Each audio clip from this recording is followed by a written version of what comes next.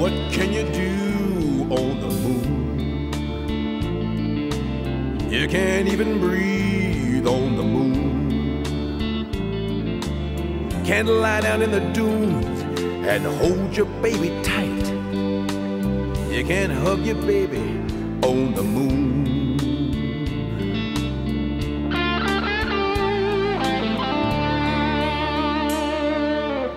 What can you do on the sun? You'd be burned to blazes on the sun. In the darkness with your love, trembling in the night. That could never happen on the sun.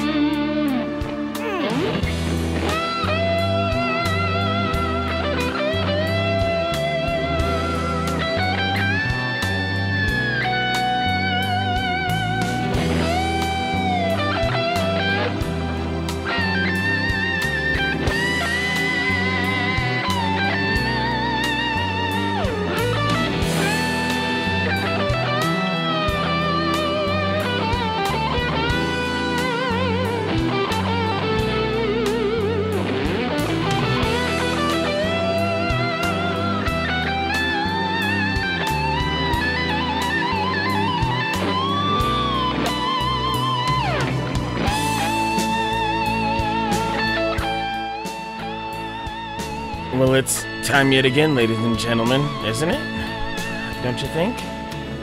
That's what I think. This is one of those things where you just gotta jump in head first and get things going. Good Tuesday night to ya. How is everything? Oh, great. This is something that I've been fighting for literal months.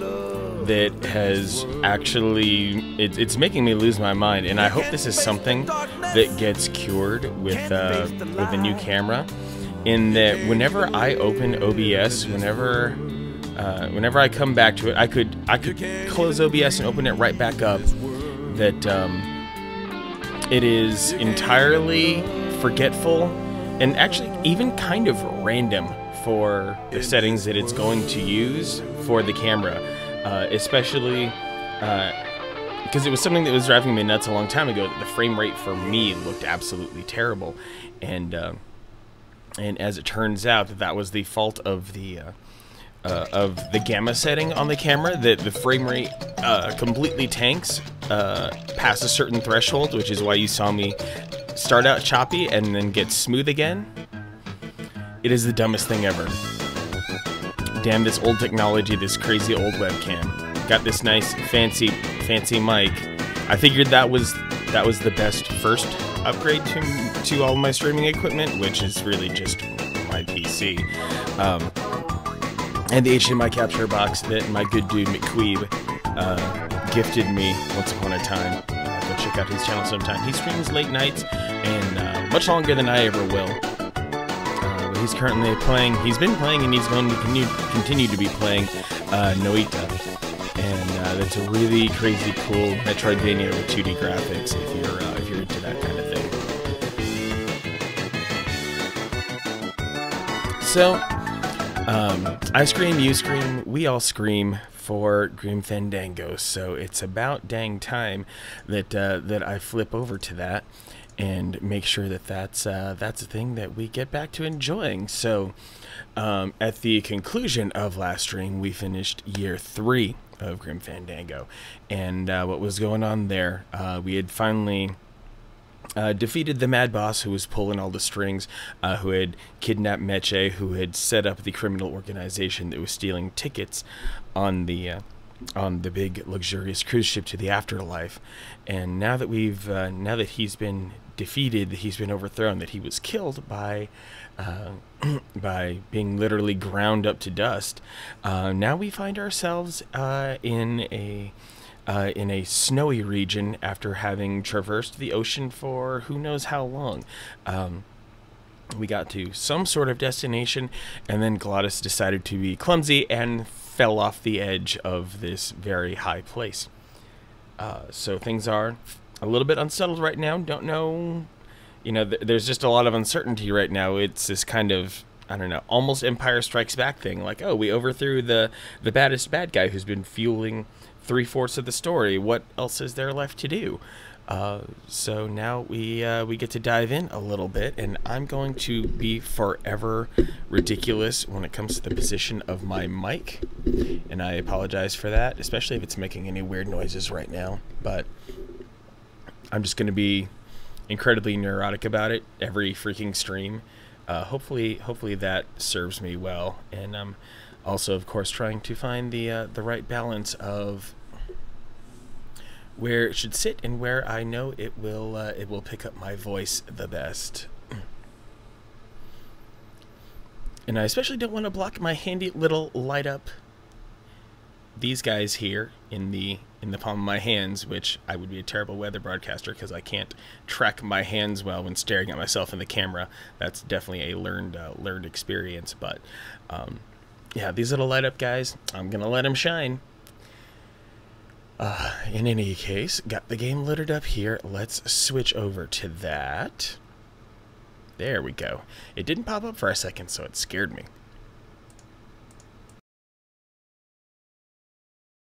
So, I've got my guide up. Still a blind playthrough. This is still my first ever playthrough of Grim Fandango. I'm in it for the story. I'm in it for whatever comedy can be brought to me. So, right now, it's the... right now, it's a search for Glottis.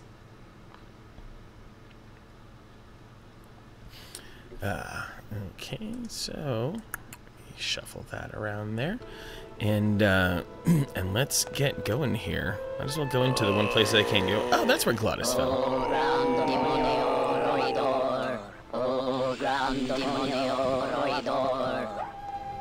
Glottis. Hear the name of the Great One. Glottis. What's happening? How many days has this grand demon gone without driving? Well, we've been hiking for months. Months? Oh, then the noble one will surely die. Oh no! He needs to drive to live. Glottis, I'm sorry. Manny.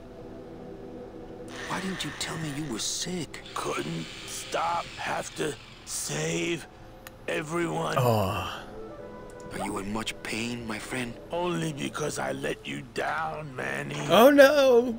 Glottis! What can I get you? Would anything help? I need to race to fly like the old days, Manny. In the bone wagon. The Bone wagon not here, carnal. Maybe I'll see her on the other side. What does the other side look like for demons of his type? Can't we make a new hot rod? Those days are done, Manny. No more hot rod. Hey, what's that red thing? The gondola? Sweet decal work. Listen, fellas, somebody get a pen. There it is. My final work. It could save me if you have the right... the right fuel. What fuel, Glottis? Glottis. So, seems like this is just one last quest to save Glottis or something. How eerie. They have the same tool cabinets as Glottis. Well, yeah, they're all, I guess, the same kind of demon. Demon recognizes demon. How eerie. They lock up their tools just like Glottis. Oh my. Not picking that up. How eerie. They have the same tool cabinets as Glottis. Well, it's good to know they recycle oil out here at the end of the world. We are, yep, at the literal end of the physical end of the world, not the actual world-ending situation. There's a note next to this toaster. To avoid further mishaps, please butter your English muffins after you toast them. Facilities. What on...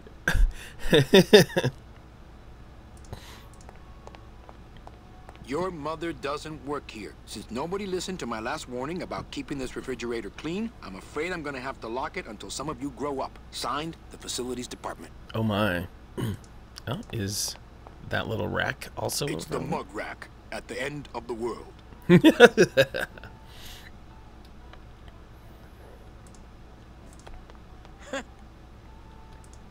Your mother doesn't work here. I'm afraid I'm gonna have to lock it Okay. until some of you grow up. Nothing doing in this room yet, so let's get out of here. Now, it looks like there's someone or something hiding up here at the top. Where is everybody? Waiting area 2. How long do they have to wait in there? Until they have tickets. They were issued tickets on the number 9, and they don't have them now. The punishment for selling double-end tickets is very severe. They didn't sell their tickets. Their tickets were stolen. By who? Hector Le Mans stole them to sell to rich people who don't deserve them. That might be them now. Let's see just what they deserve. Oh boy, this is all coming to a head now with all these with all these double-end tickets.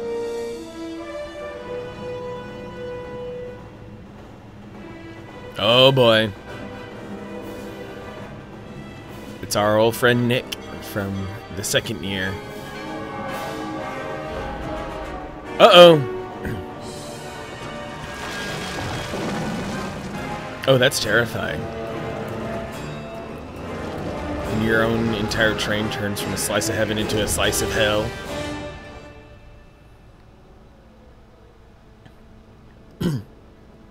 Nick was so sure that all the right things were going to happen. What happened to that train? Your destiny cannot be purchased. I don't understand. Why has everyone been detained? Given a ticket, a soul may not sell it. They didn't sell their tickets. Someone else is trying to. Bring the tickets, that is all. The tickets are in El Maro. How can I get there quickly? These rails are already there. My friend is sick. Can you help us? 1,000 demons have died upon delivering the souls they were created to protect. Well, thanks for the help. The gate opens. The gate closes. It does not help. Contrix, what's going on? You busted in here with the thunder. Almost literally earth-shattering things just happened because we saw a bullet train literally go into hell with someone who was one of our adversaries earlier in the game. Good evening. Welcome to the stream. Let's see what's going on inside here. Oh my. Very interesting. I'm going to go all the way to the back. While I am, just per usual here, while I am playing guided, this is also a blind playthrough. I have never played this game before. Oh, hey, it's this dude. He just loves water, apparently. Hey, how'd you get free? I was born free, Boatnik. This dude was Nobody enslaved gave me no ticket, so under the nobody ocean. can take it away. So what are you pacing around here for? Trying to unwind a little bit. All those years circling in one direction. Gotta even out my life in this world before I go on to the next, you know. Well, that ought to do her. Oh, what a coincidence. Goodbye, Chipito. Happy trails, Captain. At least And Chipito's thanks for feeling setting good. me straight back there in the drink. This little light of mine, I'm gonna let it shine. This little light Why, yes, of mine, Contrix, I did I'm end up gonna getting let it Popeyes. shine. Go check the This media little tab light of my mine, Twitter, and you I'm will gonna let indeed it find the shine, let thread it that I wrote all shine, about let it today. Shine, let it shine, hide it under some seaweed. No, I'm gonna let it shine. I will even help you. Bang. Yep, just scroll back a little bit and you will see that beautiful chicken sandwich footage. Today I did indeed indulge in the Popeyes chicken sandwich. Went in, bought the spicy version. The restaurant was crazy, as all the pictures on social media might have confirmed, and I even posted a video about it as well in my Twitter thread to kick things off. But because I decided to go indoors, I was in and out in 10 minutes. So here's to that delicious chicken sandwich, which it gave me one heck of a food coma. So I'm not going to be grabbing that again. Padoka Gaming, good evening. Thank you for popping into the stream. We have just started year 4 of 4 here on Grim Fandango. Our dude Chipito just found himself some satisfaction in life 1 year later after the horrible events of year 3, in which we were trapped at the bottom of the ocean, and Chipito was somehow sold into slavery. So yeah, lots going on here. We're finally getting some catharsis, some resolution, but unfortunately, our good friend Gladys, he is fallen sick because he's been trudging across snowy tundra for months. He hasn't had the chance to be around anything mechanical. He hasn't been able to drive or fly or operate any sort of machine, so that means he's losing his life. He is currently dying in one of the shacks in one of the areas around here, so we're searching around. I'm guessing primarily to heal Glottis. That seems to be a big deal. I could actually do it. I could walk out of this world right now and not look back, but I can't. I can't do it. I'm not leaving without the people I promised to save.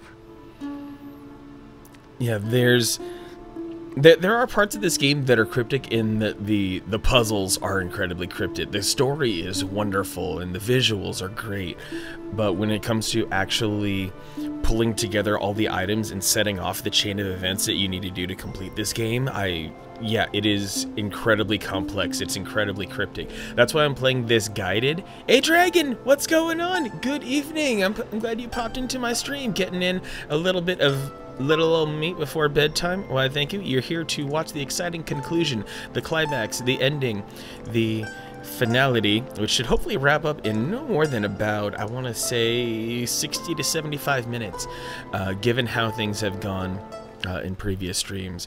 So where we are so far, let's see, how do I get down? These must go all the way back to El Maro. Oh, there we go. That's the viewpoint I needed, so I can go back down. I was visited by a bird with a human head. Do you know such a bird, Manuel Calavera? No. How do you know my... He knew you, and for you, he left this note.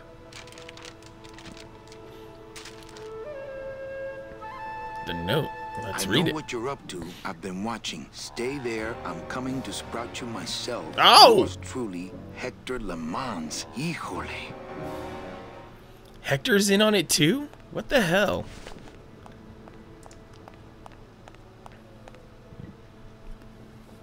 Yeah, Padoka Gaming, that's exactly my aim here too, is that since I came into this knowing that the game is going to be full of a lot of points of frustration, and I never, in all my gaming years, I never came up playing anything of the point-and-click genre.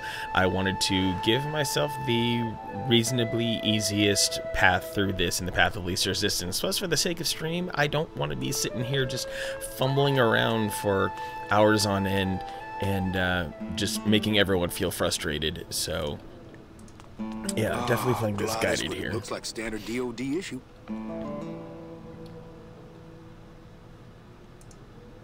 It's full of caskets. It's full of caskets. Full of caskets. Interesting. Let's see. After having that conversation, I want to go check on Glottis again to see if any of that conversation has changed. Let me check some... Oh, there was a drawer I can check. It's closed. So, open it. It's full of rags. Okay, take a rag. Always a good idea to have a clean rag around. Don't we know it. Anything else worth tapping here?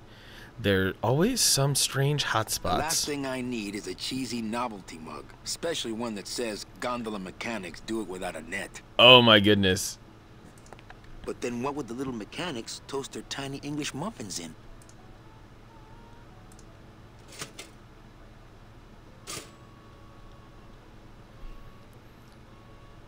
Pajama Sam is another good point to click. I've never heard Pajama Sam. Please enlighten me, enlighten the chat. I need to hear about this game if it's a good point and click, because if nothing else, the first ever point and click game I sat down to play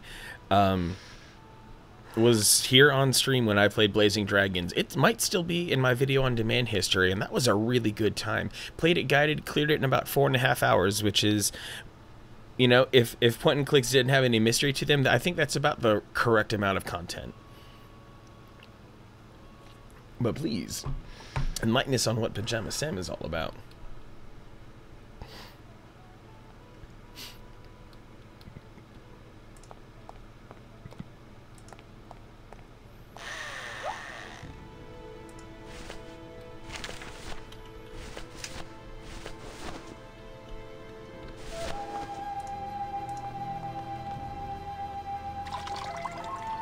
This better not stain my pocket. Too bad. We're gonna enjoy the oily rag now.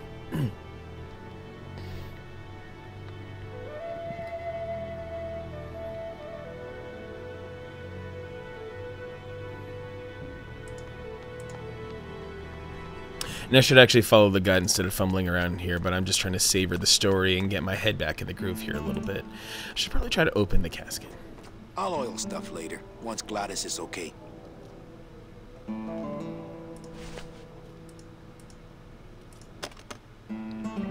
Oh!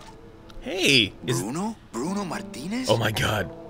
You were the guy who packed me in there. You could have at least given me a magazine. 4 years with nothing to read but this damn mug. What are you doing here? Well, thanks for the mug, I guess. And if you were headed this way, why didn't you offer me a lift? Ah! Wait, I'm getting out of here. This world's for suckers. Indeed it is. Indeed it is. Pajama Sam, another really early 90s point and click, totally worth emulating just to play it. Super cartoony. Was it on like the PlayStation Saturn or maybe even the 3DO? It seems like it would be, because I know the point and click genre was strongest on the PC. That's what I would think more than anything else. I drink it, but I don't want to get a packing foam mustache.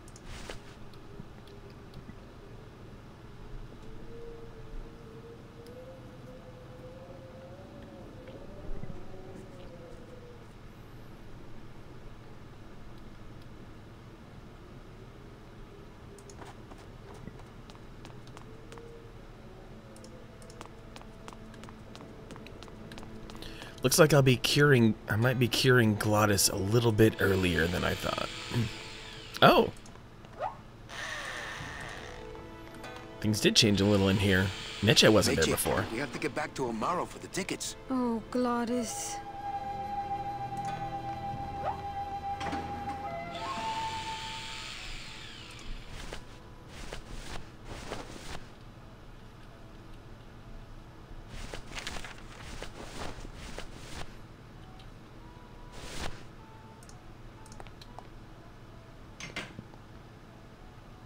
I hate it when people leave their crusty mugs out in the break room. But look what I just did. I left a crusty mug out in the break room. It's an oily rag that I made all by myself. All by myself.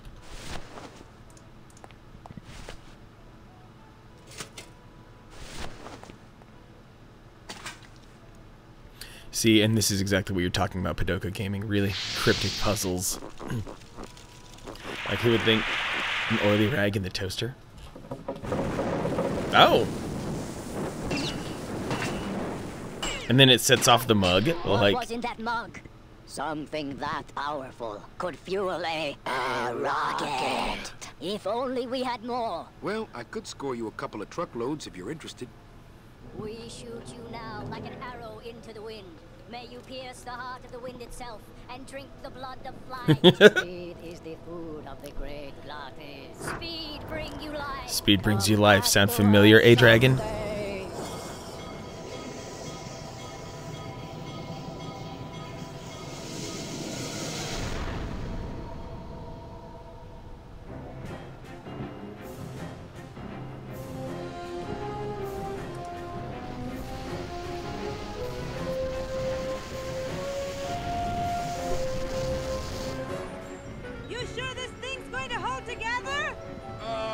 At least most of the way.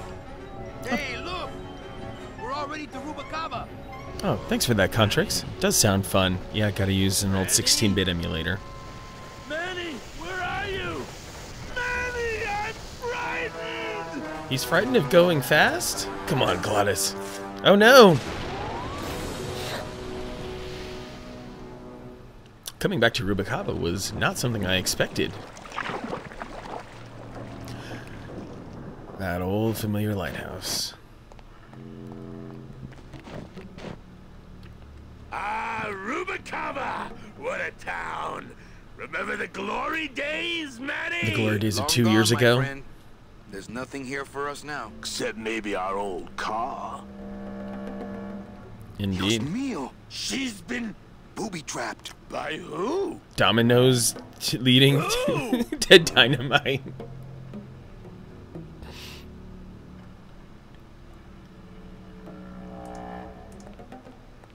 Those dominoes are like one long fuse. Yeah, they wrap around. wrap around, and then they come up the stairs, and then the biggest, heaviest one whacks the plunger. But it also doesn't appear. I mean, maybe the car is obscuring it, but you could walk around the other side and hit that. Like, but if you weren't suspecting it, then obviously you would hit the dominoes. So, let's see here. Let's get out of here. Oh, it's doing the thing.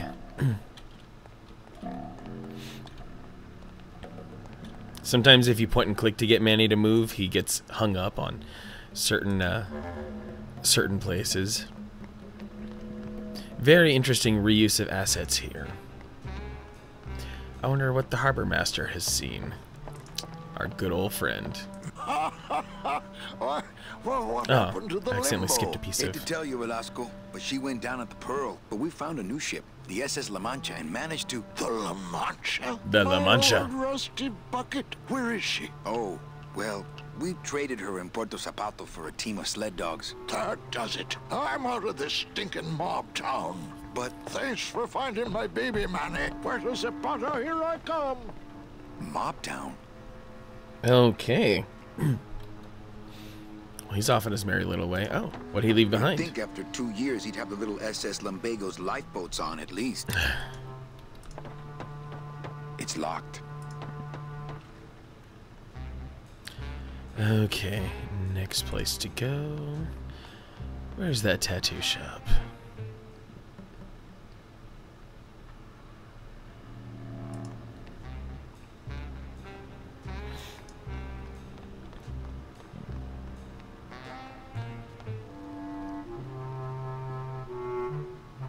I never went this way before.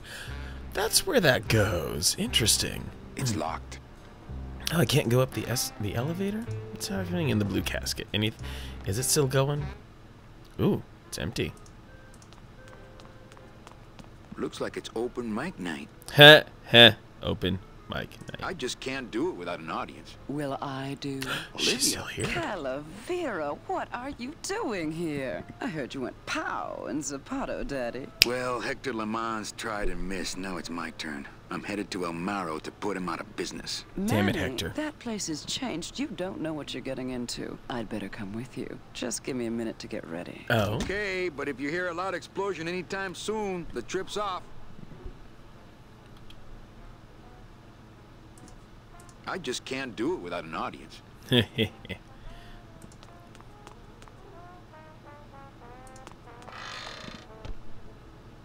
Oh. A Coffin keg. shooter 1, 2, 3, just pour, chill, and serve. Sounds delicious. Dial soap.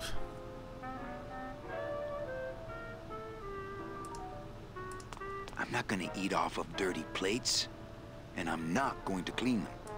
They still haven't done these? Dirty plates can stay put. That sounds a little Nothing in the dishwasher. fourth wall breaking almost. Oh, she would be getting ready behind that door. Let's get out of here for now. There are other things that we should be doing anyway.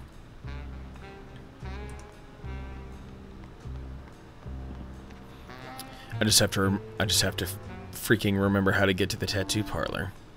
That place was always elusive for me back when I was playing Year 2.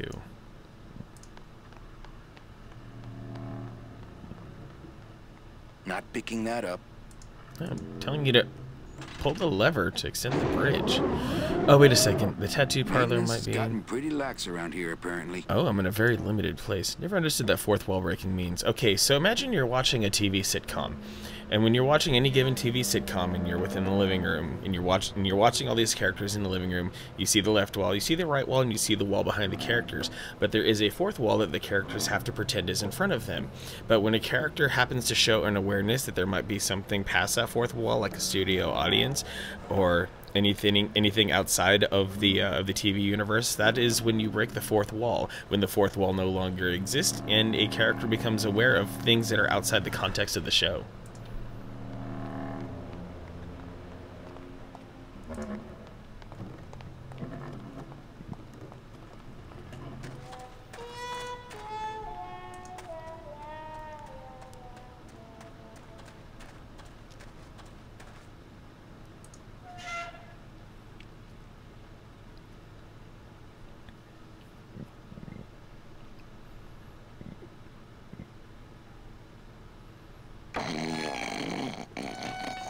What on earth?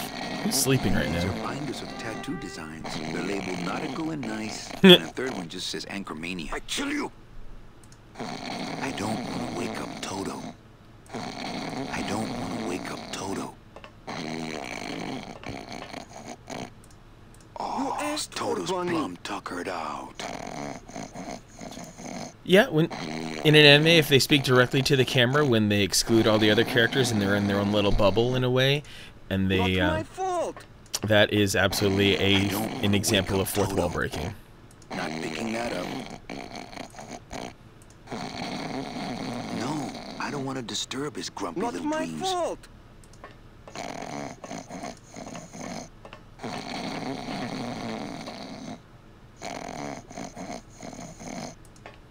Not my fault. There is a thing of liquid nitrogen that I'm supposed to pick up, allegedly. Color cost more. I wonder if Inez has cooled off yet. It has been 2 years. Yep, Contrix, I think you've technically always known what it meant, but just didn't connect all the dots. It's okay. It's because it's one of those really obtuse terms anyway to use.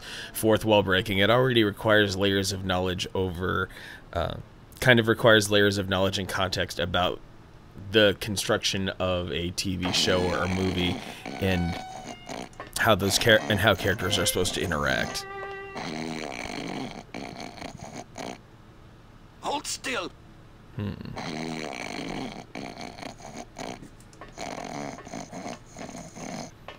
Actually, was I supposed to pick up that ship in a bottle when I got the harbor master to go away?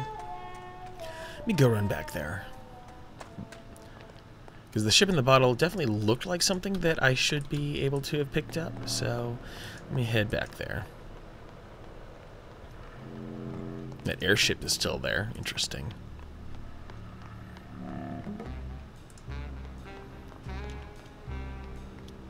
At least they're giving us a nice stripped-down version of Rubikava.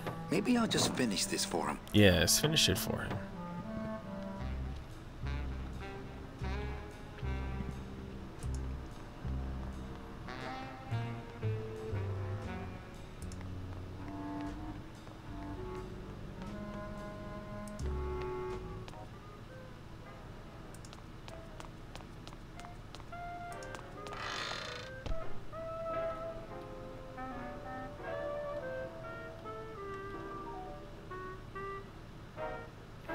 Oh boy, yeah, keep those kids in line.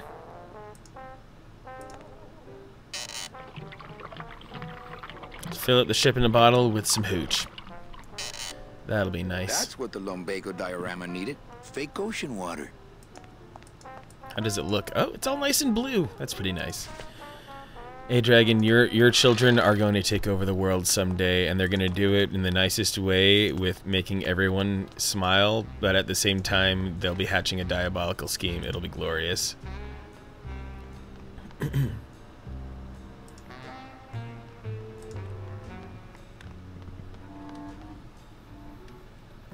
Back to the tattoo parlor.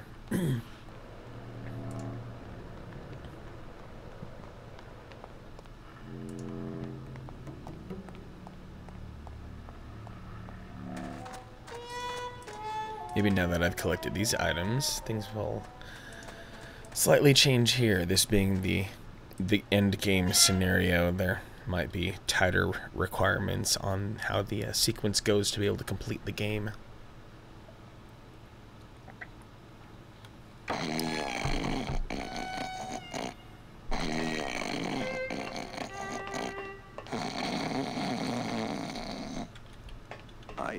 I am an artist.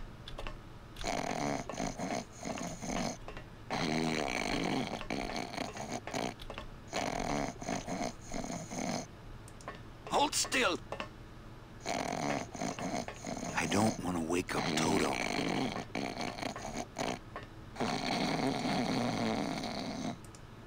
Your mother I don't will want to love disturb it. his grumpy little dreams.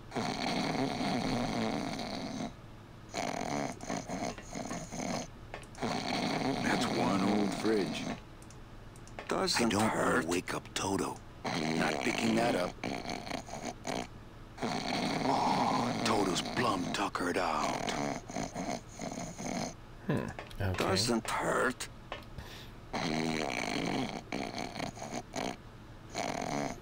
And see, this is why I keep this is why I keep two guides up here, because Hold still.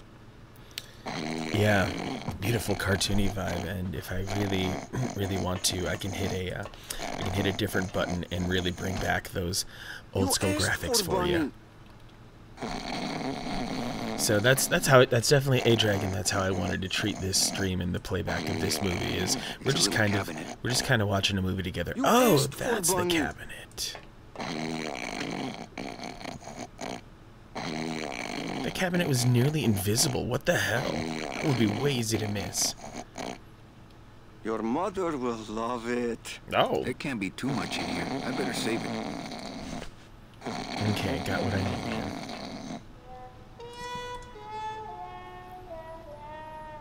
here. Okay. Now, finally back to the blue casket. One more time. R. Actually, no. I get to give the ship in the bottle to Glottis. Let's see how he feels about that. Come on, Glottis. You deserve a drink.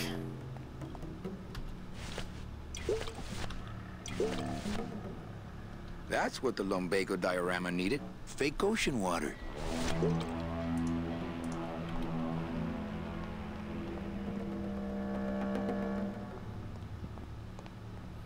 What's that? It's, lumbago lemonade. Try it.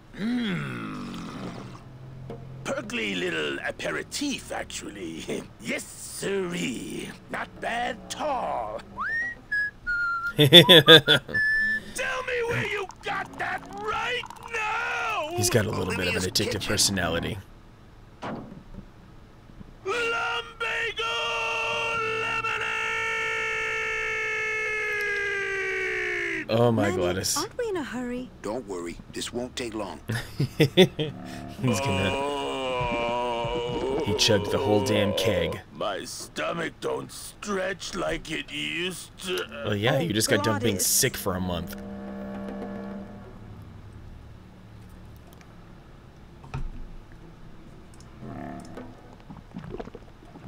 Oh, love those gurgling sounds. So what is that stuff they pack canned hams in anyway?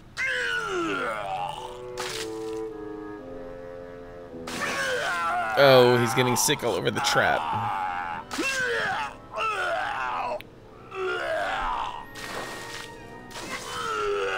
Oh, come on.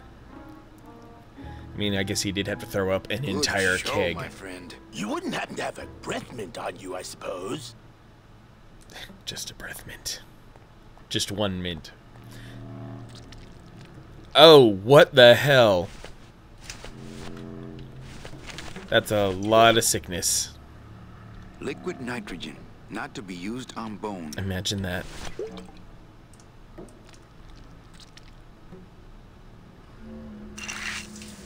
Oh, iced it all over. Hey, good idea. I bet I could keep it down now that it's cold. Just let me get across first, okay?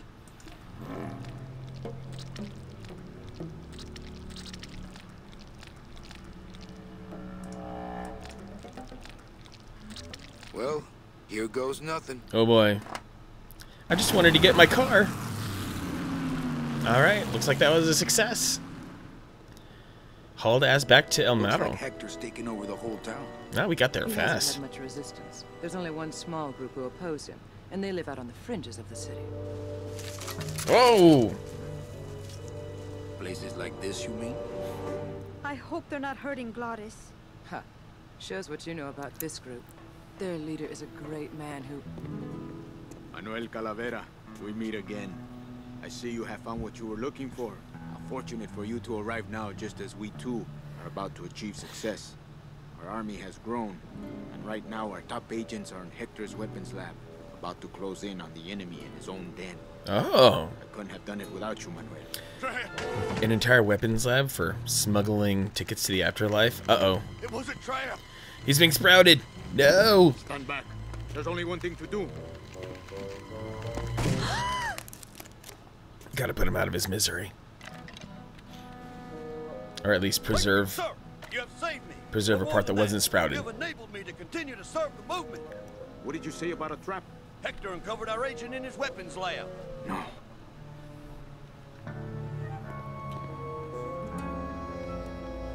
Oh boy. You idiot, Bowsley. Your new lab assistant is a spy. No! Have you ever heard of a background check? Oh yeah, because spy is supposed to so easily show up on background check. Oh dear.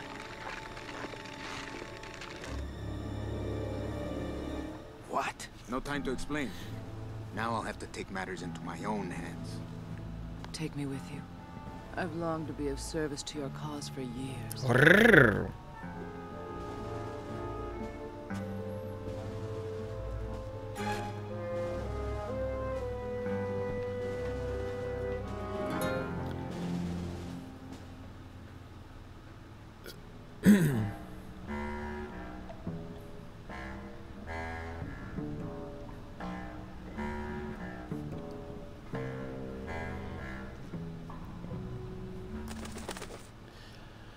So with the sprouting thing, to catch up anyone who wasn't here much for the other Grim Fandango streams, is it's a very cute way to perpetuate death or to kill someone.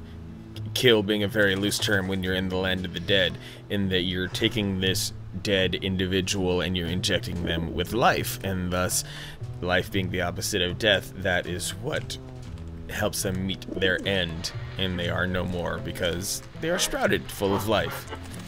Looks like there's something in the hand of the corpse here. Better save this part from sprouting. Indeed. Thank you, sir. Oh, it's his flask.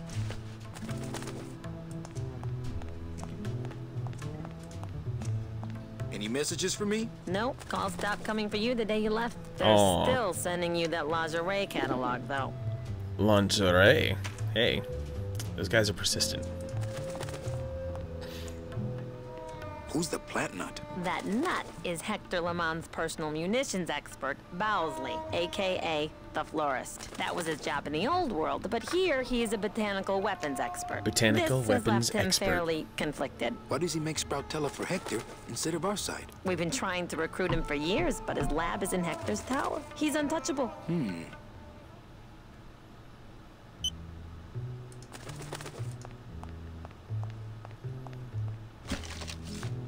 I bet the agent in this photo is the poor guy that Hector just shot. That's no way to treat an agent of the LSA. If I show him this photo, he'll fly off without anything to deliver. What about... I still have that threatening letter from Hector. I know what you're up to. I've been watching. Stay there. I'm coming to sprout you myself. Yours truly, Hector Lemans.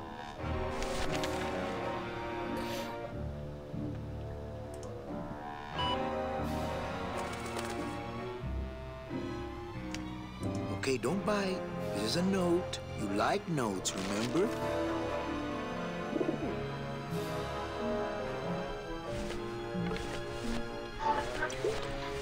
Do I still have that photo? I bet the agent in this photo is the poor guy that Hector just shot. Well, here goes nothing. Go, baby, por la revolución! Por la revolución! Ooh, another cutscene.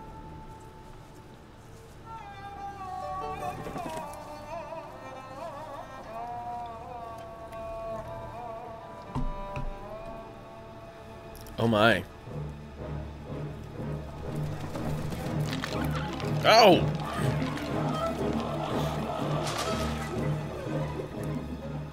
They have their own carrier pigeons, apparently.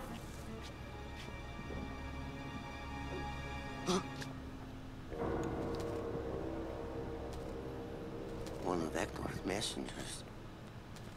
With a message for me? Hehehehe. Turning the message back. I know what you're up to. I've been watching. I'm coming to sprout you myself. George truly, Hector Lemans. I knew it. I knew he was out to get me the whole time. You'll never find my secret hideout, Hector. you're going to have to find yourself another Flores. Scared him off.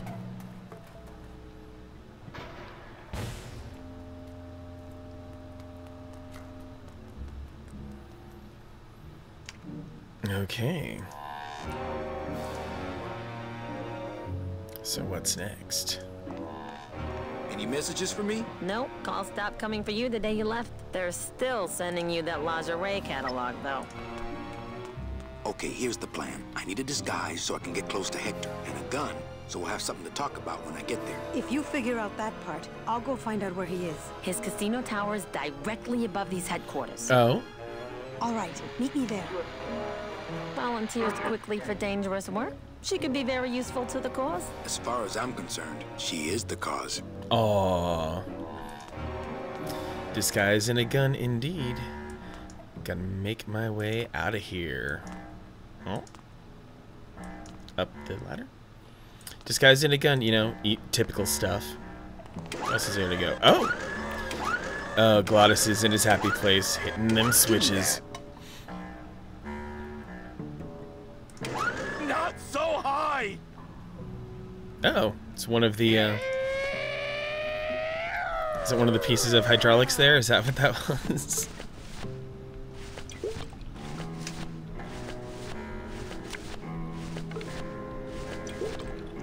Where was the thing that I picked up? This remote control works the bone wagon suspension. Aw, yeah. Okay. Look out! I guess I gotta go up. Guessing. Just guessing.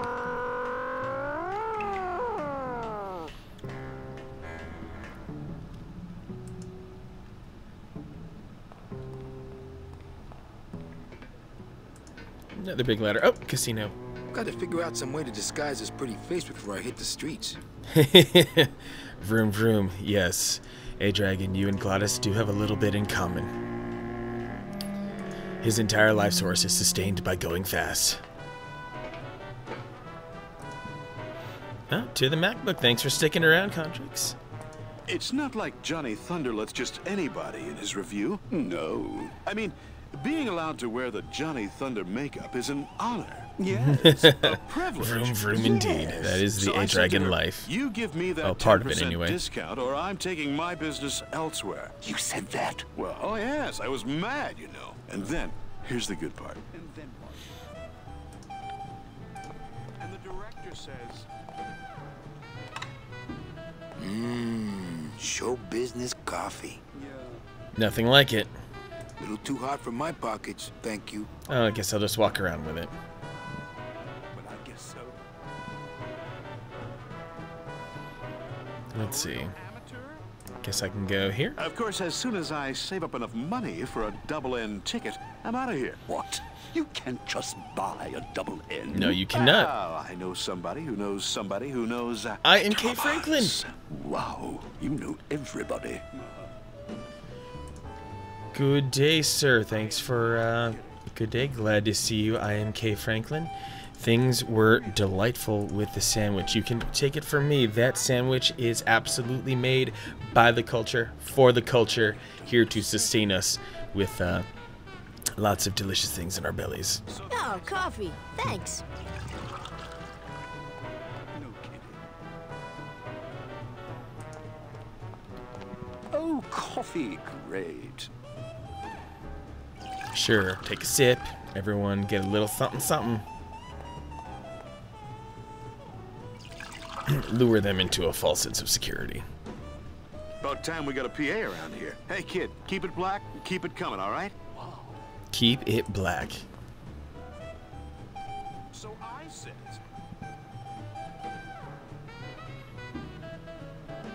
So what did you...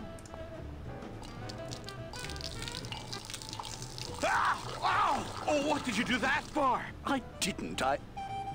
You melted my makeup. I can't go on like this. I took you under my wing, and this is how you pay me back. No, it's not like that.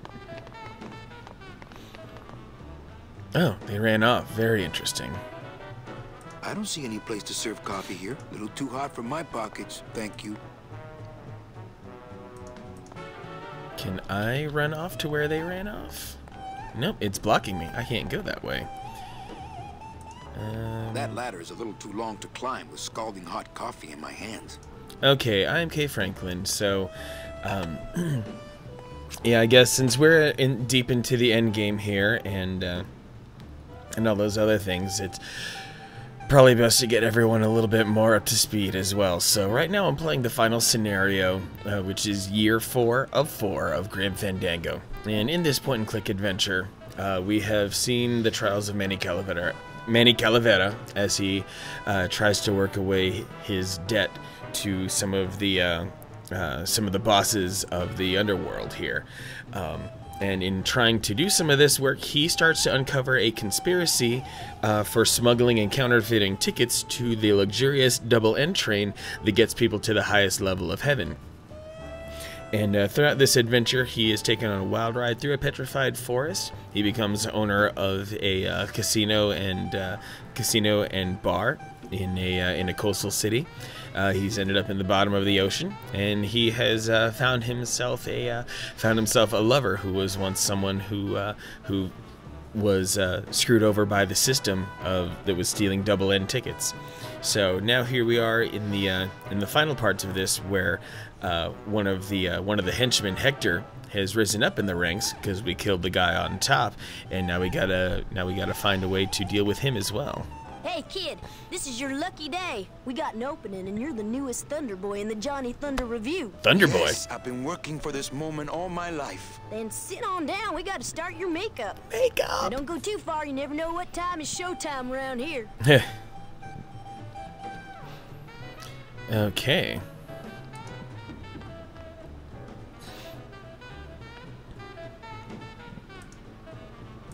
This snowmaker is huge, but the...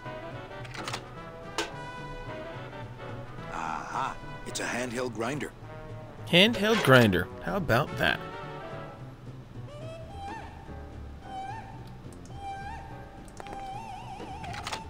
I'll just take that.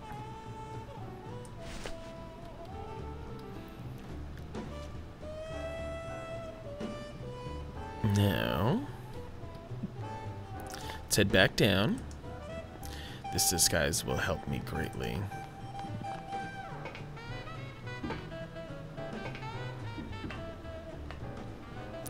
And need to go back down to Glottis.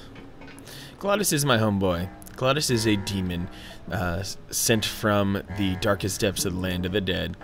And his sole purpose is to love operating and fixing motorized vehicles.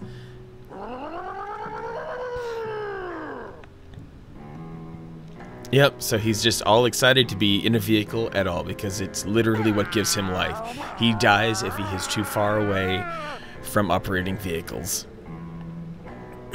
Okay. So now...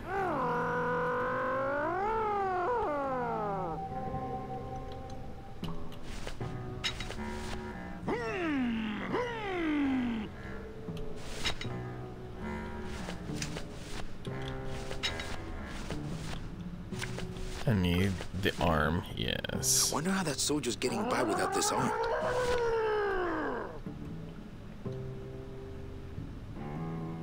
Thank you, sir. Yep, Glottis is having the time of his life because it is literally his life. Okay. Might as well get in here.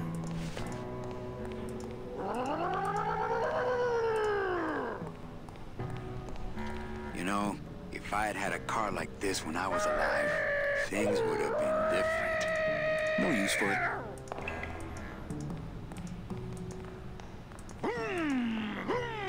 I was supposed to use the arm with the grinder to make some bone dust, I guess. Let's see here.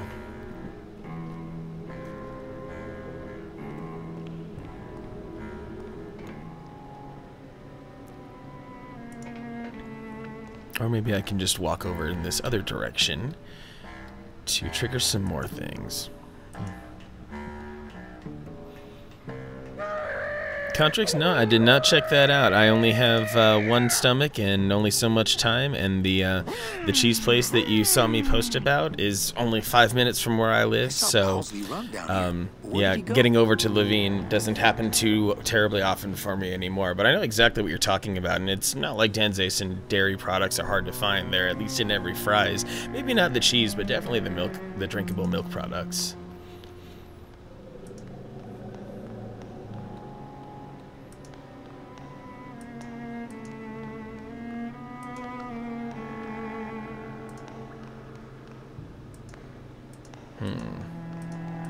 Oh, over here in this dark place.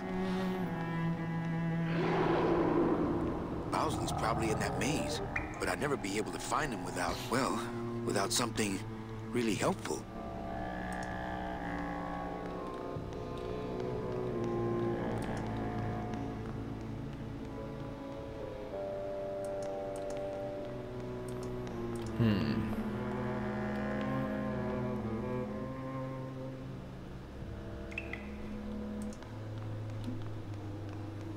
Yeah, you've been living in Levine as long as I've known you, right, Contrix? You know, if I had had a car like this when I was alive, things would have been different.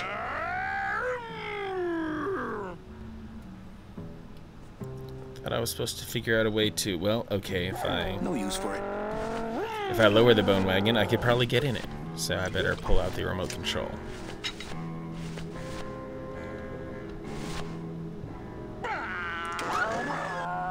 There we go. Watch the chrome. How about you just drive?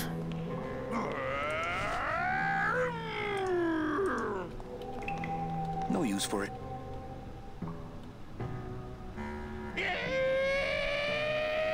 Movie here in 2001? Oh, wow.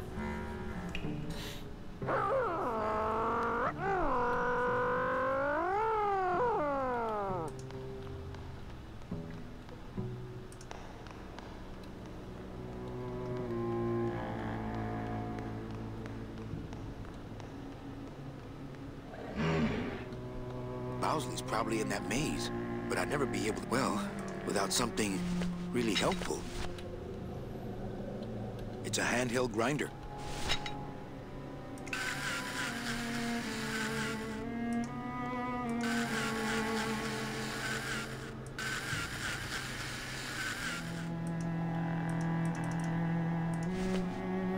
I already feel like I'm...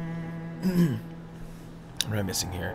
Back then they said the 202 should be built in like a year or so. Here we are almost 20 years later. I honestly can't even imagine a scenario where in the early 2000s anyone would have thought that the 202 was going to be completed back then, because that was always going to be a very complicated project that was going to be full of, even though it was approved back in the 80s, there was always going to be some conflict with the tribes. Nothing against the tribes, but you know, there was always going to be a way to try to figure that out. This plan was approved and budgeted and all those other things. And oh man, I cannot wait for the 202 to be completed, because I have a feeling that is going to take a lot of pressure off of Baseline, and Baseline has been an absolute nightmare for a long time.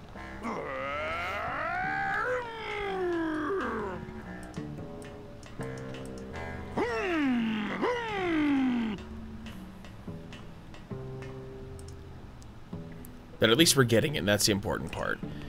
Plus all the improvements to I-10 in the region where it connects, it's going to be pretty great.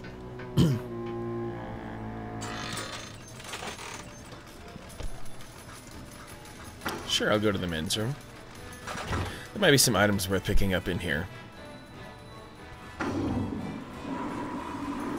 Ay, que alivio. I can't remember the last time I had access to a men's room.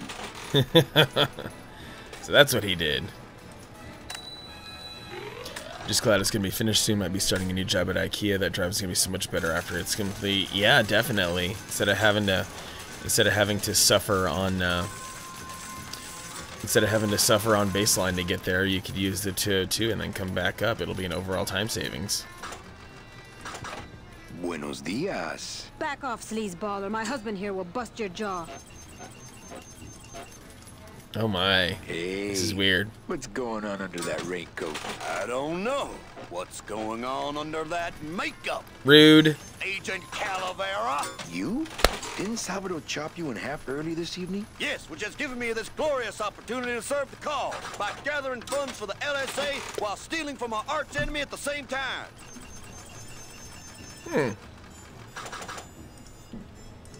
What's Chowchilla Charlie doing here in Hector's casino? I knew that suitcase full of counterfeit tickets wasn't his. Hola.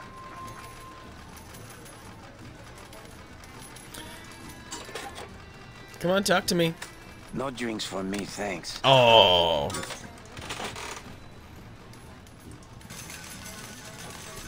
Can I go through this doorway?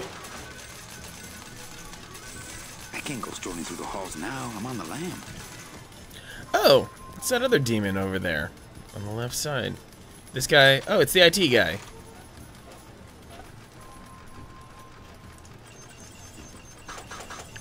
Going up? This elevator goes up straight to the penthouse suite of Hector Lamans. Mr. Lamans, he only do the business with the very select elite clientele. I guess I'm not select or elite. I guess I'll go back inside the hidden door, which is apparently in a very, very precision spot. Yeah, let's head back down. And I want to head back up here, because I think there was something to do with the grinder that I missed, that I needed to grind up that bone. No big deal, just a little bone grinding here. Completely innocent activity on a Tuesday night.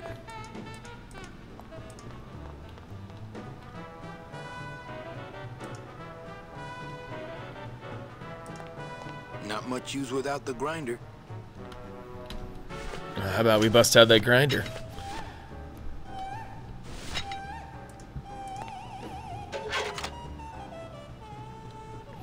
I don't see nothing wrong with a little bone and grind.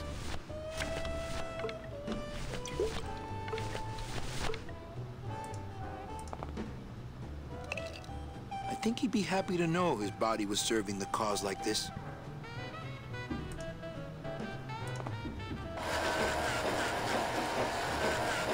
There we go, grinding them bones for something.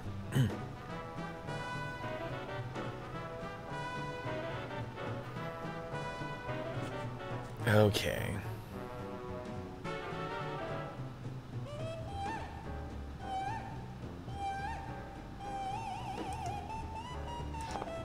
So now I have the bone grinder to be able to create...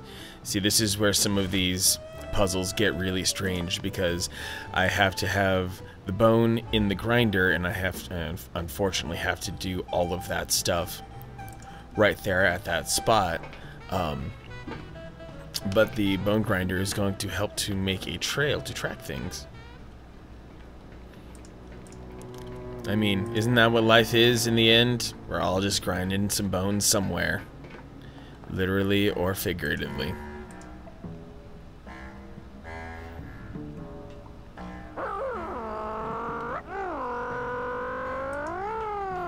Can I get in the bone wagon now? Pretty please.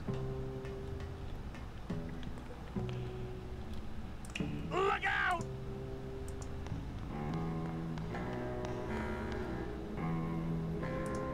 Like, what am I missing? Hello down there. Ooh, never mind. Go back to sleep, whatever you are. Wow.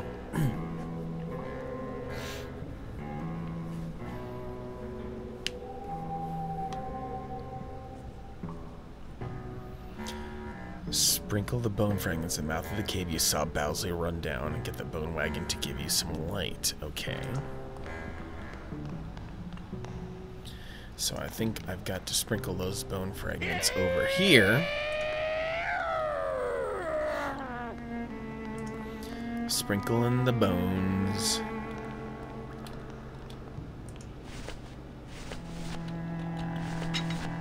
Now the items are combined. It's a bone chipper now.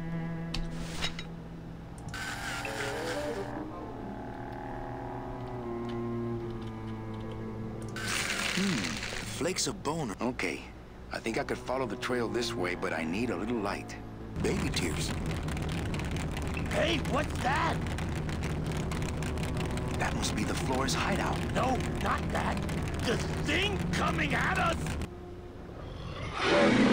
Oh!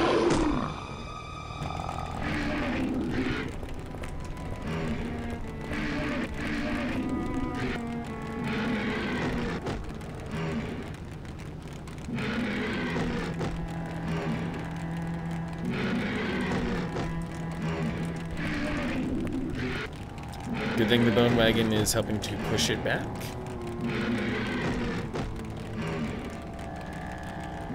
What can I click on here?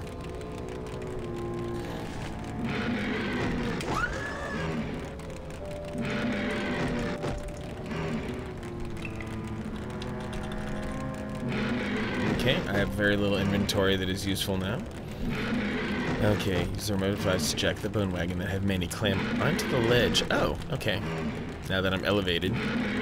Now that I'm elevated and Glottis is terrified. No big deal. The gator apparently doesn't give a shit about me. Oh. Or not.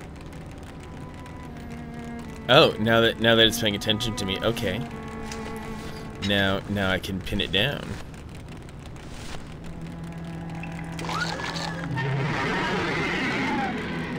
Oh yeah, it's angry. It's real angry. But now I can proceed. Because clearly this alligator has a one-track mind. Honey, what are you doing in there? Just grinding my bone. Well, hello, Maya. Hope you're having a good night. Hope you're going to get to bed soon. Listen to your mom for now, and then you won't have to listen to her that much later. Hector? Thanks for bringing the family into this, A-Dragon. Hector, is that you? Listen, Bowsley, I'm not here to hurt you. Listen, Bowsley, I'm here to hurt you. Hector, is that you? You better back off, man. I mean it. I'm not feeling too rosy. And by not have to listen to your mom later, I mean like I'm having 8, 9, 10 years down the line. I'm thinking I better. Laughs at bedtime can be dangerous. They can go either way. man. Very chaotic. Who do you think you're fooling? I love plants. Is that so wrong? Plants are beautiful. You people, you think plants are death? Plants are life. You're all dead. You're all the same. Oh, she doesn't realize it was live. That's even better. Would be a better place. I could make everybody into plants. Yeah, I am actually live. Ha ha ha. Hey, do you know what you just did? You just opened Pandora's box. Pandora's you get out of box? here right now, or I'll let you have it. Oh my. Okay.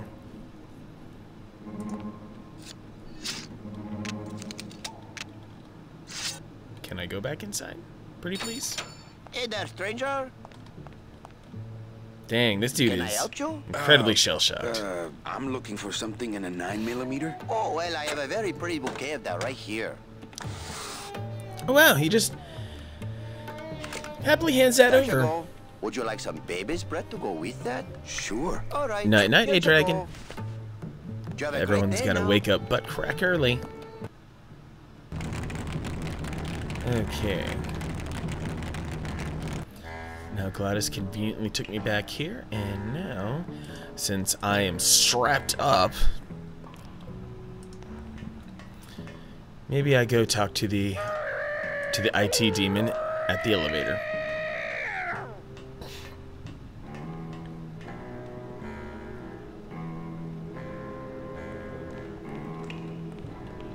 Thanks for stopping by, A-Dragon. Always good to have you around, whether digitally or in person.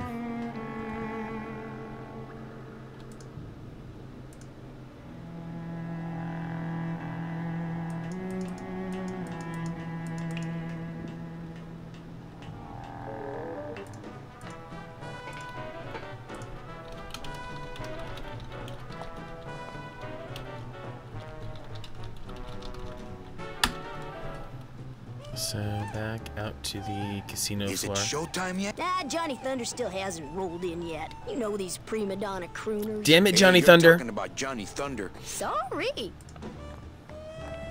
Wait, I went the wrong way. I walked right past the casino.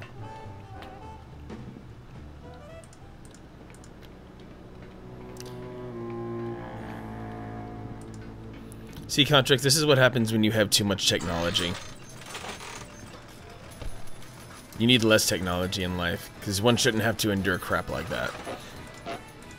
I'm select, and I'm very elite. You look like you work in a meat locker to me, pal. These aren't my regular clothes. Well, when you get your regular clothes, I'll give you the regular treatment. Oh, what?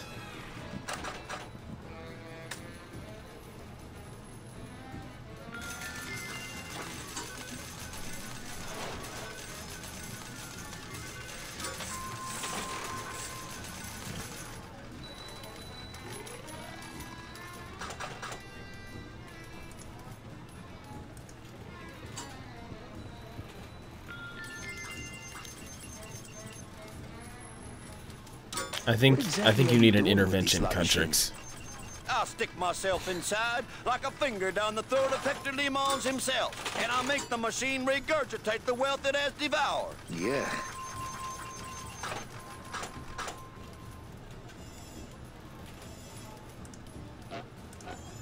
Hola.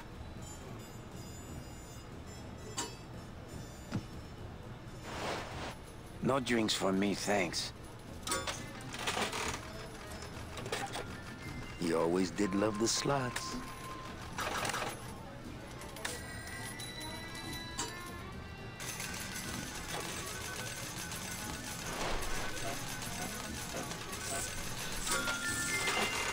Did I already miss something again?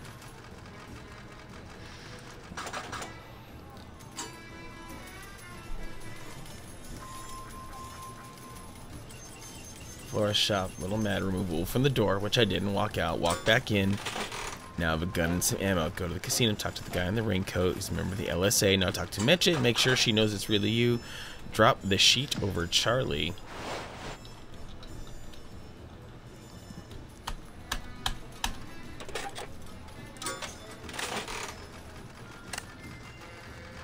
Hey, these work without money. Uh-oh. It's not all that bad. Hey! Oh, you're kidding me. It only pays off if you bet? That's not fair. Well, that actually kind of sounds like fun. That's one dedicated soldier. Can you crack any machine? None of these unholy temples is safe from the LSA. Mira!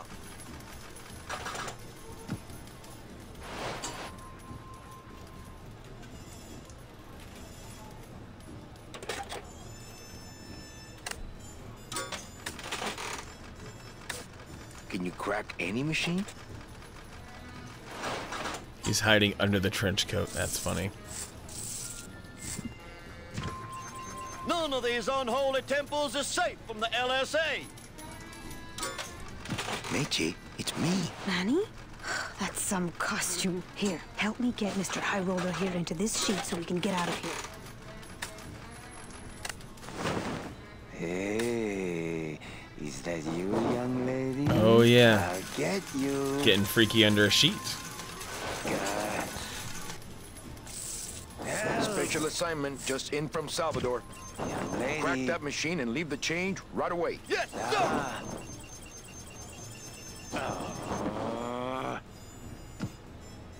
Hey.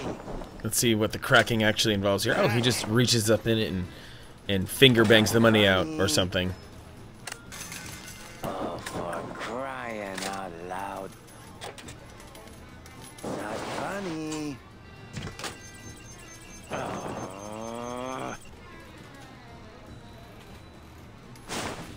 So your wife has been saying for years about your intervention with Apple products. I told you. That's great. Now let's go so you can buy me a drink at the Romano. Ooh, to buy a drink at the Romano. I'll meet you at the train station with the tickets. There won't be one from me, so you'll have to go back by yourself. I'll tell that gatekeeper everything. He has to help us. Haha, toga, toga. I have another infallible system I'd like to demonstrate. Oh, infallible.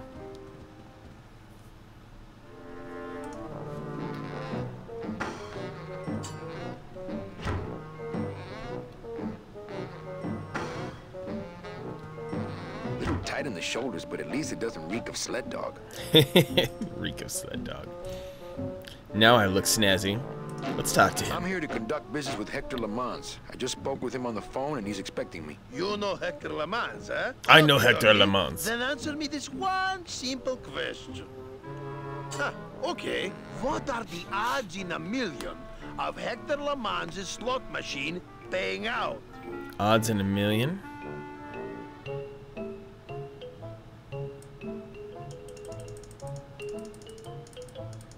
Wow, this menu is annoying. But 31. Oh, sorry. I guess you don't know Hector Lamans like I know Hector Lamans. oh, come on.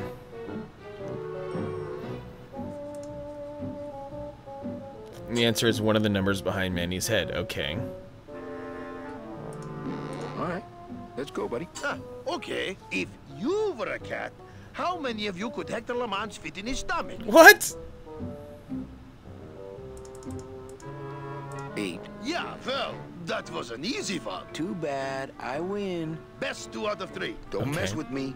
I know Hector Lamans.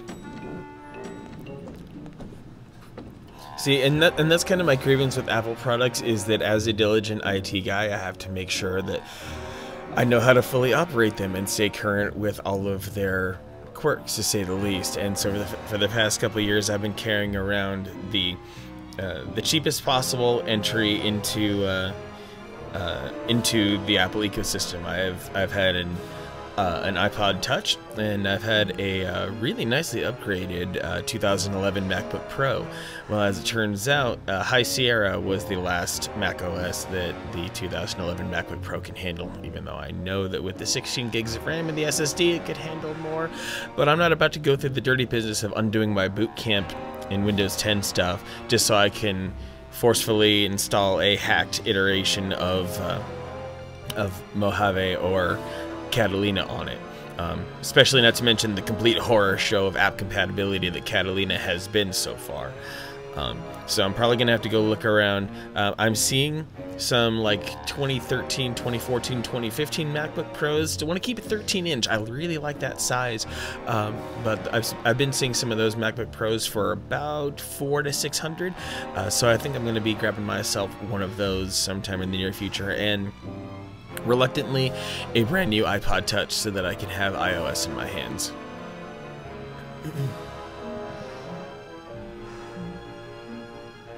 2017? Yeah, your MacBook Air is probably going to be supported for a while. I wouldn't even worry about that, but the complete horror show of hardware inside the MacBook Air and its lack of upgradability is why I will not touch a MacBook Air. The MacBook Pro, the last MacBook Pro that was good was 2015, because you can still really get good into the guts of those. So I'll probably make sure I can get one of those, and I'll grab a terabyte SSD, make sure to max out the RAM, and it'll be happy yet again for another 3 to 5 years. You know, probably until Mac OS 10. We're on 15, maybe at least till 10.19, whatever that's going to eventually be. And then if I get a current iPod Touch, that should not run me any more than like 250, and it'll get me a good 2 or 3 years of iOS. So that's my compromise to make sure that I can know things. Okay, so now that I'm in here,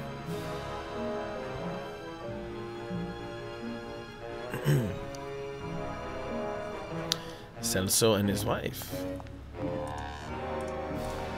Celso Flores, what are you doing in Hector Lamans' waiting room? Oh, he sent us out here to make up our minds about his offer. Who are you, if you don't mind me asking? I'm your travel agent. Oh, I have a travel agent already, but he's miles away mopping floors in an automat, so I suppose the position is open. Is this your wife, Celso? Yes, we've just returned from a lovely cruise. Well, it became lovely once I caught up with you, my little tamale. My little tamale. Actually, I work for Hector. He sent me to answer your questions. I'll handle this, my sweet one. What can you tell me about these double N tickets? This price seems much more than double.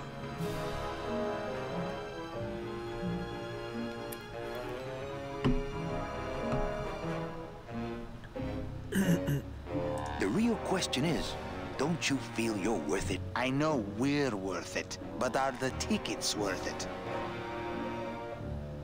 Well, they cost a mint because they save you a mint. Well, I don't have a mint, so what do I care? What exactly are you saving your money for? A rainy day? Because let me tell you, you're dead. Every day is rainy from now on. Yes, but there's no reason not to be careful with your money.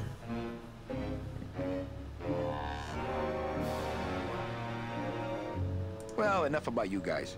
Let me tell you about my problems. Actually, we have a lot of talking we need to do, so...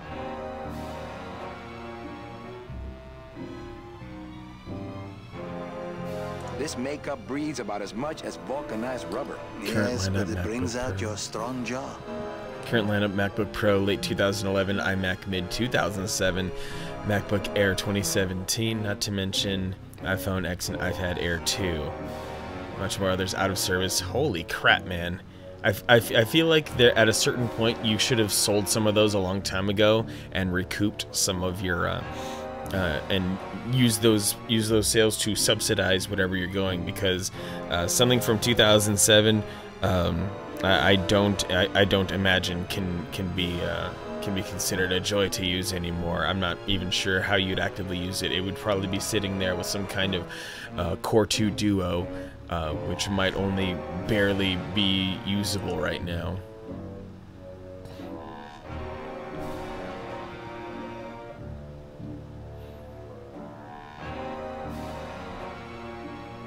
Can't raise my arms in this suit. Well, let's just hope no one pulls a gun on you tonight, huh?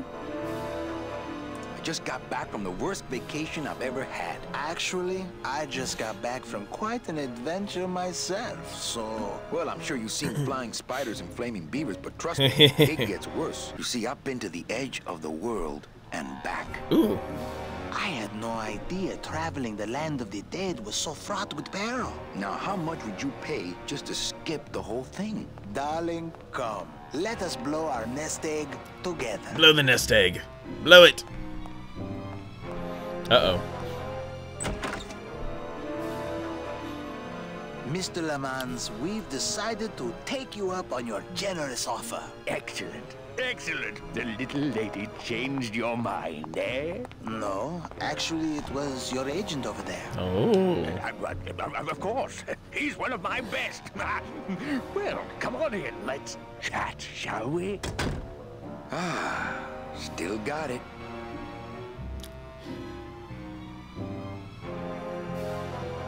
You have a PowerPC Mac Mini. Oh my goodness. That means it tops out at what, 10.4? I don't know who you are, and I don't know what spell you cast on the Flores couple, but stick around.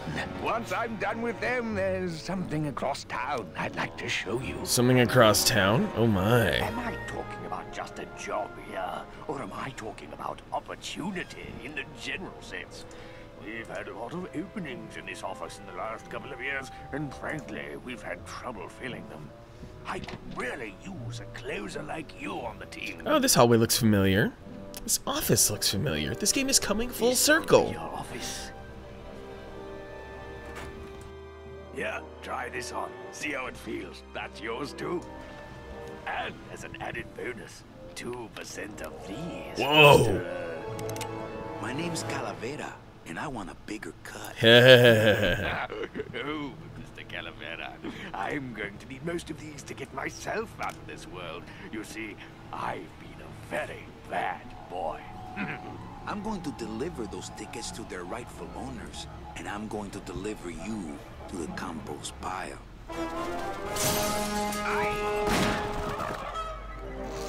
Ooh, right in the face.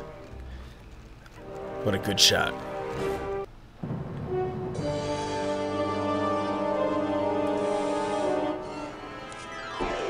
he makes his great escape.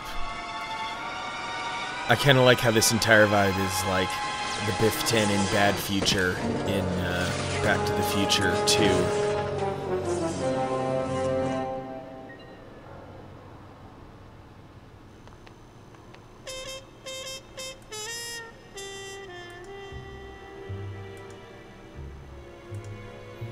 Ten, 6, 8. I don't. That's something weird. I wonder. Twitch flagged that for moderation. Something about pushy, it chugs. Something about that set off Twitch's word filter. That was weird. So I had to allow that in a moderation sense. That was funny.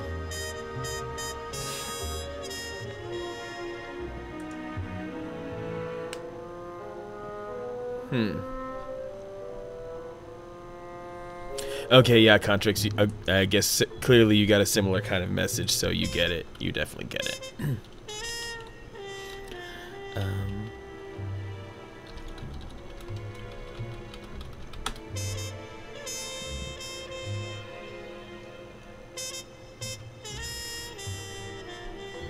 Let me see here.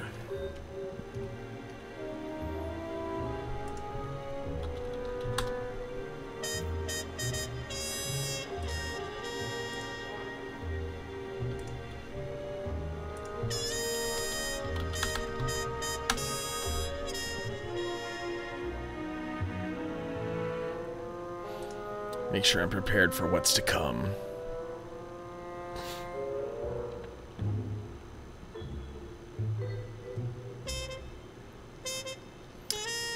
Okay.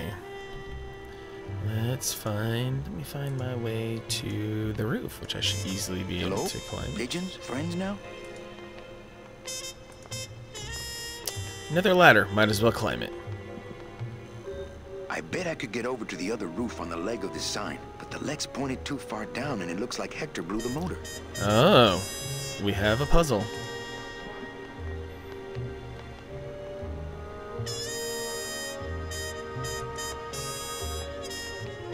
Where else can I go on this roof?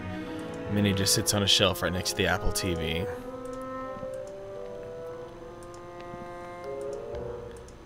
It'd be nice to have a Mini as some other alternate computing device. Even a previous gen Mini would be fine.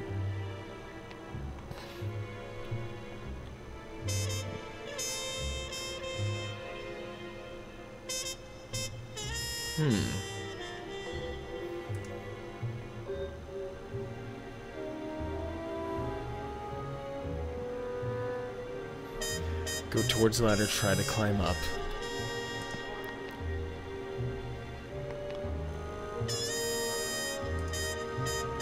I bet I could get over to the other roof on the leg of this sign, but the leg's pointed too far down and it looks like Hector blew the motor. So where else can I go here on this rooftop? Oh, this is interesting.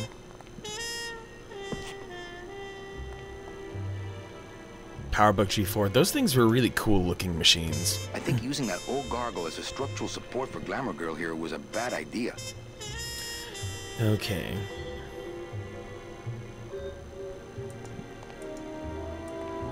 It's cracked, but still stronger than me. Oh, that is a crack right there. Okay. It's cracked, but still stronger than me. Well, how about we spackle things here a little bit.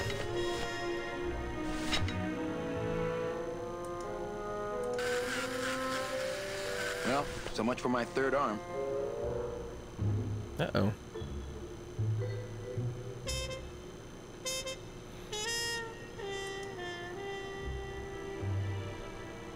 Too steep to climb.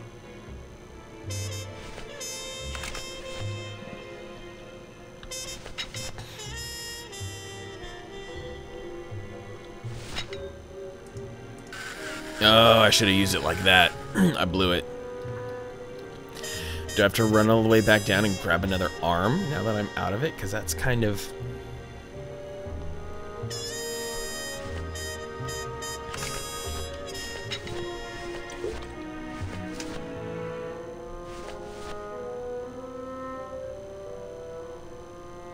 Bowsley was right. This is the good stuff.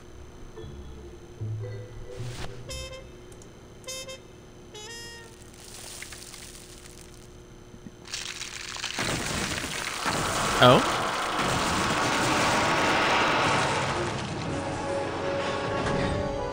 Well, that certainly does something. Well, it was gonna happen eventually.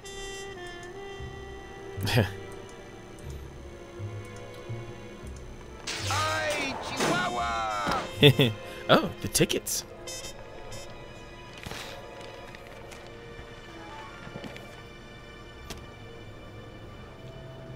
That one must be yours. Don't forget to send for help. Gotta send Meche to her rightful place. She's as good as anyone as cover. Whoa!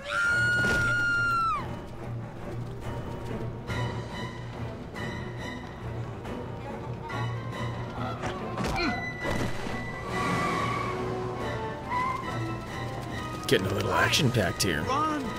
Find Salvador! Gideon, quick! It's good to have co-conspirators. We were supposed to have coverage back there. Where are all of Salvador's men? I don't know. He hasn't told me yet. Oh! Hola, Manuel.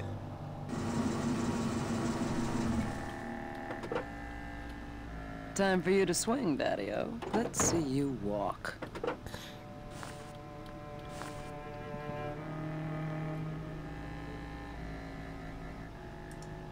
These flowers? All people Hector has sprouted? Hell, when you're on top like my boyfriend Hector is, you make a lot of enemies.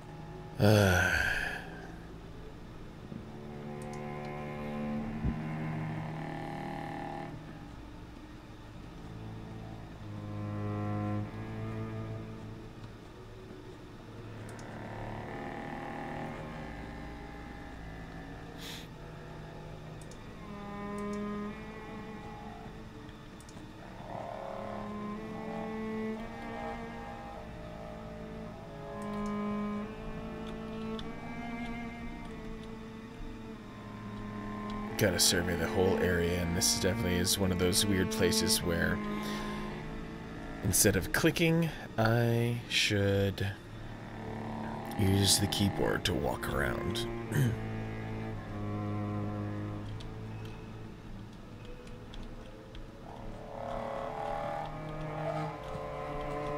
That was weird. That was really awkward getting to that door. She loves me not. Well, you're half right. Oh, Manny, so cynical. What happened to you, Manny, that caused you to lose your sense of hope, your love of life? I died. I see. I guess Domino is Being right. dead kind of changes you things. don't have a shred of optimism. Well, when it comes to shreds, Dom is the expert.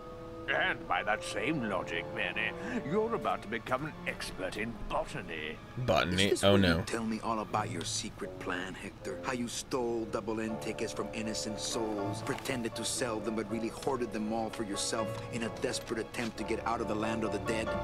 No. Oh! I've been sprouted. This is where you writhe around in excruciating pain for about an hour because that idiot Bowsley ran off with all the fast-acting Sproutella. This slow stuff will sprout you, but it's going to take a long time, I'm sorry to say. It always has felt like being sprouted is Manny, it's a one-way trip. There's you've got no some time, you know, before there's no you way have back. to leave. Leave? You're gonna crack puns right now?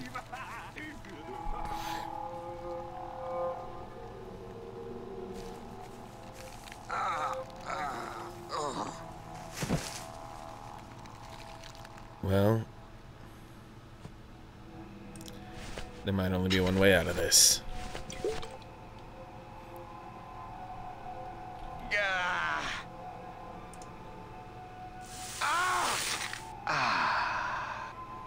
Dead again. Out with the sprout. Gracias, Toto Santos. Muchas gracias, indeed. Come on, shake it for me, baby. One of you must be mine.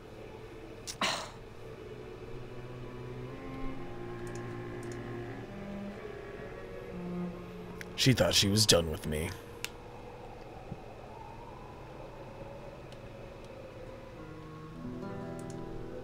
Salvador?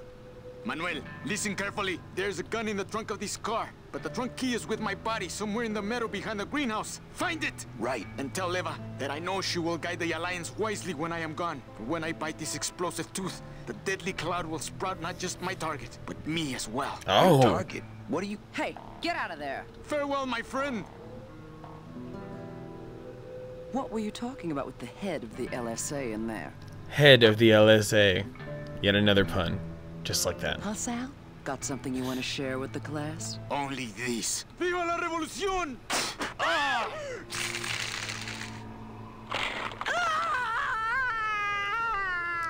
She deserved it.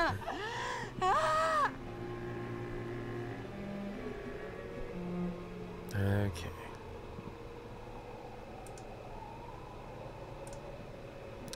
Now, what about the contents of this suitcase? Hey, my scythe. My scythe? Indeed, well, what useful. do you know? Sal had a ticket all along. Not picking that up. Really? Just my scythe? Okay. But what about... There we go. It's amazing how Salvador's ticket is still drawn to him. Dang. Okay.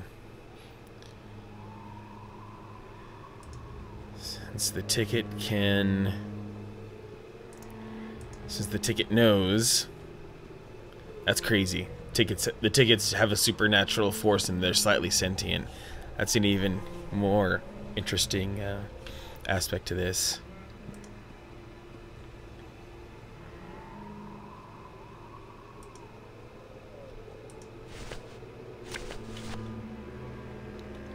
It's amazing how Salvador's ticket is still drawn to him. Seems to be attracted to something over this way.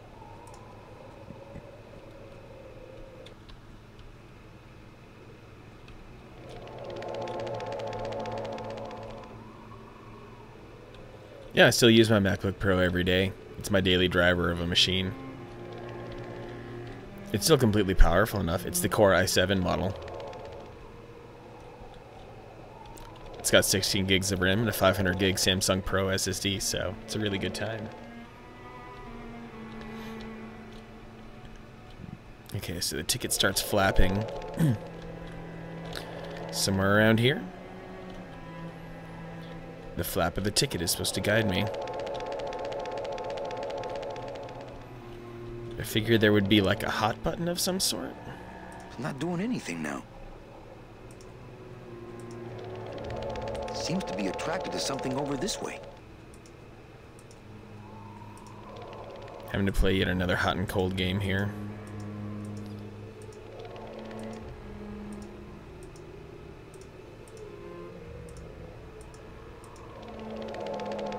Seems to be attracted to something over this way.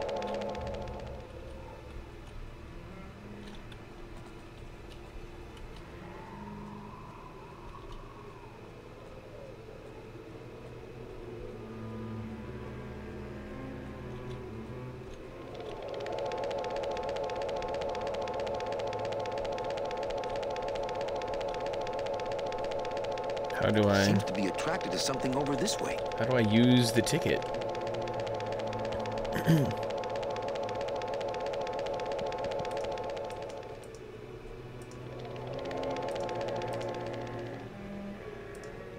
Oh yeah, RAM and an SSD already. Never run your machine. Never run your machine on an old spinny platter hard drive. Get it off of that as soon as possible. Get yourself on an SSD as soon as possible. And 4 gigs of RAM is definitely not enough for a lot of things these days. An SSD and 8 gigs of RAM is kind of the bare minimum if you want a machine to run decently these days. Do I have to go into the greenhouse? Oh! I guess I found the sweet spot.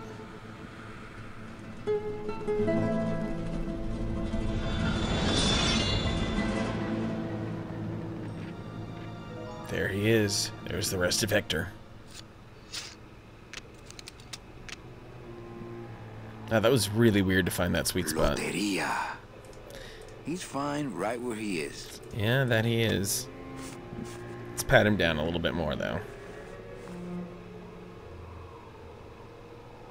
This must be the key to Salvador's trunk. Okay, back to the trunk.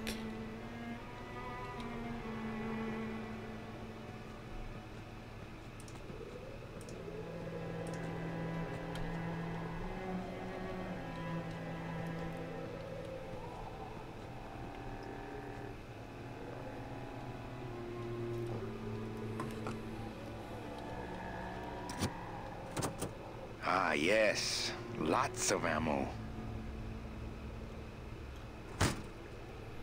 Freeze, Hector. Yeah, you heard me.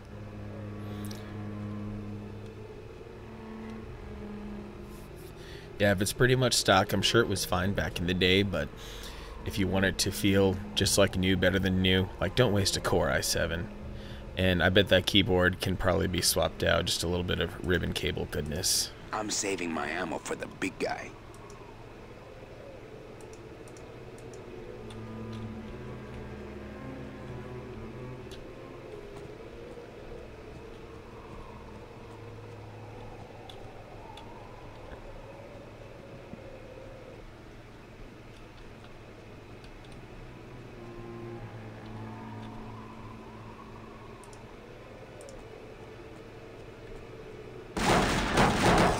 Sprout from the water tank, how about that? That would really bang out the greenhouse. Oh? He's still hiding out there. He thinks he's so safe.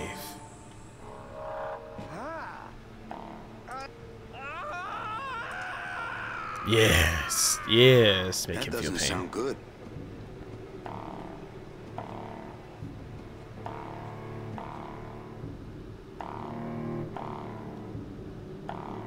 Keyboard 96 screws. What year MacBook is it that you've got that many screws to deal with?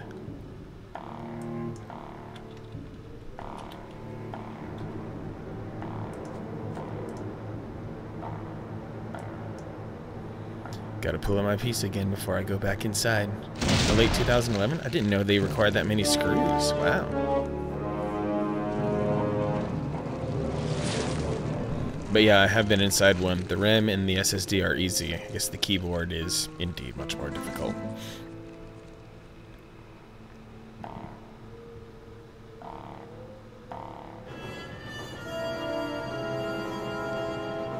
And this is the end, ladies and gentlemen. This is indeed the conclusion of Grim Fandango.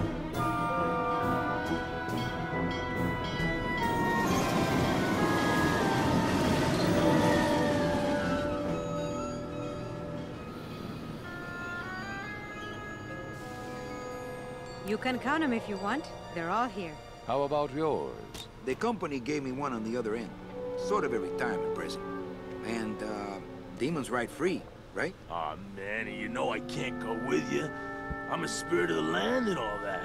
I can't ever leave this world. I guess I got so wrapped up in saving people, I just assumed I'd be able to save you too. Yeah, but I don't need to be saved. I like it here. I'm not all alone in that basement anymore, thanks to you. I got a new job, all these new friends. A big demon success story. So, I guess this is it then. Bye, Gladys. Yeah, give me a hug. Oh, he looked like he was gonna fall backwards again. You were the best boss I ever had. Bye.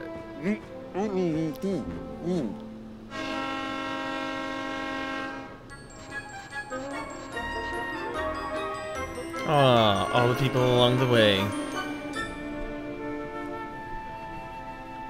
Including the angelitos. When we get to the next world... What is it, Angel?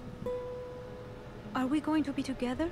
You know, sweetheart, if there's one thing I've learned, it's this. Nobody knows what's gonna happen at the end of the line. So you might as well enjoy the trip. Get it, Manny, get it.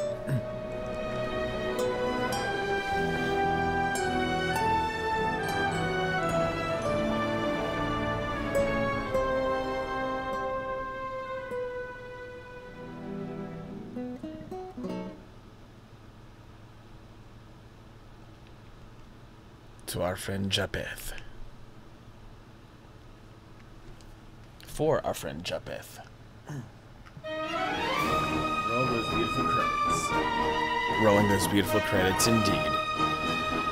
That, ladies and gentlemen, took 3 streams, one more than it had to. But this is Grim Fandango. It's been a beautiful ride, it really has been. So now that it's been nearly 2 hours, texture artist Japheth Piper, who I guess is no longer with us. So now it's time to move on to the next phase of stream, where I need to dig down deep, find all of my focus that lasts for 2.5 hours, so that I can put all the good execution together and do a good, solid, clean run of Link's Awakening. Tony Plana, Maria Canal, Sal Lopez, Tom Kane, Pamela Siegel, Katie Lee, Jack Angel, Jim Ward.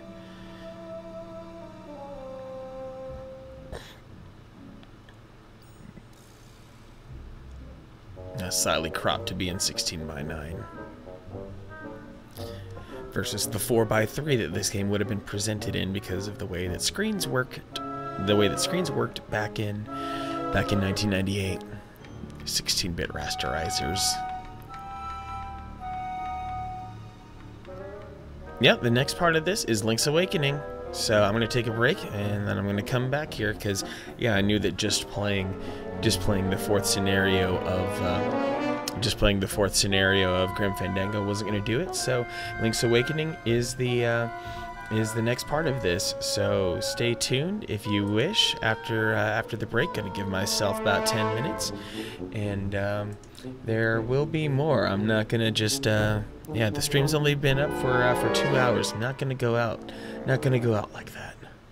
Not at all.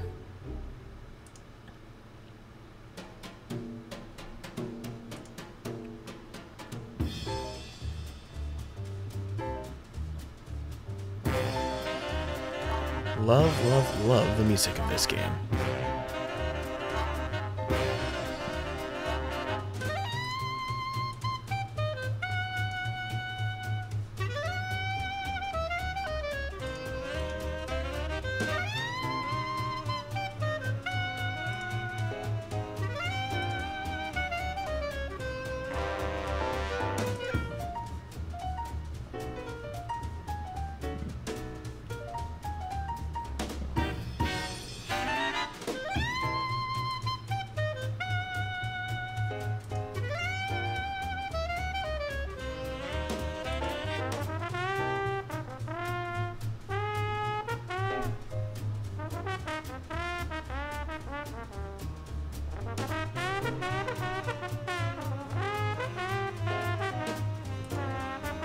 Oh, you don't have to worry about Scum VM and Pajama Sam. I know Scum VM is no big deal to find. It's everywhere out there. Pajama Sam, let me go check one of my sources here real quick.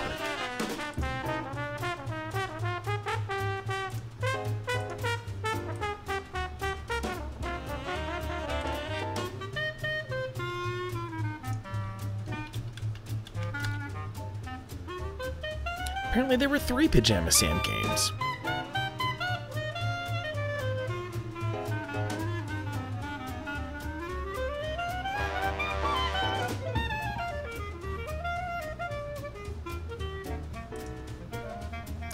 I will, yeah, looks like I can obtain the first Pajama Sam. There's a 1 and a 3, but there's no 2. I guess, yeah, contracts, if you got Dropbox, at least, whatever Pajama Sam you happen to have, I'd be glad to give it a peek, personally.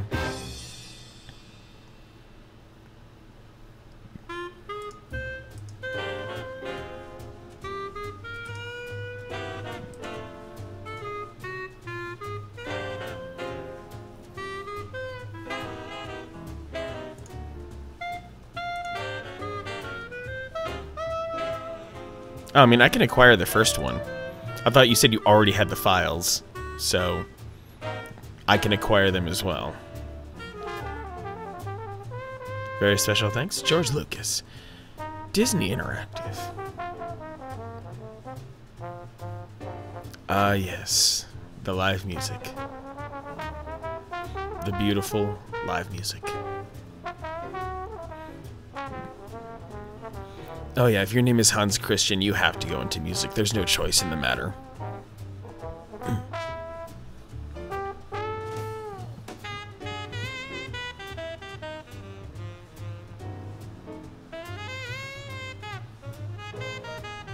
In Memoriam, Paul van Wageningen, 1955-2012.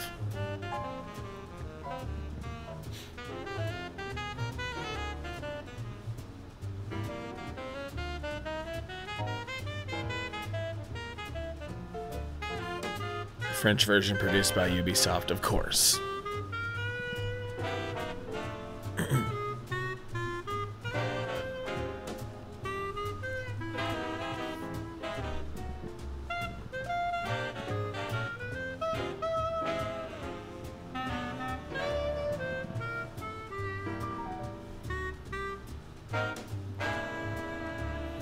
Savoring the tunes, letting the names go by.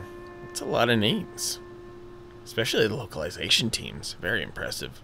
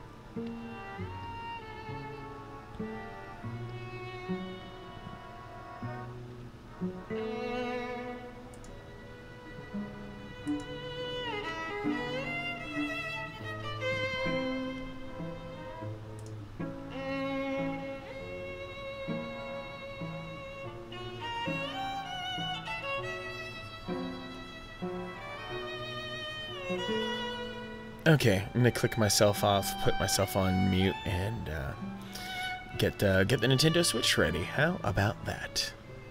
You don't need to see my face anymore while I sway to the tunes here.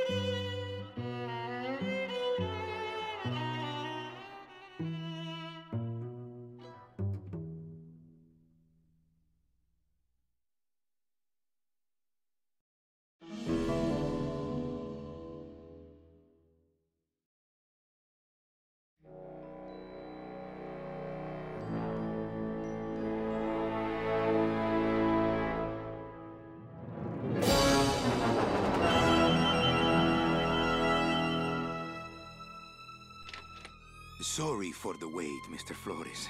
I am ready to take you now. Take me? Take me where? Now, there's no need to be nervous. Nervous? No. Just your appearance. It's a little intimidating. Intimidating? Me? But I'm your friend. My name's Manny Calavera. I'm your new travel agent. I don't want a new travel agent. I want to go home. You can't go home, Celso. You're dead.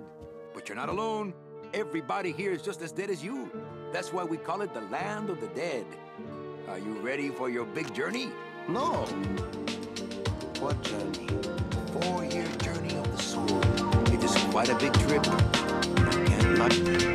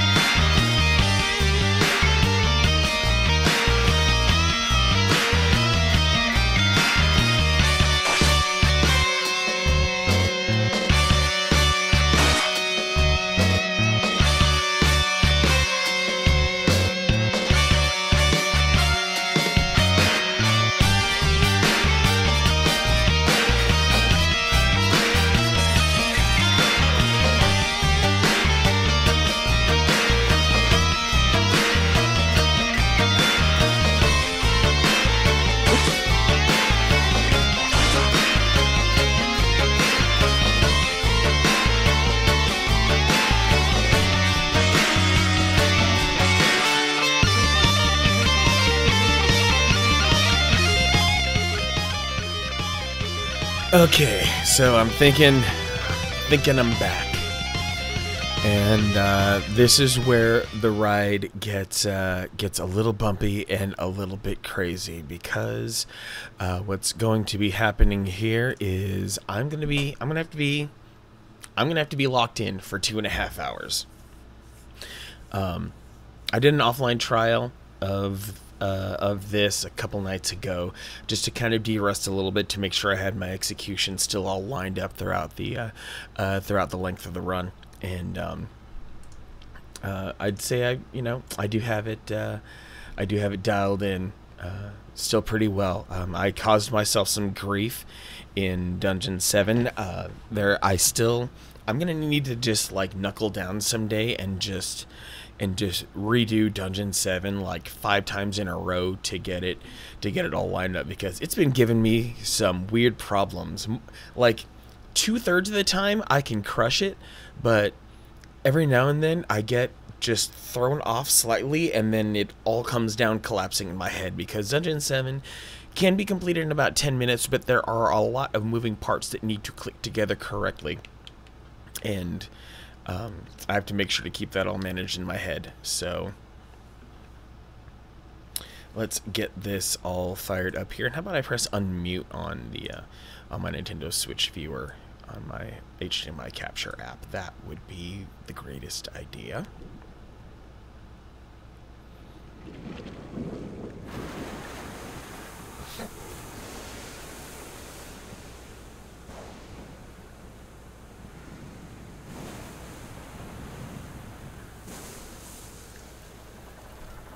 Okay.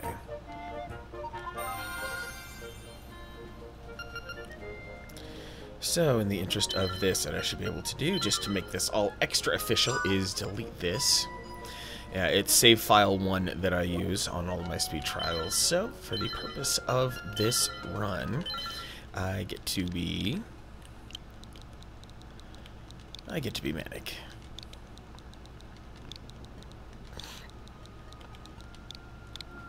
Oh, and the part that I forgot, I'm glad I freaking remembered here, because this is going to be incredibly important.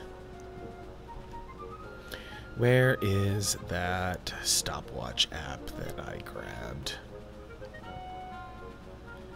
Where is it? Where is it? Where is it? I don't know. I swear I pinned it somewhere.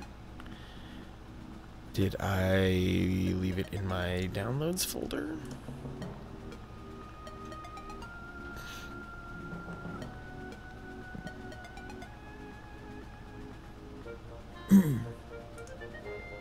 Sort by date modified.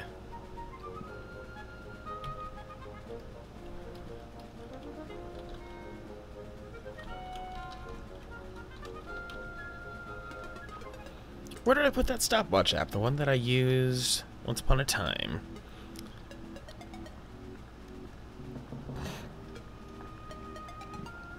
Oh, is that?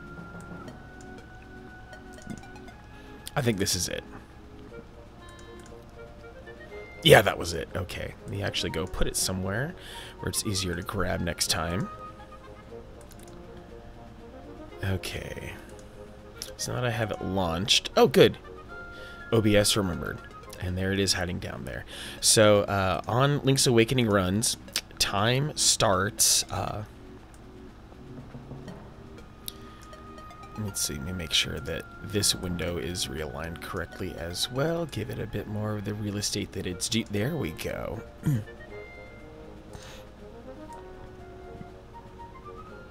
Okay, so time begins as soon as I hit the actual start here. So let me get my windows together. And game starts right now.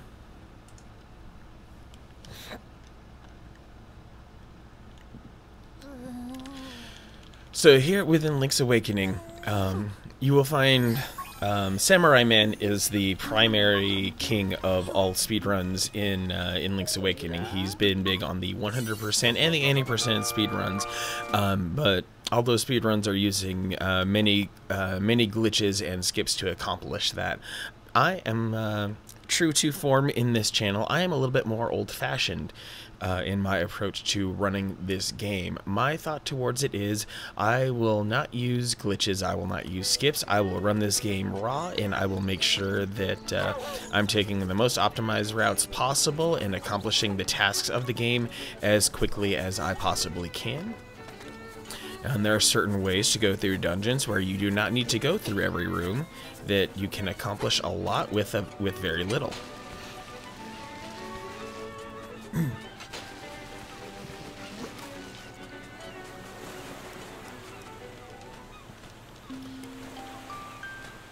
Yeah, so the game starts by forcing you to go retrieve your sword, and there are a lot of times where you just have to talk to the owl. Unfortunately, it's just one of those facts of life here in Link's Awakening, because this game, much like many other Zelda games, operates on a certain script, and you must accomplish certain things before the game lets you accomplish other things. And in a lot of speedruns, your main goal is to just try to sneak past some of those requirements so that you can do the bare minimum to force the game to kind of jump you in a way to other parts in the script.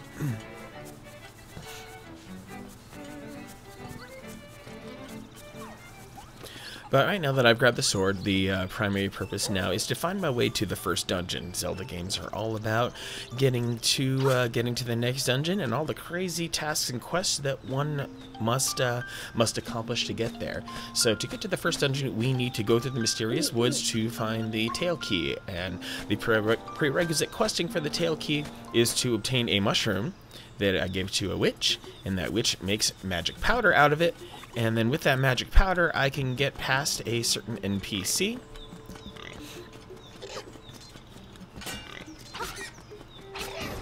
I hate that I have to spend time defeating that moblin every time. Now, this room is a lot trickier than it looks, because keys, they will cause a certain amount of stress during a run. And it is frustrating to have to deal with them, and their random flying patterns, they will happily knock you down a hole, and it is the worst feeling when they do that, because you just feel embarrassed.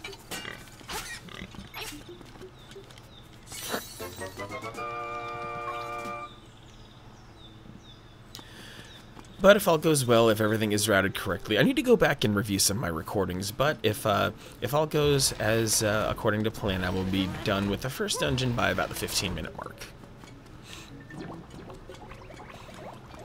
But because I'm doing no glitches, no stealing here,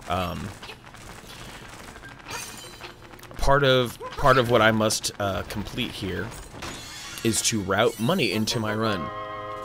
Progression in this game is gated behind certain items, namely, is gated behind purchasing certain items. The biggest ones are the shovel, the bow and arrow, as well as spending 300 rupees to purchase a knowledge of a song from Mamu in the signpost maze.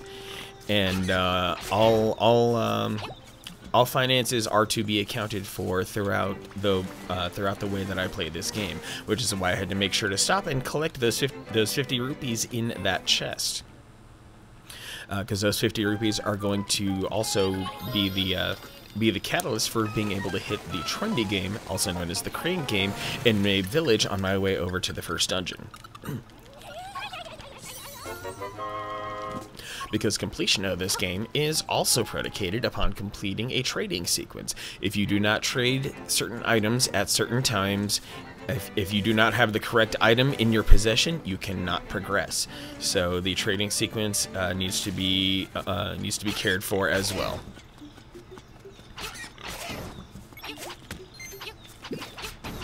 And those are the worst enemies ever. They will cost a lot of time as well, because they will jump onto you and then you cannot attack. You just have to keep spinning around, and eventually you will be free of them.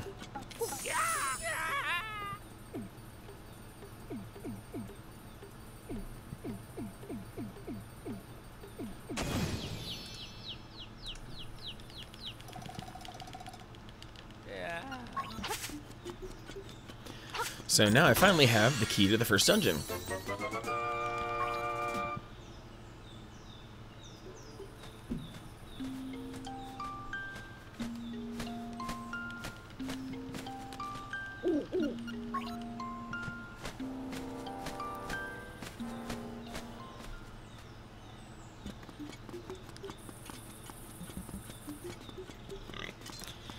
And I don't often play this game at headphones, so I keep forgetting how great the ambient noises are. Okay, this is something that I had a lot of trouble with.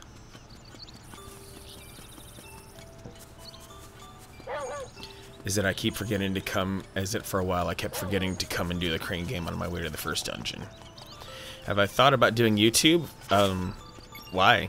I'm not sure how that would benefit me. I have to keep a YouTube account. I export the because Twitch only holds onto my streams for a certain period after the stream happens. I have to maintain a YouTube account as a way to archive all of my streams. So that is the extent that I do YouTube, is that all of my streams end up being backed up there. And every now and then I will throw in, I'll create other random mini videos of interest on my YouTube channel. So I do indeed have a YouTube channel, but I'm not sure exactly what you mean by doing YouTube, because I technically already do YouTube, because it's part of, in my opinion, a part of Twitch, a part of operating Twitch that that a complimentary YouTube account is there to catch all of these videos. And then sometimes you can do nice little monthly wrap up highlights and put those on YouTube as a way of kind of distilling your streams.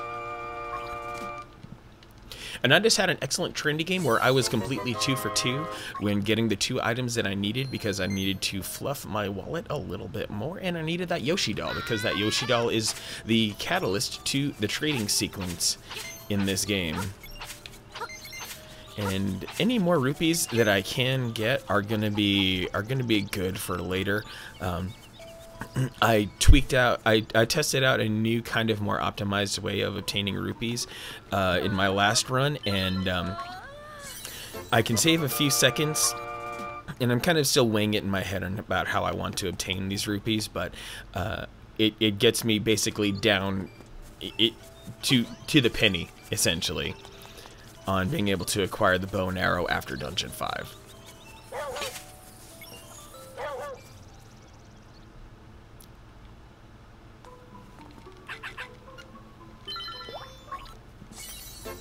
Hello, Mystical. Thanks for peeking in on my stream. Hope you've been enjoying some of the content that's been happening here. I keep it retro, and I stream every Tuesday and Friday or Saturday. So twice a week, I come in here, do my thing, and try to keep the content fresh. There are lots and lots of excellent things that happened back in the yesteryears of gaming, and I try to bring those up the best I can.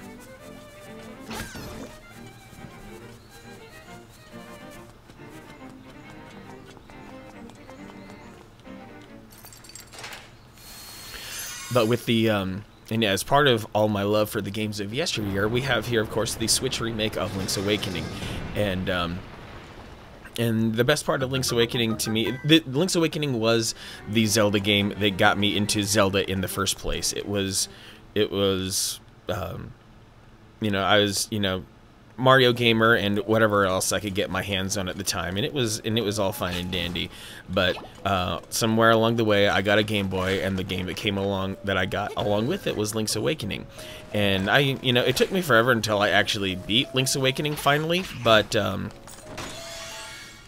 it helped me to appreciate all that was Zelda, and because of all the ways that I kept flailing at the game in my formative years, I became very incredibly familiar and comfortable with every single corner of Koholint Island. So this game being re-released, I figured this was absolutely my opportunity to try to record some good speed runs and help to show my love of this game. Coming at you straight from 1993.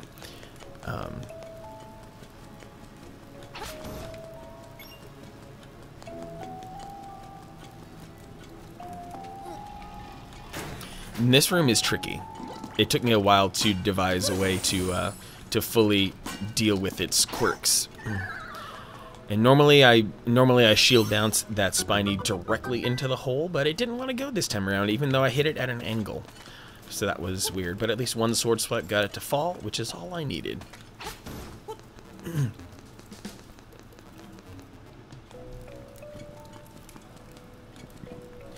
And I really hope this isn't my controller doing this, but those random slowdowns that I have, like I'm holding the stick completely where it needs to be. And I started noticing this, during my last run, that if you see me slowing down, it's not entirely my fault, I promise. There are times where legitimately, even though my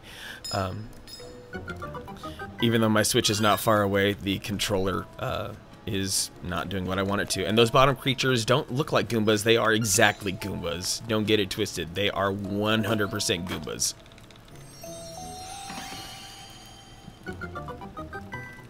I didn't think Pro Controllers had a stick drift problem. This Pro Controller has been really good to me for a year and a half at least. So it's fine like 95% of the time, but it like randomly flickers out. I just kind of wonder if it's because I'm using this right in front of my PC. If there's just kind of random interference, it's the cause of it more than the actual hardware. I'll have to play some other games or play my Switch in other environments to really test it out. No Joy-Cons here. All Pro Controller. And I know Joy-Cons are the ones that are most prone to stick drift.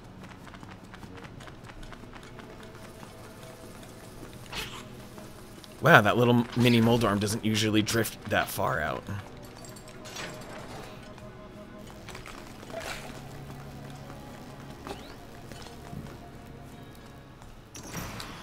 So manipulating the position of this mid-boss is the key to defeating him very quickly. Normally, sometimes you can get him. A lot of the times you can get him stuck in the top corner and then just keep slashing away without having to worry about him wiggling around, and it's an easy win.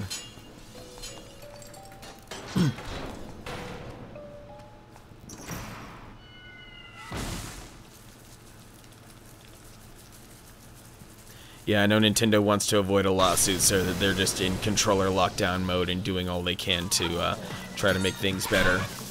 1001, 1002, 1003, 1004, 1005, 1006, 1007, 1008, 1009,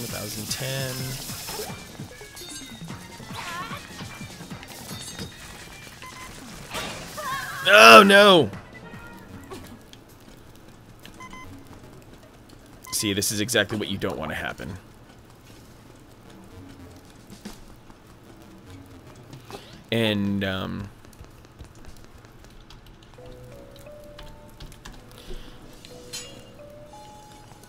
And yeah, I apologize if the stream flipped out on you like it did for me. Just refresh.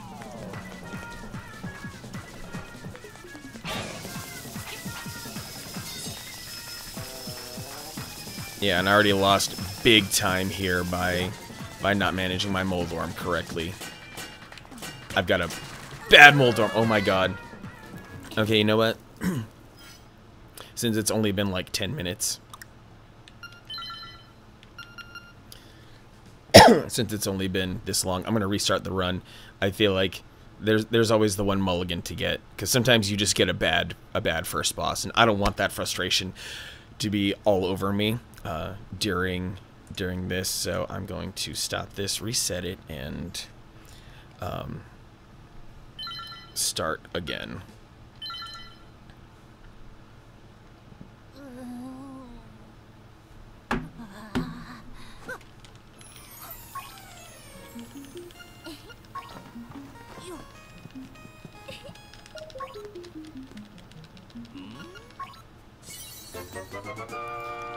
It wasn't exactly a stream issue. It was just a weird. It wasn't on your end. I'll say that much. It was one of those weird hiccups that Twitch is prone to having every now and then. So as long as you just hit refresh on your browser, then all should be good to go.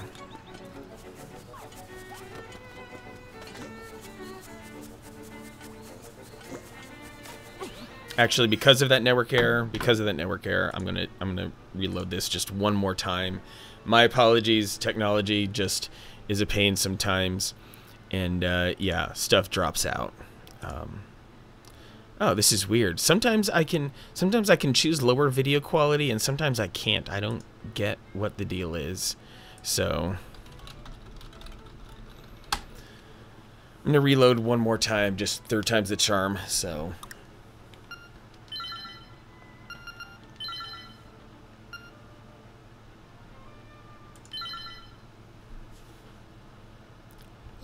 Here we go. This is the one. This is the reload.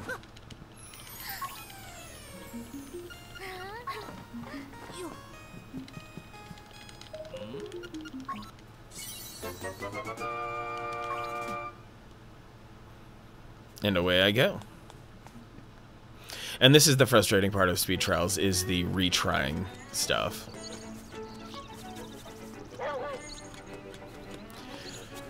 Not gonna get my wires crossed, gonna go nice and smooth here.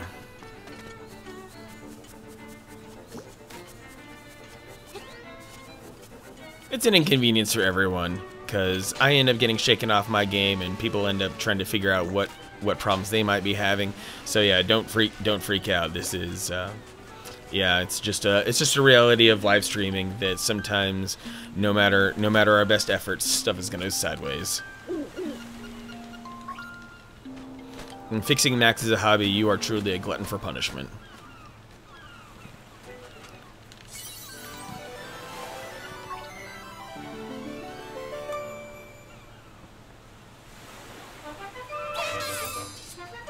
Okay, let's go hit this one more time.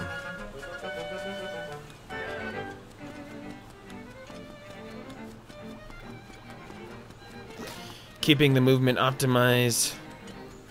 Keeping my routing in a good place. So many ways that all of this could go wrong.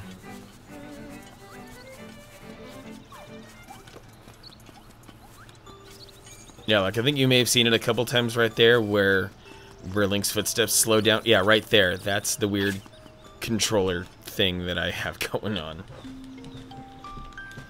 So that might cost me like an entire minute over the course of a run, for all I know. But my controller has line of sight to my Switch, so I really wonder if it's the controller. Good thing I have a newer backup Pro controller sitting next to me, but I'd hate to think that this controller is dying after like a year and a half, because these Pro controllers just feel so solid. It's been my buddy for so long. Must be all the Smash. Must be the 100 hours of Smash I put in. Or maybe 200. Or the nearly 400 hours of Breath of the Wild. I'm worried about interference more than anything, because even though my controller has line of sight to my Switch, that line of sight still includes my entire PC.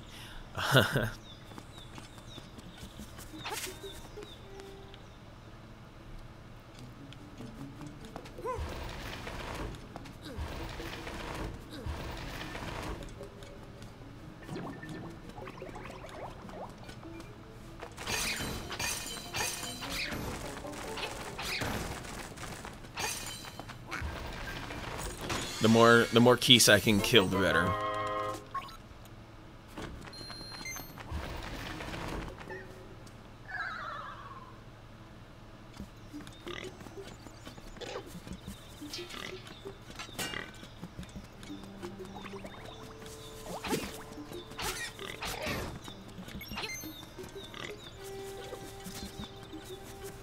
And the fewer enemies I can kill, the better. Not that I want to call this a pacifist run, but the amount of time spent on killing enemies overall is something to be considered. But I also have to make sure I kill enemies at a certain rate, that because there are certain advantages to be had by having a piece of power and or a guardian acorn, and I need to be better about measuring my enemy kills, so that I've killed the correct amount of enemies for certain scenarios, because that's how this game produces pieces of power and guardian acorns, is that it keeps a count of the enemies you've defeated, and after a certain quantity, it is then that you receive the gift.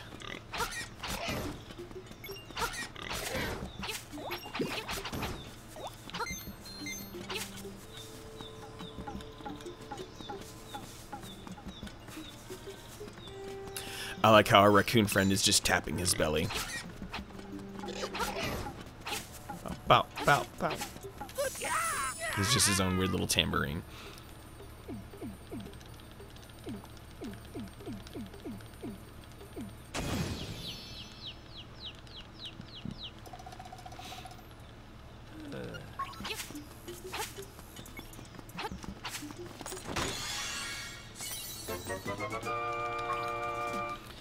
And that's the thing, on my on that first run, I was having a really good tail cave until the boss.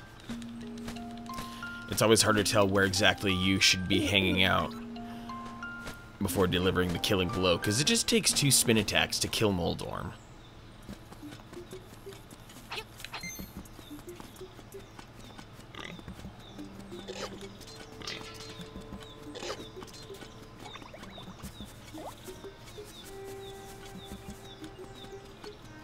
And now back to the trendy game. I hope I can have a good trendy game. Dang it, Bow Wow, don't slow me down. Please don't slow me down, Bow Wow. You're supposed to be my friend. You're gonna be my friend later. So, let's be better about this.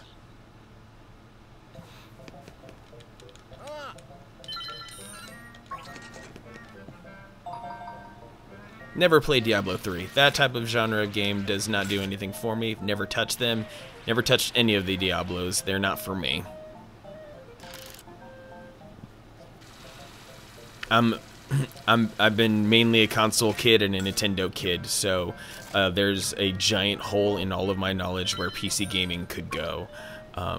Not that I don't respect Diablo 3. I know that it's a tremendously great game that a lot of people fell in love with and put hundreds and hundreds of hours into, but it's just not for me.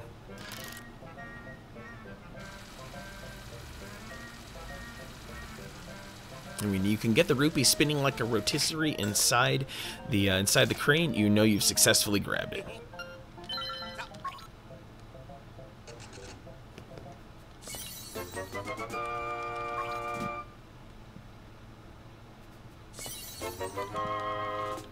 Okay, got my money right, got my Yoshi right. Now it's time to initiate the trading sequence again.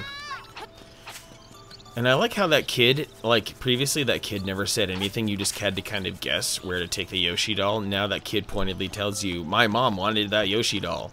So it helps give you a little bit of a gentle nudge as to what you should do to kick the trading sequence off, because of how important the trading sequence is to the game, the progression of the game.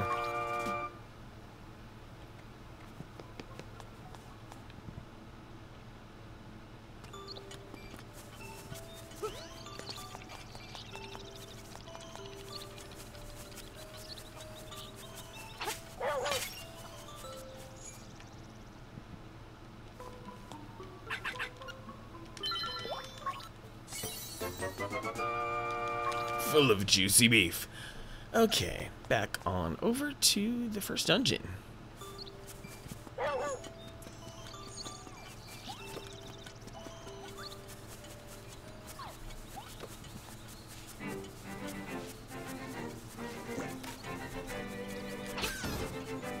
Oh, no. Did not need to waste time picking that up.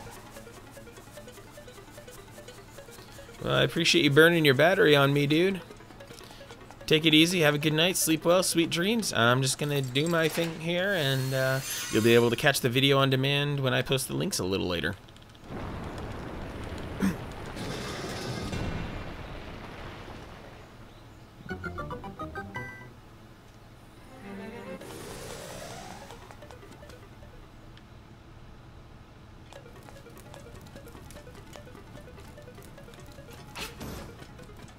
Much love indeed, Contrix. Thanks for stopping by. Appreciate you supporting the channel any way you can.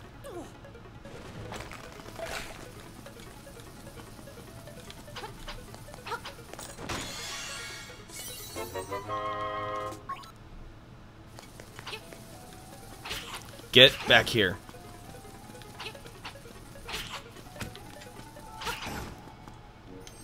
He was in a good position. I like that. Didn't have to waste that much time chasing him down. Every rupee counts.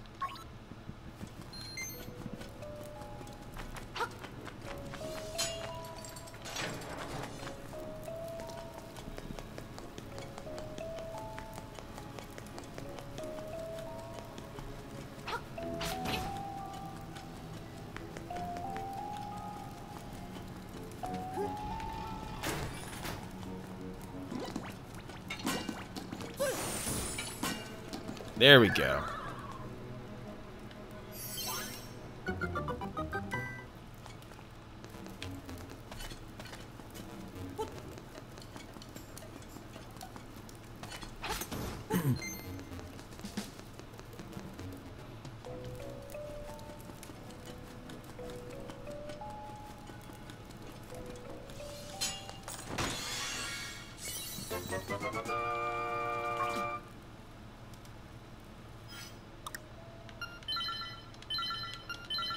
Plus the way that the game autosaves when you receive certain items.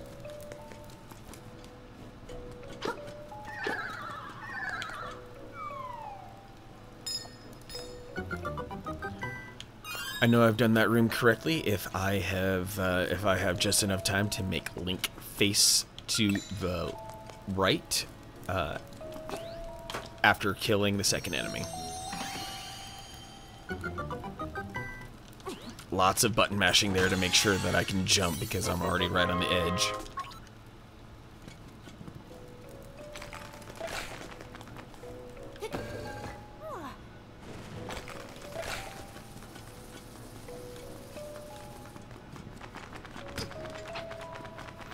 Those dang keys.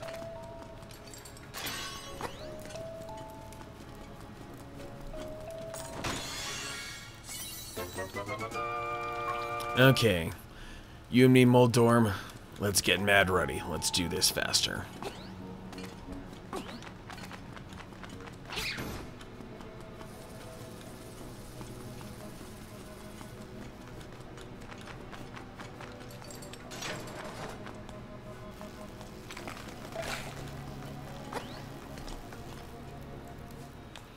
Still trying to figure out how to manipulate this boss to get in the top right corner.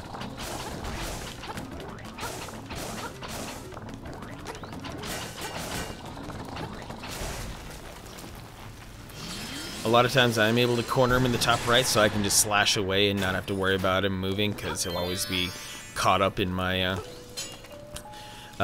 he'll be stun locked essentially.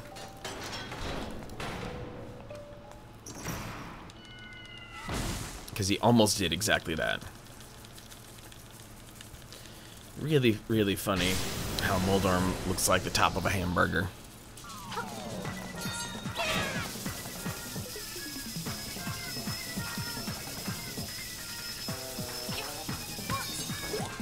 Yes! Basically a perfect Moldorm.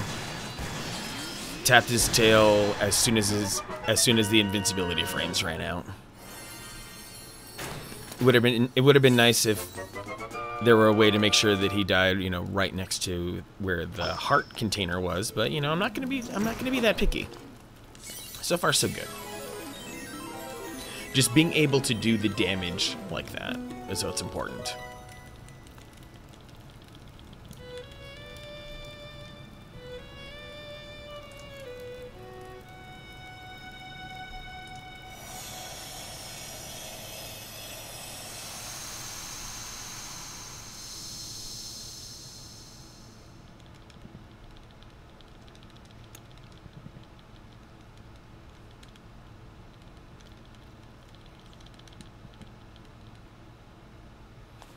Okay, on to Dungeon 2. Well, first I have to make sure to advance the trading sequence, and where I need to go is just south of where I am. I need to trade that bow, or I need to trade that dog food for bananas. Bananas that an alligator will give me. Because that makes so much sense.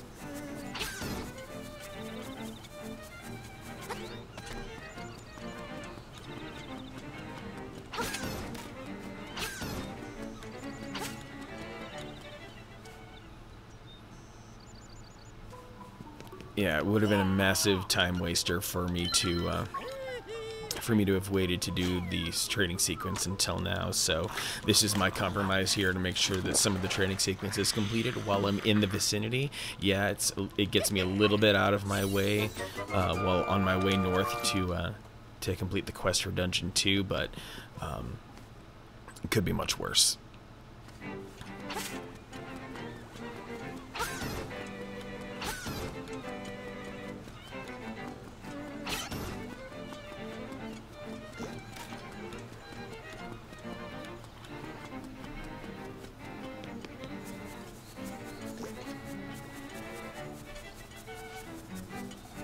And the children are frightened.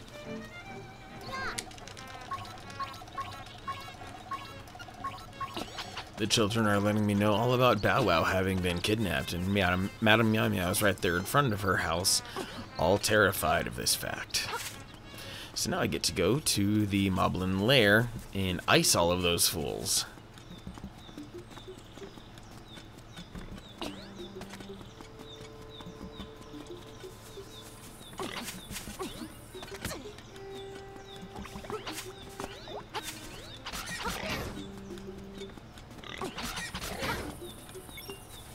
And I'm gonna pick this one up because it's in the way and maneuvering around it just sucks. So I'll take the little hit of 3 or 4 seconds, so I don't have to put up with it. Not that I'll be crossing. I think I'll be crossing over that spot once, maybe twice more for the rest of the game. Better safe than sorry. I give myself a lot of safety nets.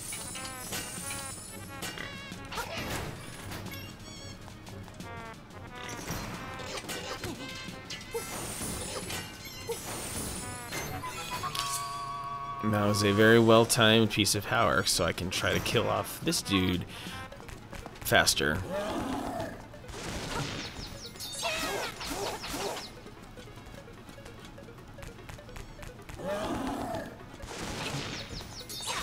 Ooh! That was a really good Moblin boss fight. Oh man, that might be the fastest Moblin boss fight I've ever had. That was awesome.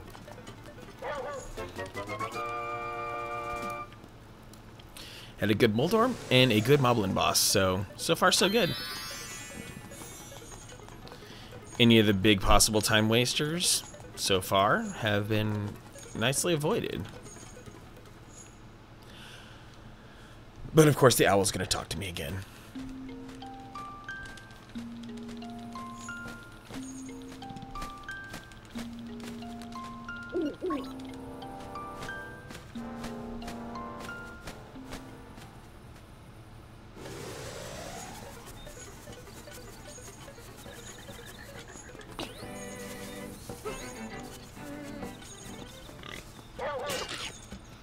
And Bow Wow lets me move through the forest with confidence.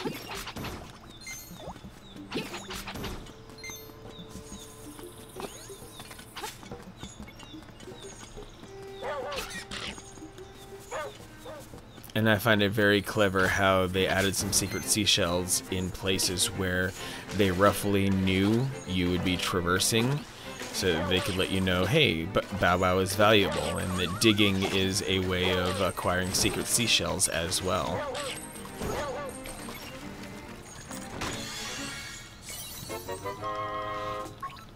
And I have to make sure that I remember when I clear the second dungeon, I have to immediately re-enter it to go acquire some rupees. There we go. Thank you, Bow Wow. Okay, Dungeon 2. The cool part about this dungeon is that it is incredibly linear. There is no backtracking. There is just one way through it.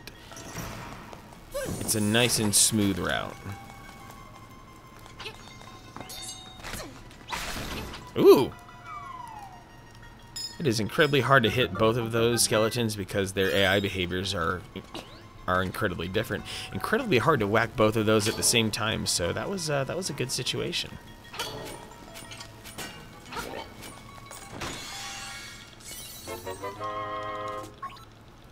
If I don't have to spend all the time to kill him, I won't. And the hitbox on the floating things is surprisingly large, so all about getting refills of certain supplies. My only grievance with my route so far is that I need to figure out how to make sure that my supply of arrows is well managed, because I certainly have issues with that in the towards the end game. Because the best thing to use to complete the final, to defeat the final form of the final boss is arrows, and only requires 10 arrows to defeat it. You cannot use the boomerang trick to defeat it anymore. One can also use the fire rod to defeat the final form of the final boss, but it's only like half the strength of arrows. Okay, please let me have a good fight against this one. This is the most.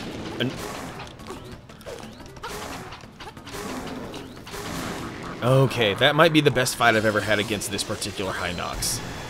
This particular Hinox is the hardest one to defeat in the run, and it is very obnoxious to try to deal with.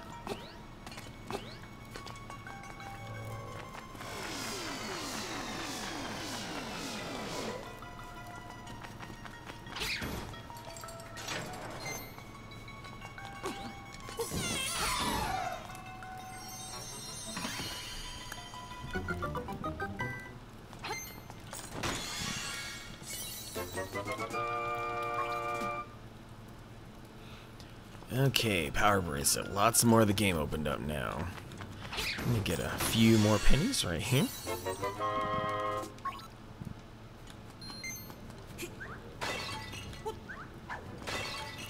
And let me get the final small key that I will need right here from this chest.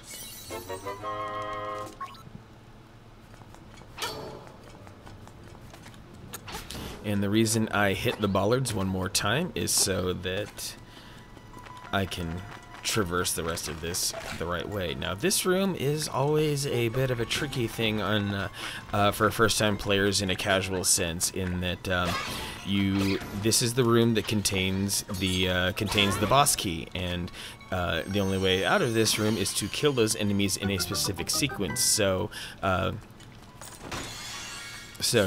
players who are not terribly familiar with this game, who may not have grabbed the hint from the owl's beak earlier, might cause themselves to go absolutely crazy, because if I had the compass, it would beep in that room and it would tell me, "Hey, there's a key. There's a key. Come get your key, you giant weirdo." And you would just try to figure out, like, okay, I defeated all the enemies in this room. Why am I not being given the key? Because you have to defeat them exactly in the order that I killed them. Because the clue that the game gives you is, at first defeat the imprisoned Pole's voice, last Stalfos. Now, if you don't know what a Pole's voice or a Stalfos is, then you're going to cause yourself a lot of problems. Oh my god, I hit that too early. I hate that so much when that happens. Good thing there are backup pots here. But that is absolutely not something I wanted to do. I always try to be, like, overly cautious with the gap I give myself there. So I'm going to try for...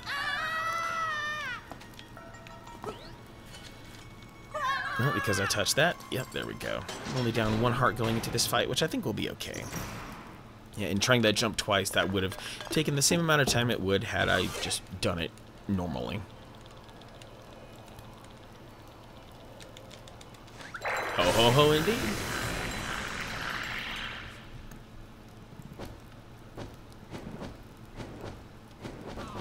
So Genie is obnoxious because of how you are forced into certain scenarios with him. The first stage of this involves the hurling of the fireballs, and then chucking his bottle into the wall to be able to get him to come back out again. And eventually when his bottle breaks, then he starts doing the real crazy stuff.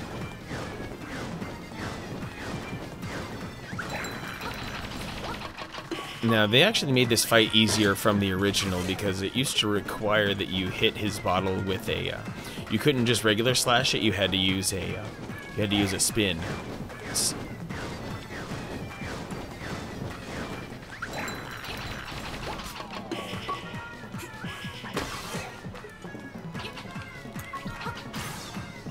This is the phase that I often have trouble with, because for a quick second, right after spawning into the spin phase, oh, that's probably one of my better fights with him. But he has a tell for which of the two shadows is going to be solid, and I've yet to figure out where exactly that tell, how exactly to spot that tell. I think one of the two forms goes solid for just a tiny fraction of a second when he first spawns. That's as much as I can think of. And I also like the fact that this boss can, if your health is low, kill you after you have killed him.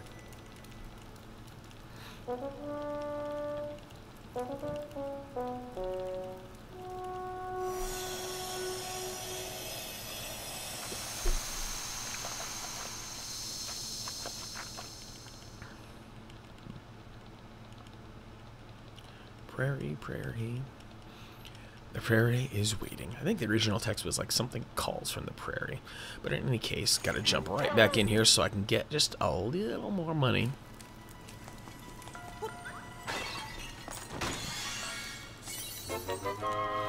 It's taunting you.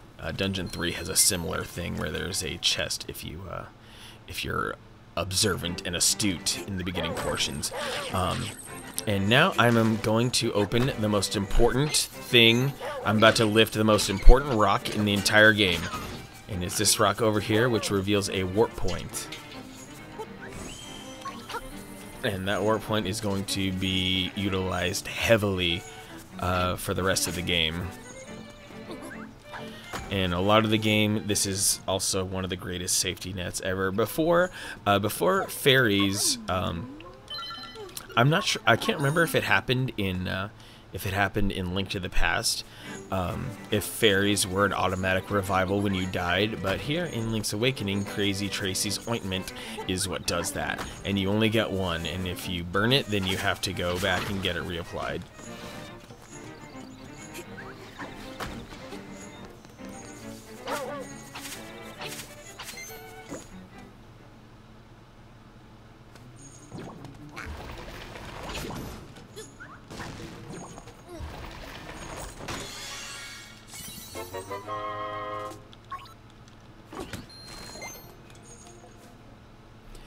So now that I'm flush with coin,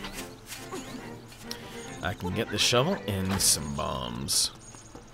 Actually, I'm not sure exactly what I did, but this feels like the most money I've ever had at this point in the game. Usually I need that chest in order to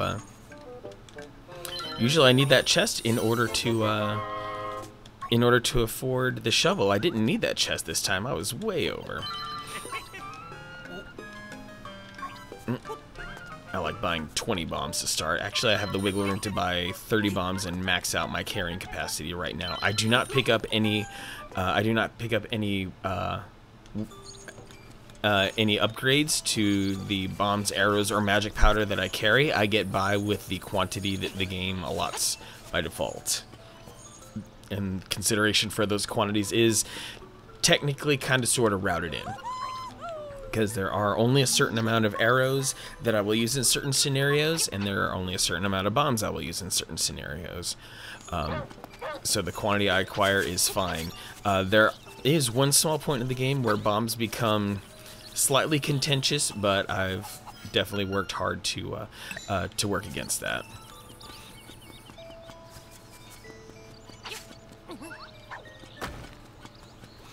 So my immediate destination now, my next place where I finally get to go, is the good old hostile Kennelet Castle, where the 5 golden leaves for Richard need to be acquired.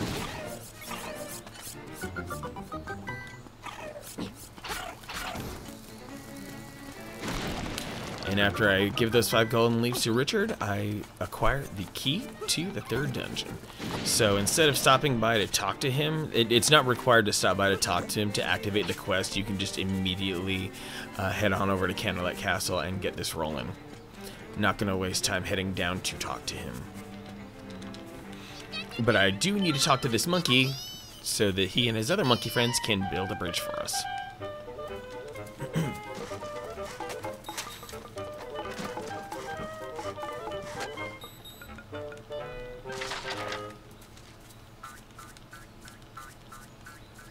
Now, back in the original Game Boy game, the stick that they left behind was in the middle of the bridge, and it kind of forced you to pick it up. But now they just hand it to you right away, right here, which I find a very interesting decision. I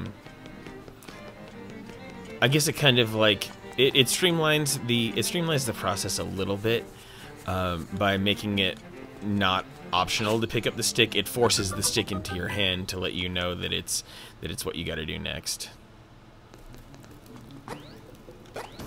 Oh yeah, the swag bounce. That's what I call it anyway.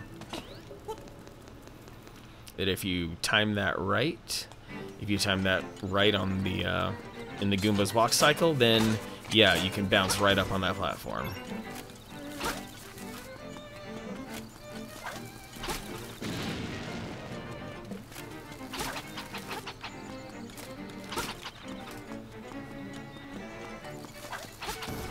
Wow, that is the fastest I've ever killed that dude.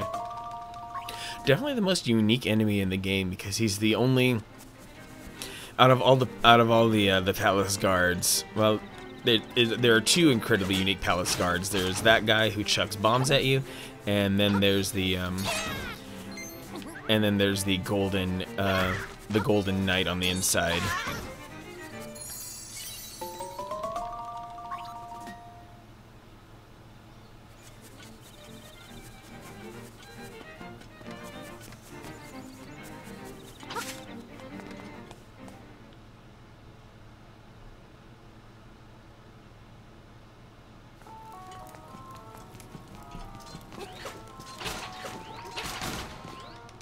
Ooh.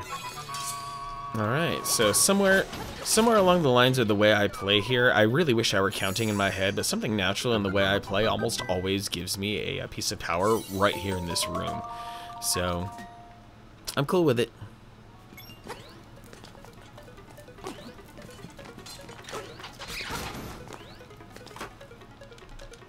Now, back in the original Game Boy version, they never actually showed you the gates opening. It just shook the screen and says, huh, it sounded like a gate opens. So it's really helpful to have that little cinematic to show someone that, that things indeed opened.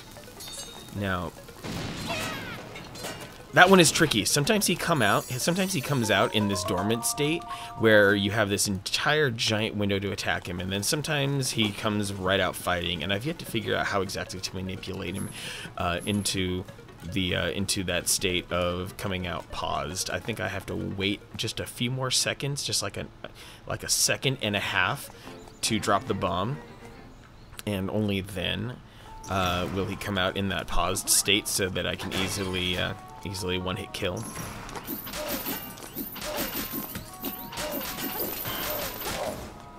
And that might also have been the fastest kill I've ever done on that guy as well. Especially frustrating considering he takes 8 sword slashes to kill.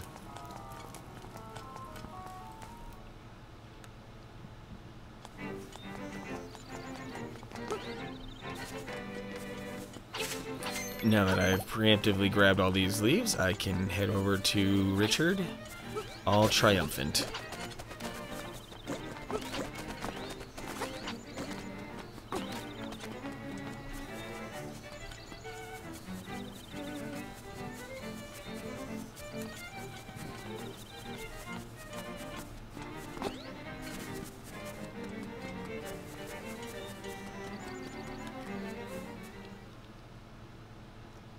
Okay.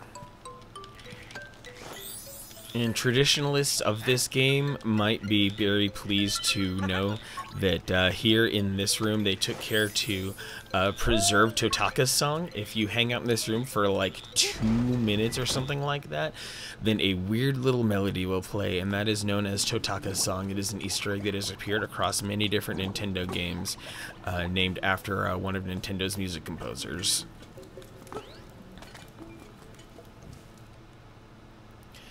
Now this is where I should theoretically perfectly know my way through this place, but I keep flubbing it, and I'm embarrassed every time I flub it.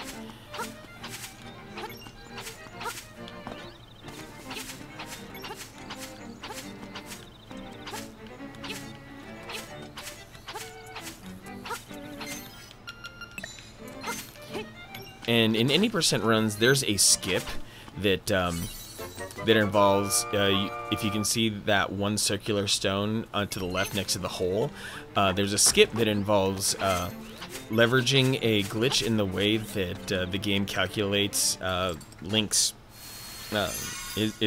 you know, where he's positioned vertically to make him kind of boost upwards higher than he normally should.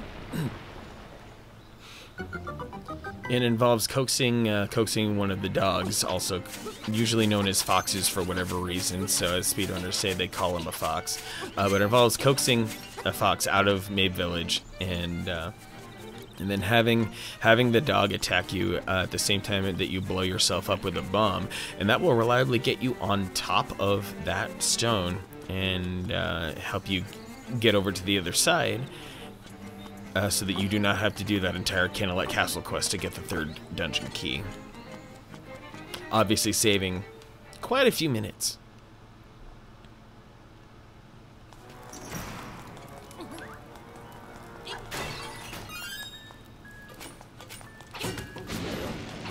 Oh, that was nice.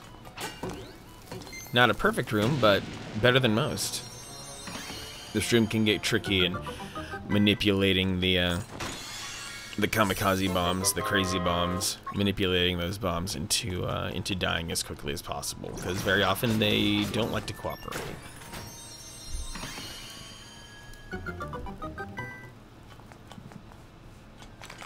And this room contains a 300 rupee chest, but I'll be getting that later.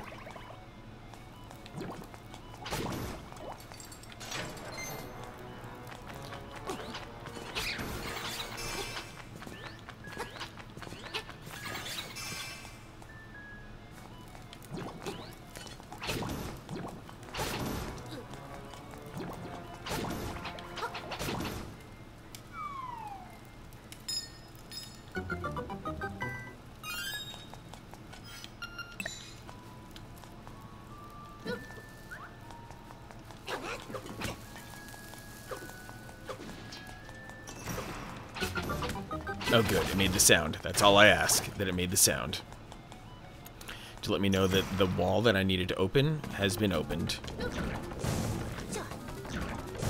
Now, they made these guys a little bit more difficult, and, well, I'm sorry, they made these guys a lot easier to deal with, but also made them take longer to defeat. Because back in the original Link's Awakening, you could kill these guys as quickly as you wanted to. But it was also very tricky to hit the sweet spot where they would start opening their mouths. But in the process of that, they made sure that every time these guys swallowed a bomb, that they would endure four movement cycles of invincibility before being willing to eat another bomb again. So so those enemies were kind of given a small bit of intelligence in that they now possess short-term memory, very short-term memory. That might be like that of a goldfish, but short-term memory nonetheless, where they're like, oh, if I see a bomb, I'm not going to eat it for 4 movement cycles.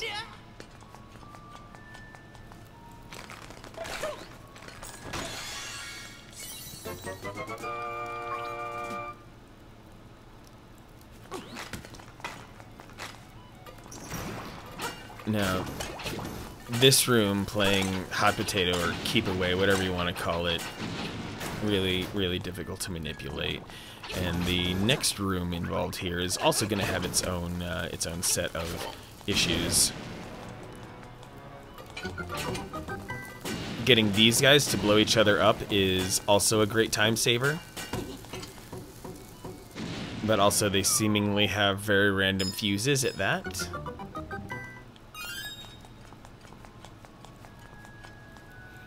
Actually, since I have two, okay, I have 2 of the 3, okay. Actually, now that I've got that done, I think I'll just do, I'm gonna play it safe. I haven't, there's certainly a slightly faster way I could have done this, but I'm gonna play it safe here.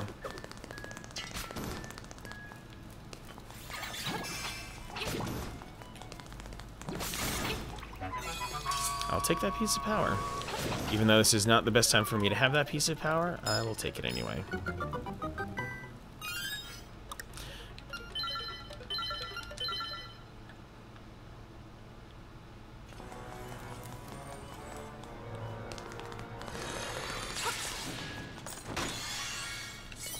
So now I finally have collected the 4 small keys required to get to the center cluster of this dungeon.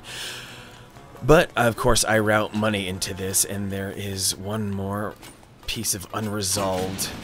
There's one more unresolved thing to do here in this portion of the dungeon, and that's to open up, and that's to get to the 300 rupee key. Oh my god, that... Very, very annoying when that happens.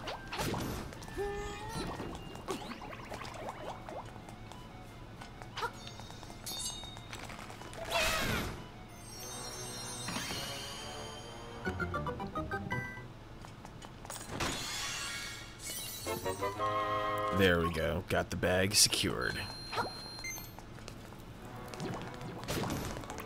And now I will just... Ooh, I like that. Last run I had some problems with that room, so far so good. And now let's go wrap this dungeon up. Let's go see the big shiny blob made of mercury, I guess?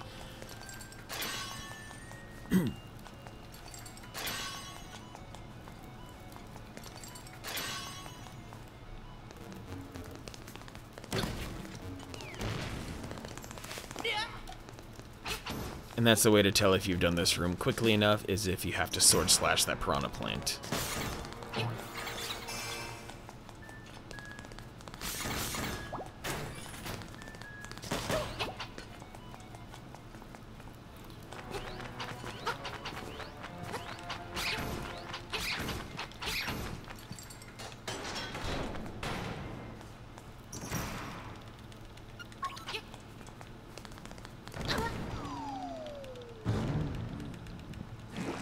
Beautiful boss. Absolutely beautiful boss. And I like the implication here that this is this room opens to the sky. That the ceiling is all wide open here.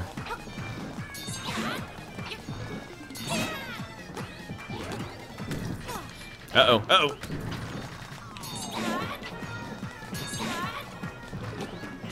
I'm already blowing it.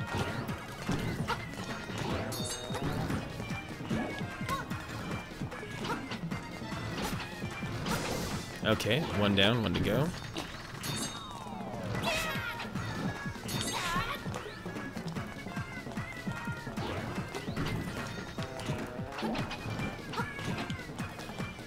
Not a good boss fight.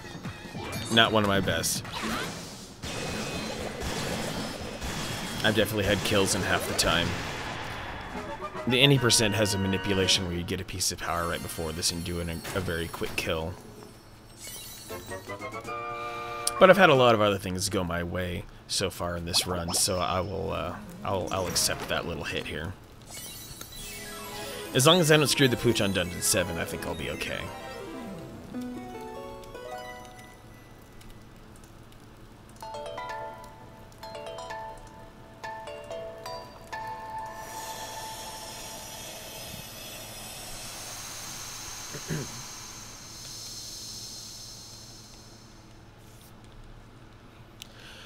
Okay, this is where the run starts getting really spicy because there's a lot of questing that goes on and a lot of things I have to accomplish between dungeons to make this string together correctly.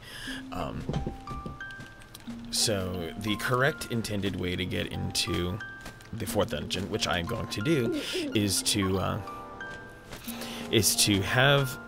go down to the animal village and acquire the key by defeating a boss. But the thing that's blocking your way to the key is a giant sleeping walrus, and that sleeping walrus can only be woken up by bringing Marin over to sing this Ballad of the Windfish. And it's also the prime opportunity for me to learn that song on the ocarina, which I am acquiring right now. And the cool part about this this ocarina hut is how it's also a nice 100 rupee boost. But yeah, completing the game proper involves getting all 3 ocarina songs. There are parts that you simply cannot complete unless you have your ocarina situation sorted out. So, yep, always a guardian acorn appearing here in the ocarina shrine, the dream shrine.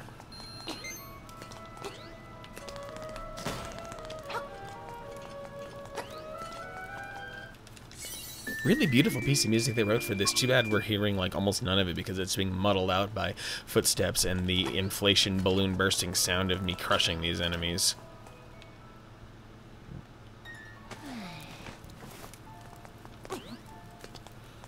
So I was just in a dream within a dream. I plucked a physical object out of a dream. How about that? How's that for weird? This game invented Inception, basically.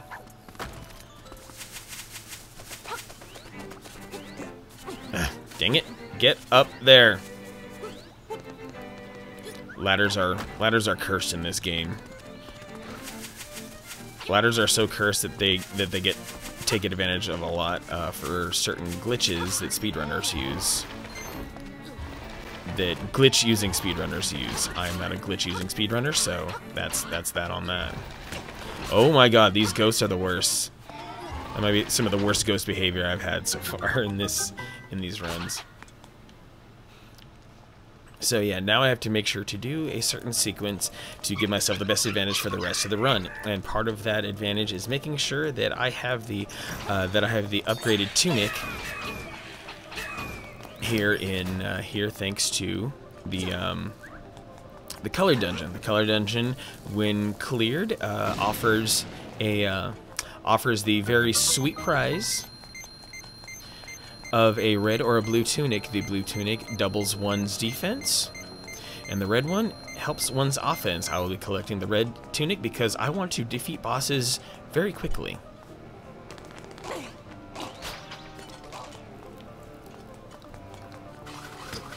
I almost never get hit by those enemies. That sucked. And I will not be burning the time to get that piece of power, unfortunately, as much as I want to.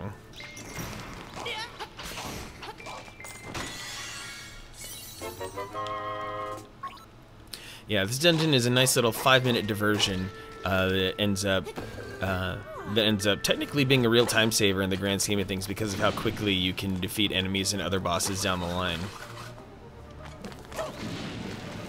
And here in this room, if anyone knows how to clear this room faster than 4 hits, by all means, I'm all ears. If I can do this in 1 fewer hit, please, I'd love to know.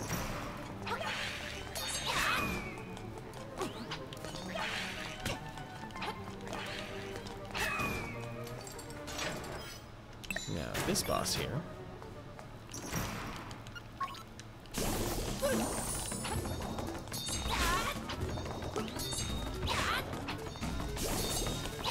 Oh no! Oh no! Ooh, that cycle.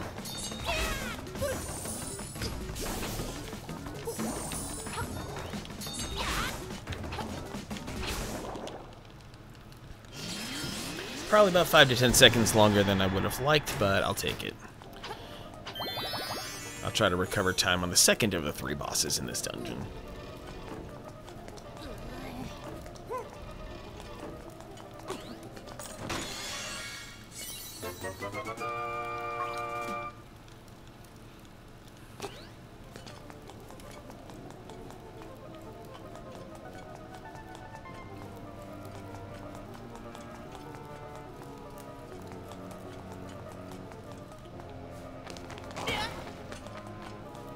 I like how even that's one weird property about those weird floor tiles is how even if you are not already in a full sprint, if you're just like preparing for the full sprint, when you hear the fast toe taps, they will still launch you quickly.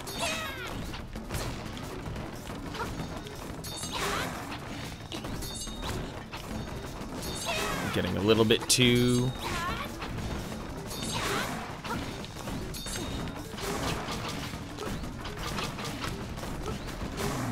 I was getting a little bit too chippy there, a little bit too big for my britches.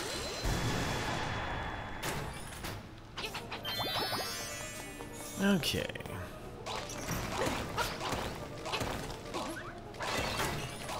Anything that launches me to the end of the room faster.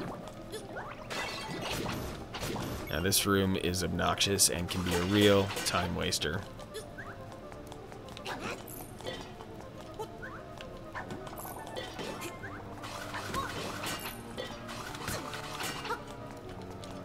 Oh, this is a fortunate situation where I can be standing on the place where the small key drops when I throw in the last enemy. So, good, very good. Nice little time recovery, kinda.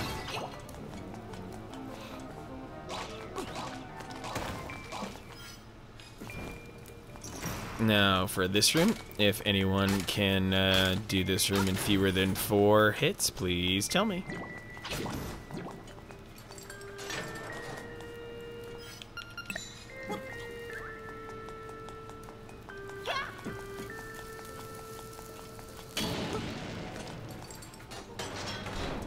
Now, this boss it's a really weird boss. You just defeat him easily by getting aggressively in his face. And the original function of this boss may not feel like anything right now, but this boss is kind of one of those ultimate tests of the color dungeon to make sure that you were actually using a Game Boy Color. To make sure that you were actually playing this in a Game Boy Color back in the day, if you were playing Zelda DX. Because those red and blue guys, you know, being gatekeepers and all, to make sure, you know, they're the first gatekeepers. But even if you were to try to brute force your way through, that boss is a way of further reinforcing that you should be playing this on a Game Boy Color. Because otherwise, the way that his colors progress may not be all that easy to see and might be confusing. Okay. So now that I am more powerful, I can accomplish a few more things. There are a couple more rupees to acquire up here in this place that I bombed open earlier.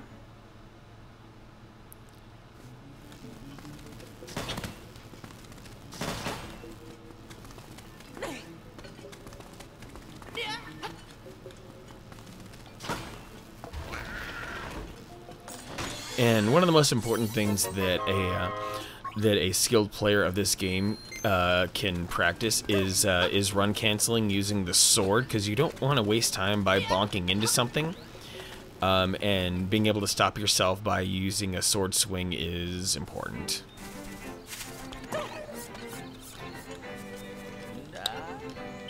Now that stick the monkeys gave me has its purpose.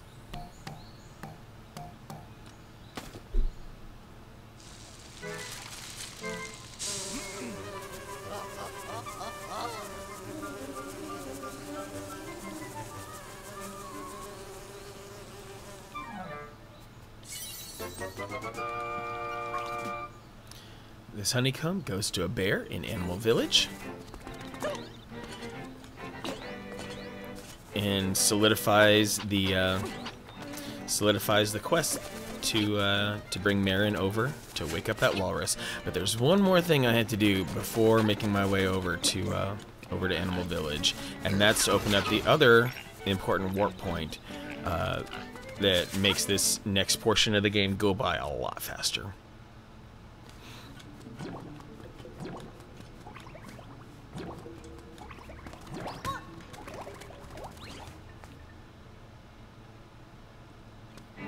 Because they decided, in all of their infinite wisdom, when remastering this game, to add a lot more warp points. Like, this is already not that big of a game, but they really gifted us with some fantastic warp points to make this better. And I really dislike the random movements of those enemies more than any other enemy's random movements, because they will happily find a way to touch you.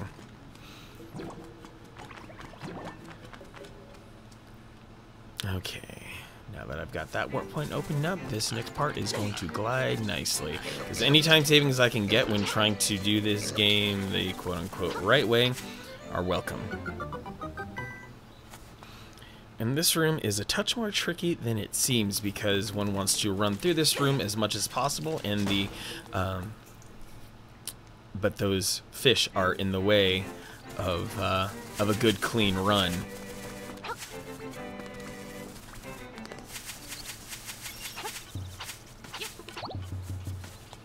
So you have to make sure that back in that underground room that your jumps were timed correctly to be very flush with the position of the fish, so that you can start up another run to break through the barrier.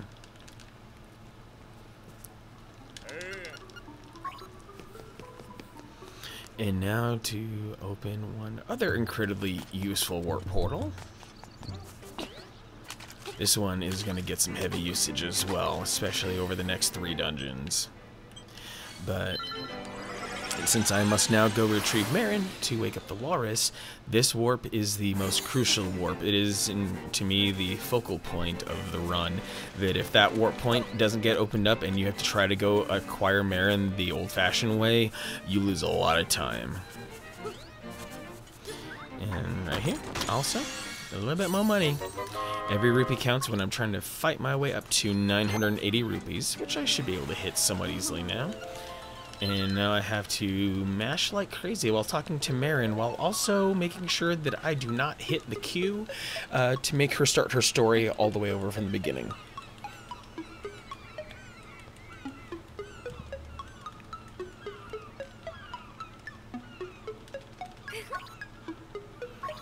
But this is the part where she does tell us about the ultimate dream that she's had for a very long time, about wishing to the windfish that she could become a seagull who can go sing for people who might be existing outside of the bounds of the ocean that she could see. She swears there's more out there than just ocean, than just this island.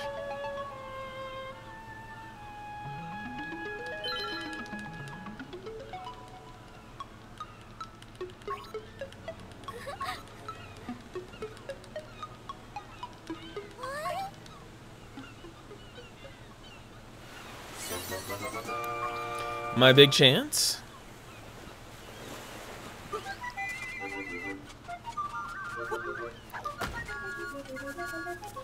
I love the silly, jovial recorder music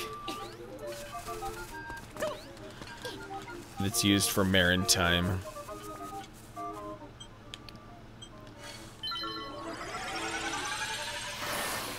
Now to finally encounter that crazy walrus.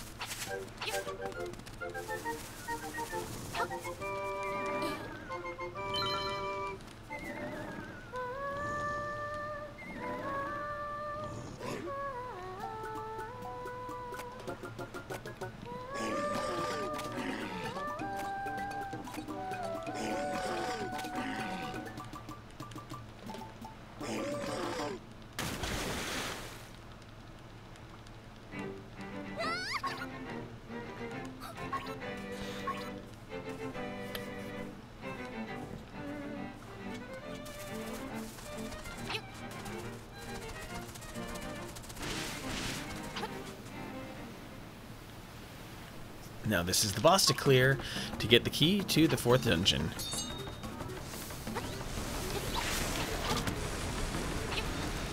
And ideally I do not fall down the hole and I do not die. Yep, got an extra hit. Oh, that was a pretty good kill. I 3-cycled him. This guy Tony, oh man, you were told there would be a can opener. Well, you are unfortunately too late for the can opener. I started with Grim Fandango.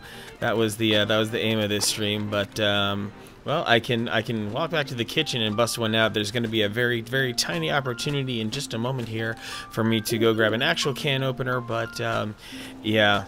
Thanks for stopping in, Tony. Appreciate you popping in, coming in to check out the latter portion of the stream as promised, which is the Link's Awakening speed trial.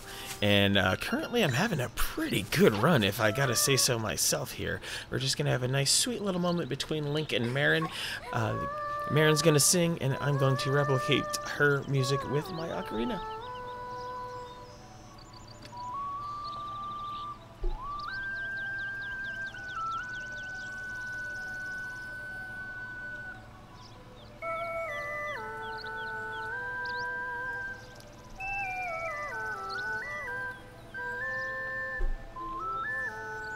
Appreciate the lurk no matter what. Thanks for peeking in at all. Yeah, I know it's crazy we're on different time zone situations now, so it's still only 9:30 for you. Very early in your day. Oh. Yes, it's 6 in my mind. Let me move on here. Okay, with all of that finally in the books here, I can now finally haul my ass over to the 4th dungeon.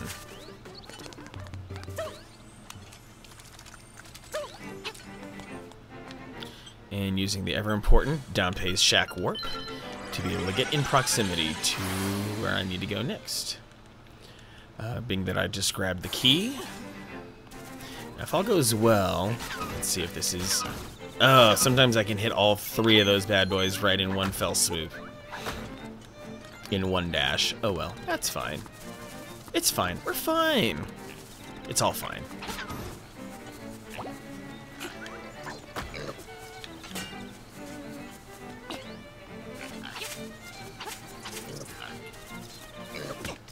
Oh, don't you dare.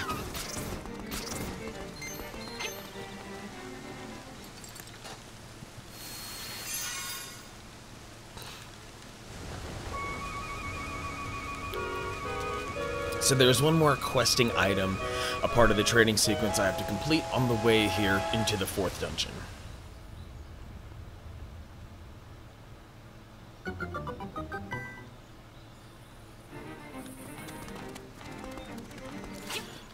This isn't exactly it, but that warp portal is crucial because it is the warp portal that helps me get to the very end of the game.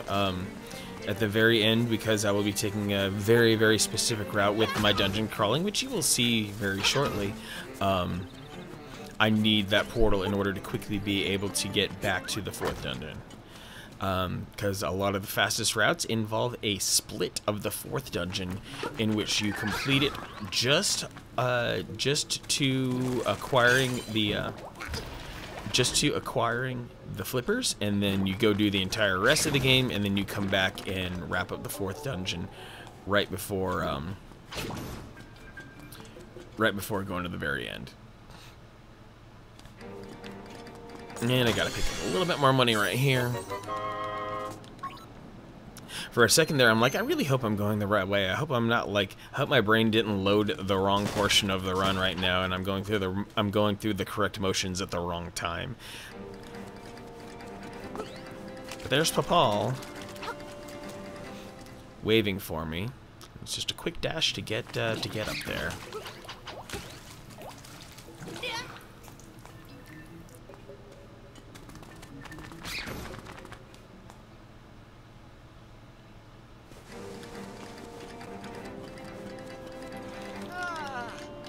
Yes, I'm going to give him some vitals.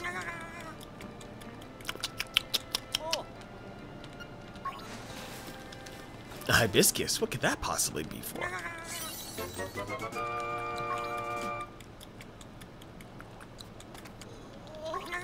Filled with energy now, and all it took was a pineapple.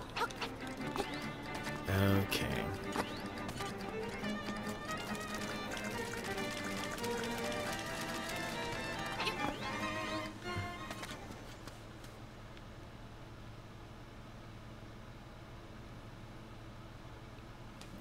And I'm good enough on bombs right now, so I'm just going to charge straight through here.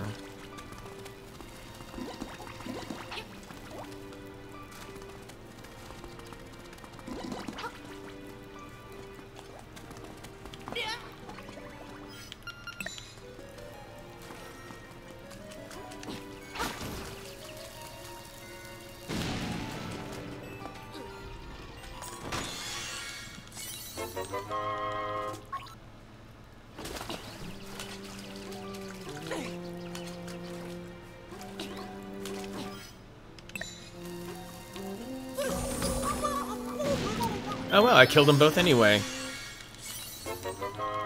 The magic powder in this game is really incredibly powerful, much more than its previous incarnation ever was.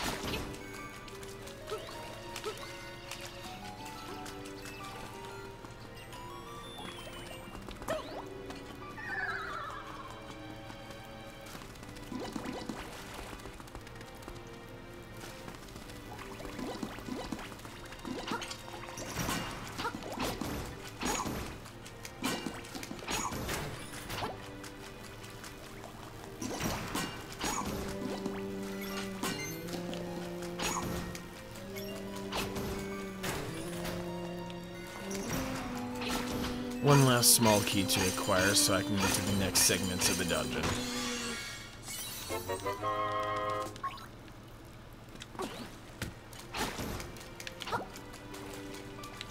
Still have to kill that dude though. There I go, getting greedy and cost myself 3 or 4 seconds.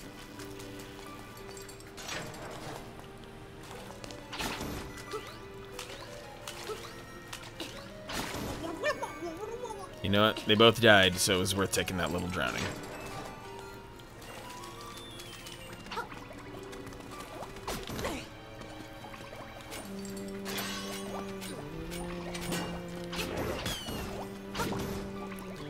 Okay, now these two little guys I will not kill because they're kind of important to this dungeon. Their existence, killing them triggers a small key to drop, and it's a small key that I do not collect. So it would be a complete waste of time for me to kill them.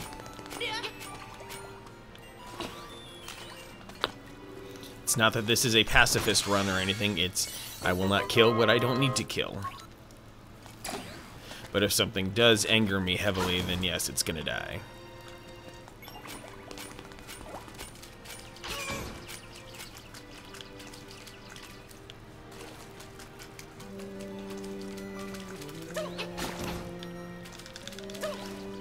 Okay, there's like an invisible wall right there, I swear. I have experimented so many times with trying to run across that gap, and something always stops me. Very frustrating. This boss is also the bane of my existence.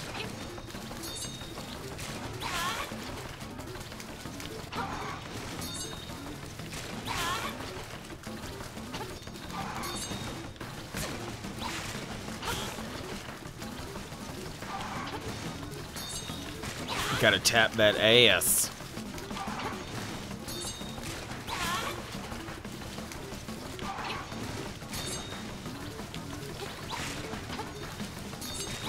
Oh, at least it did me the favor of dying up here close to the door. That's the most important part.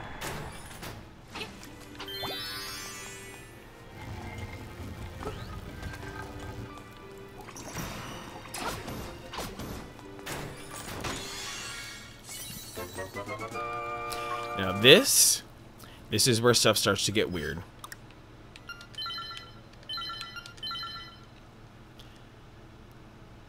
Very weird. Because I've been completing dungeons in order so far, but now that's not the case.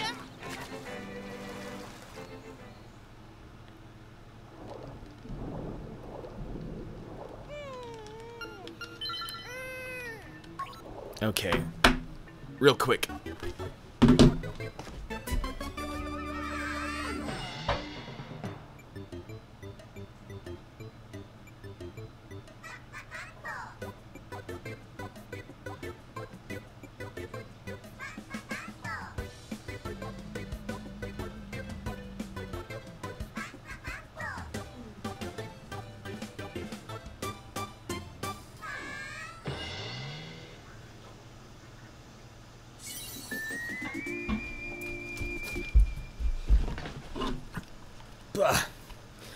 Wasting a few seconds here. I basically just had to speedrun peeing. I should have really done that back during the when I learned Marin, but that's fine. That's fine. I don't think I lost more than about 5 to 10 seconds or something like that. Right? I hope so. Now, back down here to Martha's Baby, because I have all the equipment required to clear the 5th dungeon.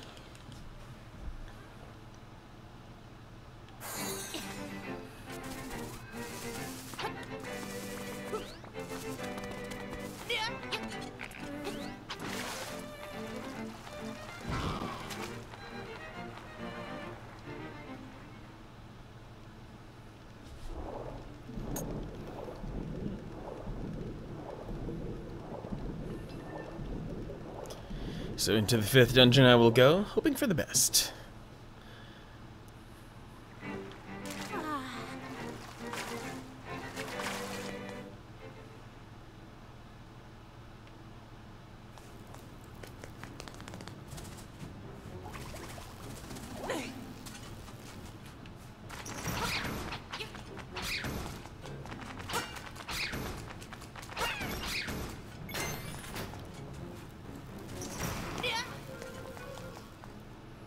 This room is the bane of my existence right here. Oh, why did I do that?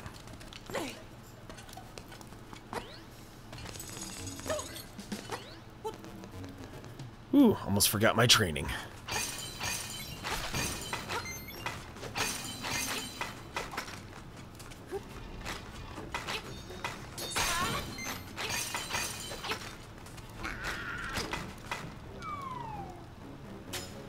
I'm gonna have to kill them all, aren't I?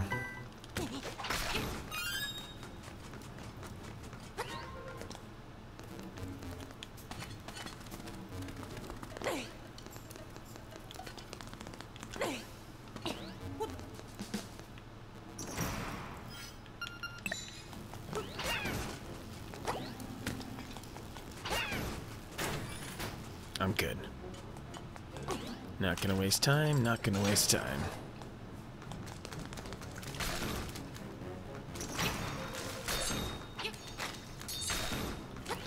And that piece of power is actually useless to me because the boss of this dungeon, or at least the most important part of this dungeon, this guy, sword power is not specifically a thing that is that defeats him. It's precision. It's timing.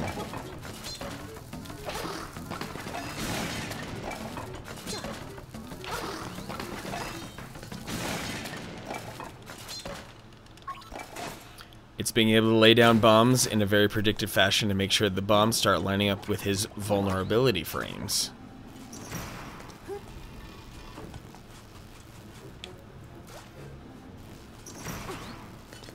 So it is good to know that being somewhere here in the 5th dungeon is indeed the halfway point of the run.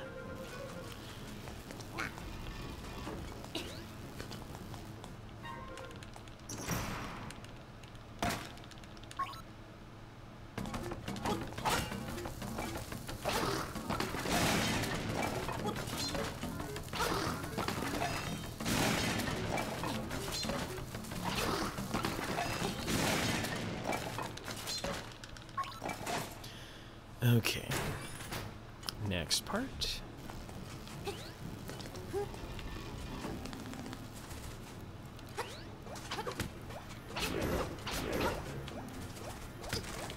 Oh my god! That is the worst enemy ever.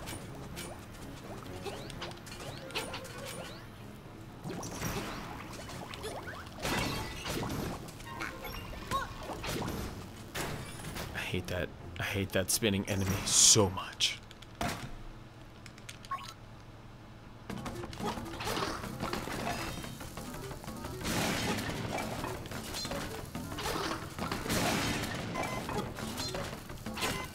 Oh no.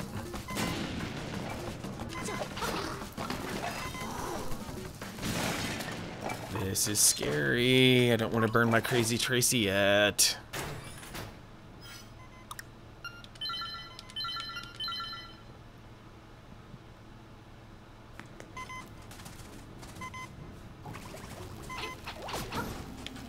I'm hoping for any sort of health pickup, any of them at all.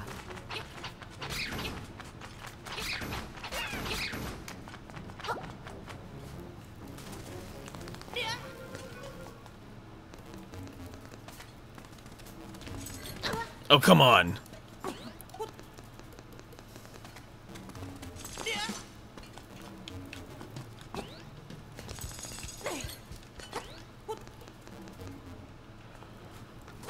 Woosah, woosah. Can't get rattled, can't get rattled. Not allowed.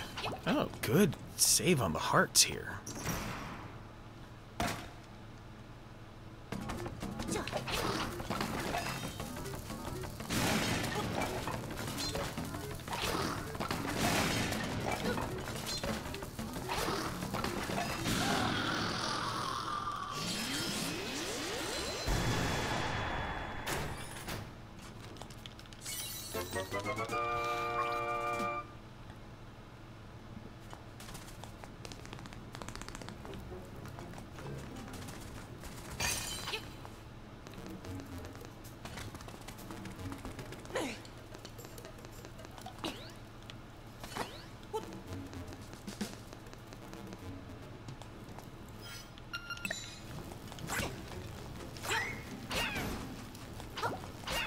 Yeah, you're running scared now. Okay, this is the part I missed last time around, but I have to make sure I hit it this time around, is the fat loot from this chest. Otherwise, I cut it very close. 865, not bad for money. But when my eventual prize costs me a lot more, that's what's difficult. Oh, come on! I was not at all supposed to bonk into that. But now there's a small key. There's a small key for me to grab, as well as the boss key.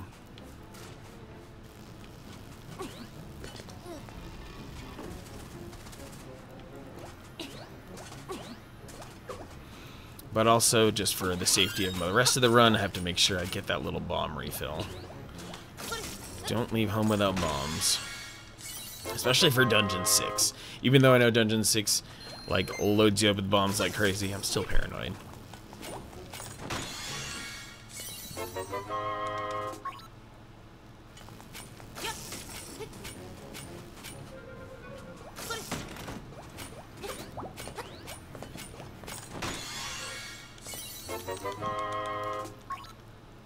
So far, so good on the finances.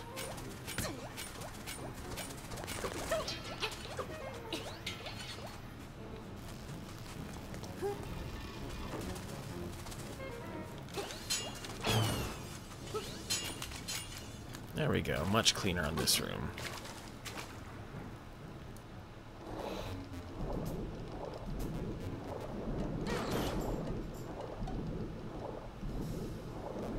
It's really funny when bloopers show up in the, I'm sorry, bloopers. It's really funny when they show up in the fishing game. Really cool things they did with the fishing game here in this remake.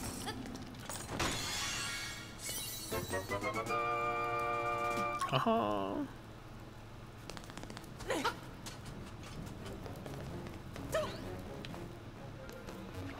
Now to get back over to the entrance. Or to that special staircase that's a couple screens over from where I just got to. That was a cheap shot.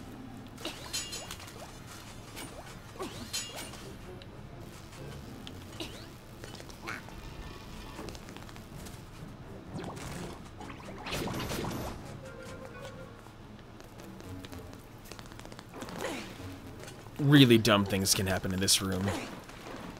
Thankfully, they didn't.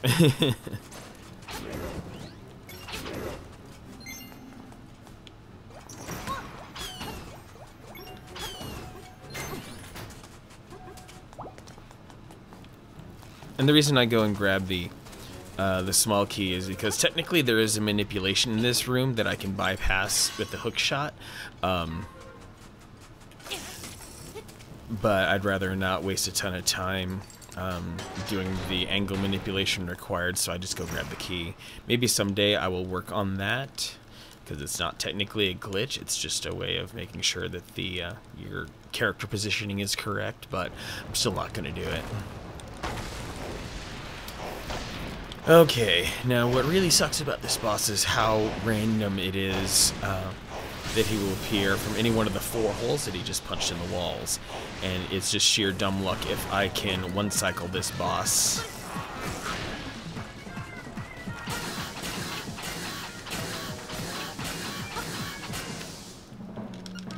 Sheer dumb luck.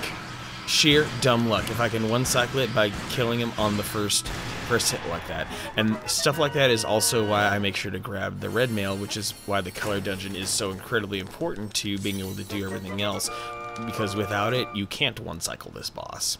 Otherwise you would have to manipulate for a piece of power right before entering the boss room, and that's kind of difficult to do, and it gives you a very limited window of time that the piece of power will be active while you're in the boss fight.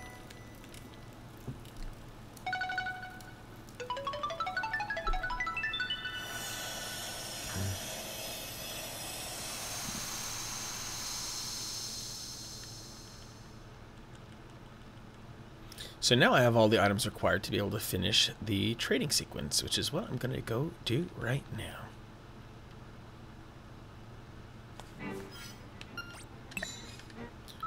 And the next place to go, since the item I have in my possession is the hibiscus, means I get to go talk to the goat lady here in Animal Village.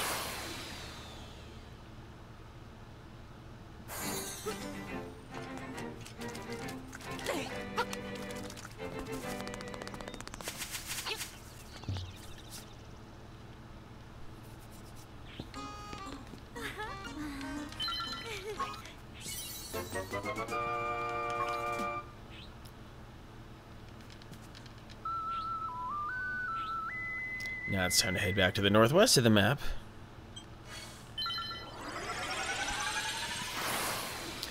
And the reason I don't warp to Mambo's Pond is I don't want to accidentally trigger the ghost quest.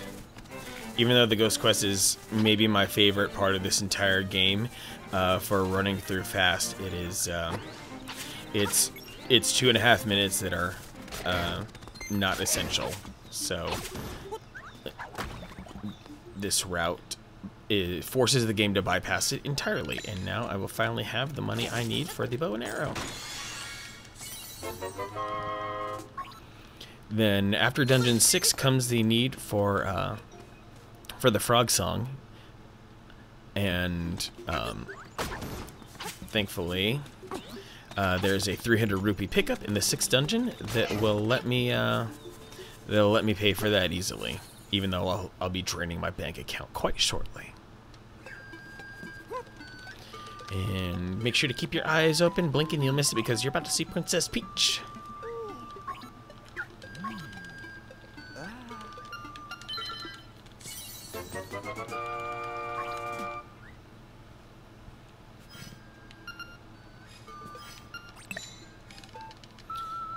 Now that I have the broom, that'll become useful shortly. Need to make sure I make a stop and grab that bow and arrow, along with some extra arrows, because it's good that I have a little bit of extra money to buy an extra set of arrows.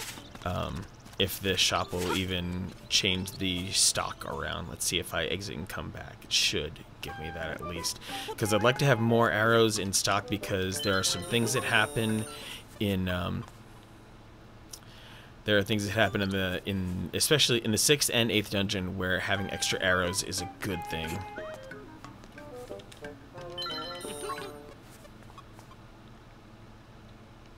And the game specifically has an anti-warp property inside the shop only, so that's why I had to go step out to do that.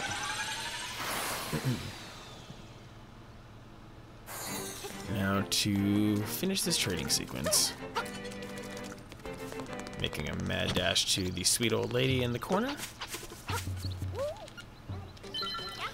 Getting that run clean, I don't know what it is, because the only way you can change the trajectory of your sprint is with diagonal presses on the analog stick, and it's just very fussy. Especially with all the ways that my controller has been acting up on me.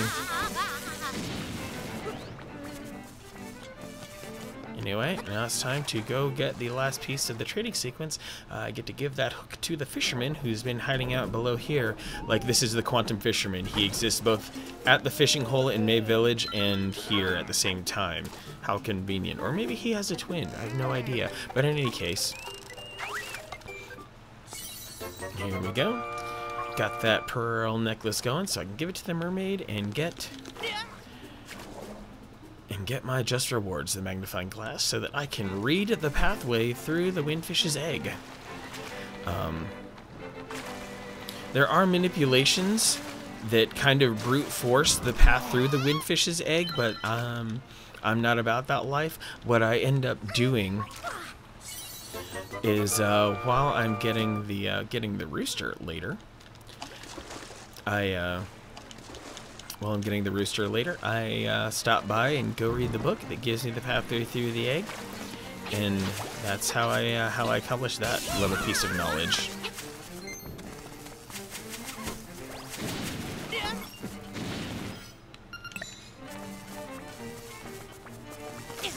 Oh, come on!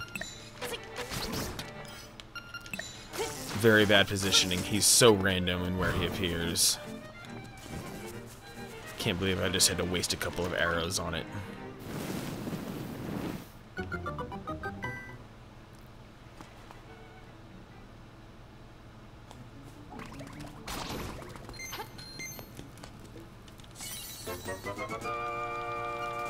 Good old magnifying lens.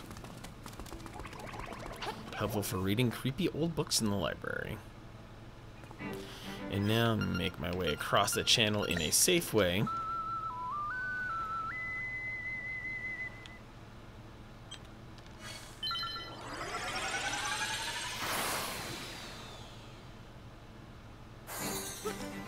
Oh, BGR. Yeah, you missed Fandango. That was the lead-in, man.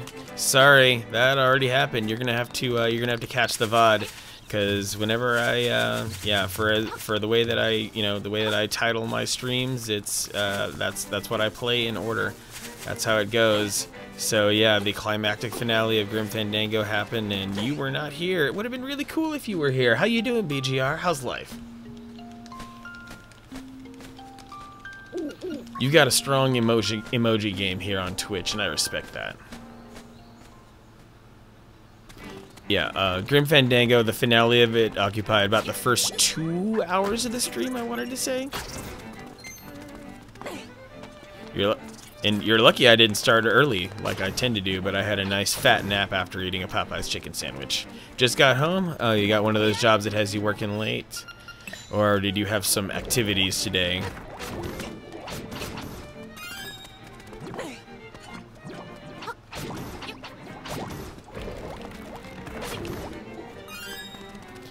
Ah, you work late too. What time zone are you in?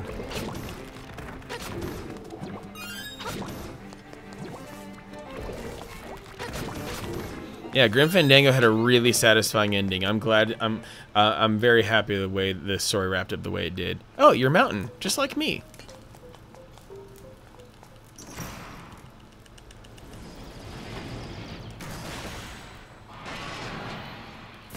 And yeah, that's the part I also find kind of interesting, is being that you just got home from work. My job normally has me getting off work at 11 o'clock, so I know that feel. I know that mid shift life.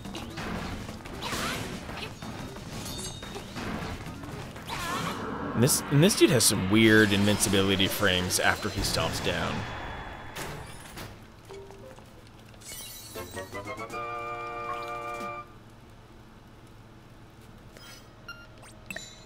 Now to make my way out of here and into the 6th dungeon. One of the more tear your hair out kind of dungeons. Yeah, I'd rather have mid-shift than what my brother has night shift, which is killer on his social life. Depending on the way that night shift goes, sometimes it's okay for the social life and sometimes not. Like, especially if one scores the night shift where you have Friday and Saturday night off, but that, not many people are so fortunate. Personally, I'm not about that. I mean, it's been a long time since I've had it, so maybe that's just my point of view, but hanging out Monday night through Thursday night, going out and socializing on those nights it's difficult. So, but if as long as your night shift has Friday and Saturday nights off, then you're fully good to go, in my opinion. Ooh, already an incel. He's already handicapped socially as it is, so he's only doubling down with that kind of shift. Okay, Dungeon 6 is damn near... It is really a neck-and-neck race between Dungeon 6 or 7 for which is the most tricky. I've managed to kind of science my way through Dungeon 6 so that it looks fairly easy and straightforward, but I promise you it's not. If you're playing Dungeon 6 casually and you're not familiar with it, this dungeon will throw you in so many weird directions. It will make you tear your hair out if you have any hair. So, condolences to your brother. Hopefully his social life gets better, BGR. I know that we all have our own struggles through life, and I don't know if that's just how he's been, or if there was an event in y'all's lives that that affected him like this. But yeah, he's still your brother. Only reason he took that job.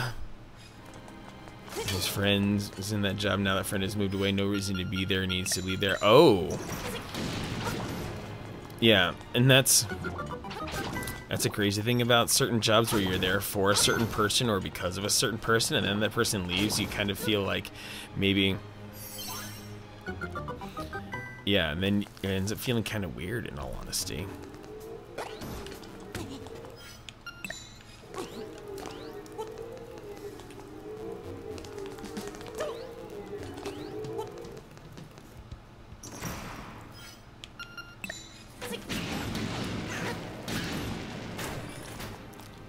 Luigi's Mansion 3 is I might play that offline. There's just been I might dig in and try to play like the original Luigi's Mansion. That seems to be what I would do, because people seem to be going really crazy over Luigi's Mansion these days.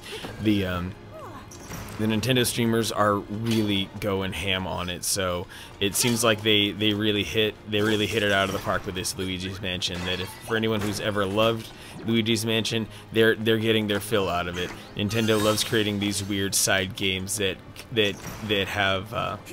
have these certain audiences. Yeah, GameCube graphics are freaking beautiful. I have a GameCube. I have streamed live from that GameCube. Well, actually, I have 2 GameCubes, but yeah, since I have the HDMI dongle for my GameCube, that might be worth a stream to ride the Luigi's Mansion wave. Okay, I'm gonna do a trick. Yes! Oh man, I'm so happy I pulled that off. Because it takes advantage of the known position that glowing enemy always is in, and if you get there to the back side of the room fast enough, you can kill them both immediately. That's so good. Okay, so now for the second part of the 6th dungeon of this nightmare hellhole.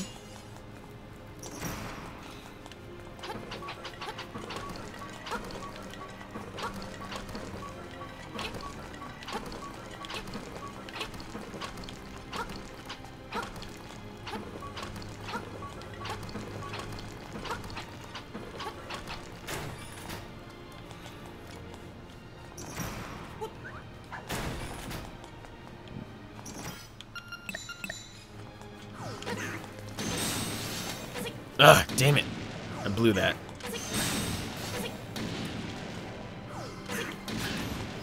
For all the benefit that I gave myself in the other room, I blew it right there. That took a little bit longer than I wanted.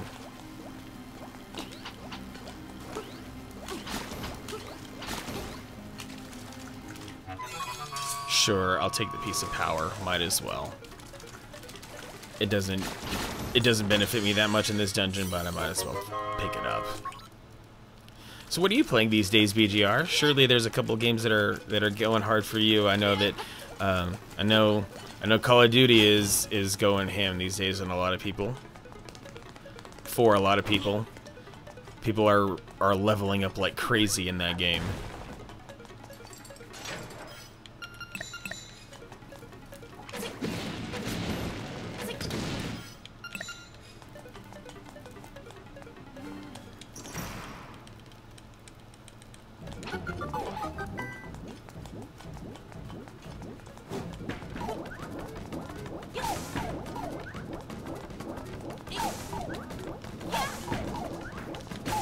That was a good fight.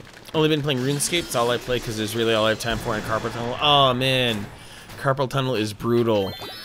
You know, I feel like we all have a shelf life on all of our respective bits and pieces, and Carpal Tunnel is one hell of a thing to try to recover from. I know that my time will be up someday soon on that, because I'm already 35. The window is certainly about to close on me, surely. So I'm just trying to hit as much as I can while I still got the juice. Oh, might as well fall.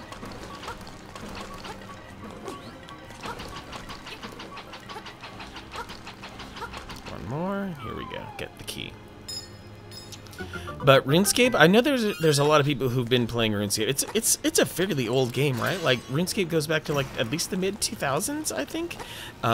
Really simple mechanics, mechanics that don't require a ton of like crazy hand precision and damage like a game like this would.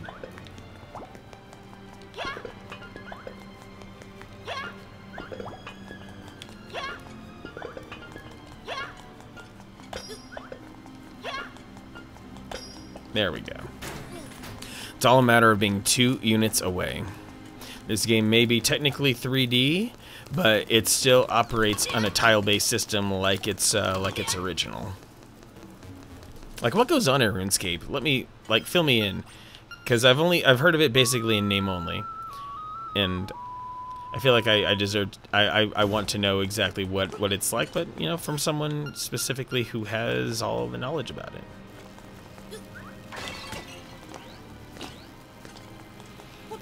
Because it seems like RuneScape, you can, if you really wanted to, you can play it in short bursts, right? And still feel productive. Downgraded graphics of World of Warcraft, but the lore is better. Oh, that sounds cool. So here's the frog money. I had to route this in because it is the fastest, most efficient way of making sure that I have enough dough to do what I need to do.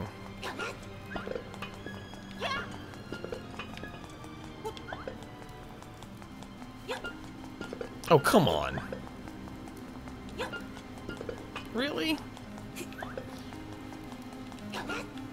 After all I've done for you, you're gonna repay me like this. There we go. This room is costing me. Game mechanics RE Fight are very different. Yeah, it should be point and click, right? Bosses are no means easy. Takes time to learn them. I guess you probably got to do a lot of leveling up as well. I was a little too far away that time. Oh man, this is rough. And they keep landing up there, which is super frustrating. Can you give me this one?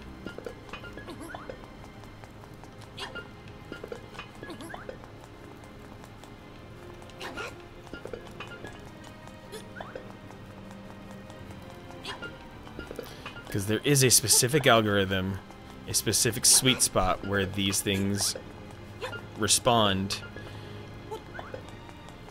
and the game is just not giving them to me. Can I go pick up this one? Okay, how about I go...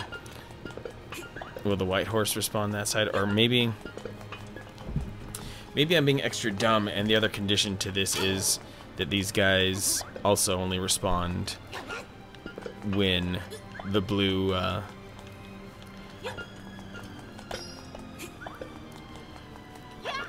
when the blue bollards are down. There we go. Blue bollards down. It's another requirement. That was a lot of time I didn't want to burn there, but I guess for all ways that time can be wasted, there are much worse things. Pretty tired, gonna lurk, but you'll be here. Dude, thank you very much for popping in at all. Thanks for checking in. And by all means, please check out the VOD later to get your fix of Grim Fandango. Spent a smooth 2-ish hours on that. It was a fun time going through the final scenario. Thank you.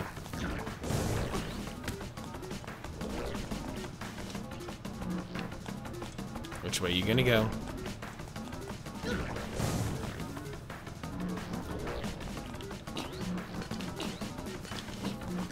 There we go. Eat the bomb, you idiot.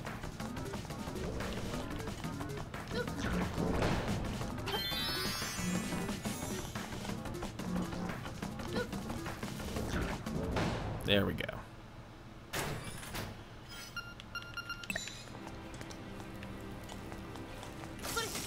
Okay, hour 38 if all goes well.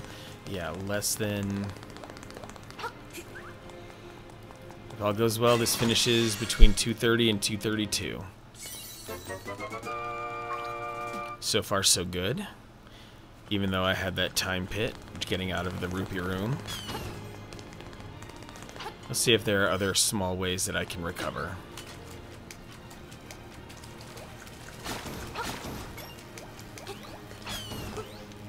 I better have an amazing 7th dungeon. That's all I'm going to say right now.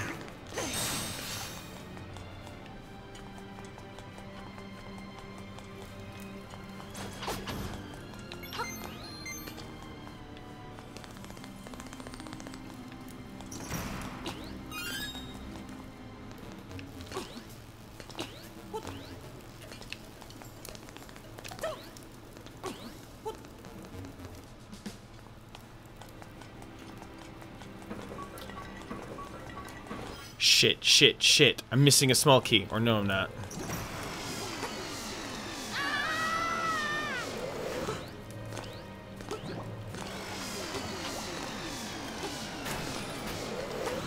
Freaked myself out for a second there. Really incredibly freaked out.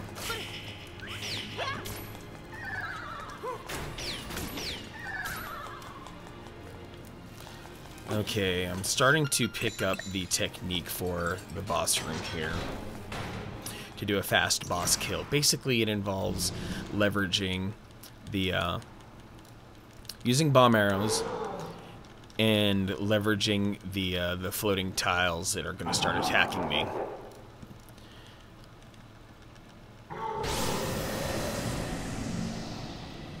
And I just have to learn the pattern of the floating tiles in order to become better at this.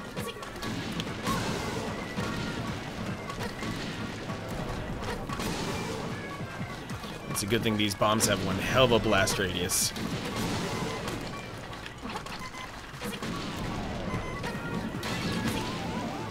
Yeah, I knew I was gonna die here. And now I'm just gonna try finishing him up the old-fashioned way. And I'll just have to route Crazy Tracy into, I'll just have to route a trip to Crazy Tracy in a little bit later. That bomb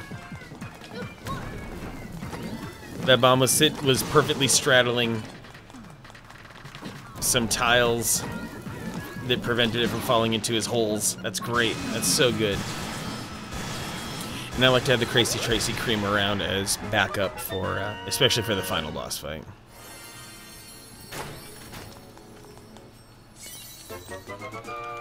Yeah, there's going to be a warp that I do after I shortly get the, I can get more Crazy Tracy cream without wasting that much time, basically. Maybe 30 to 45 seconds.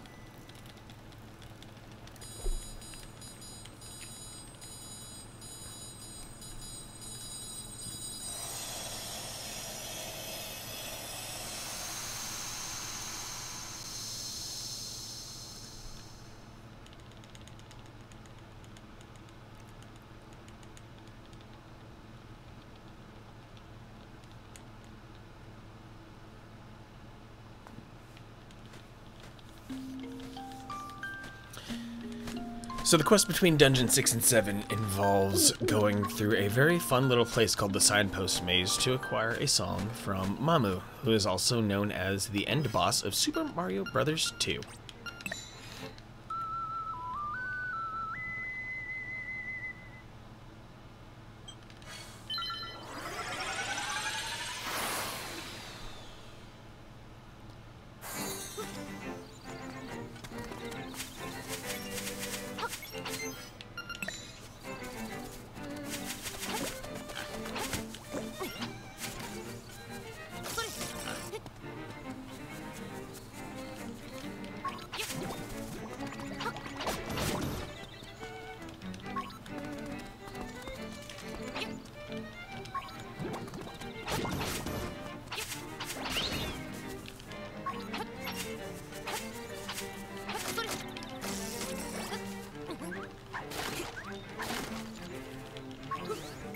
Nope.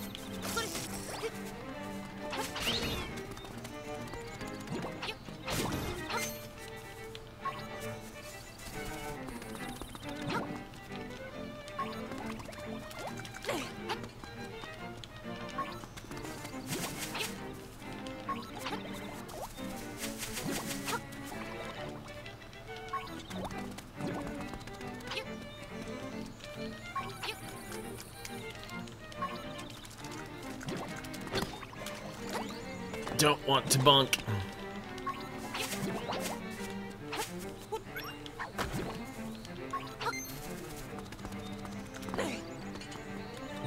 There's a hole under that bush, so I'd rather not open it up. Just as a safety thing.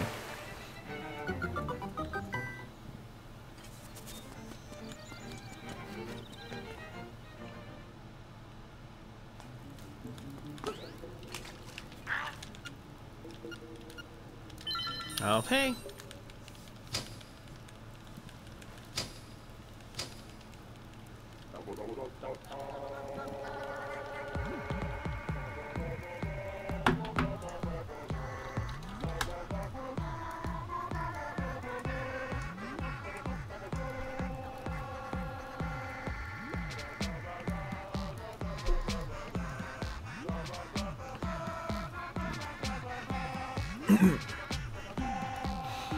Kind of crazy knowing there's only about 45 minutes left in this run.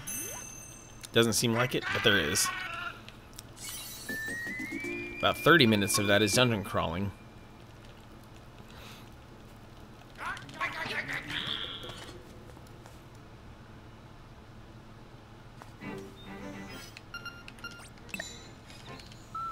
Just a nice, slightly quicker way of traversing north a couple of squares.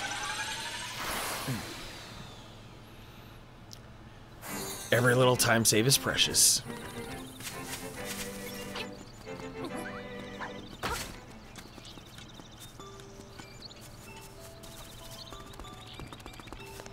And so the interesting part here is that for most of the game, you're not able to actually push that out of the way until I think after Dungeon 6, the game makes that eligible for something you can, eligible as something you can push, but it's not always pushable. At least to my knowledge, it's been that way. It was that way in the Game Boy version.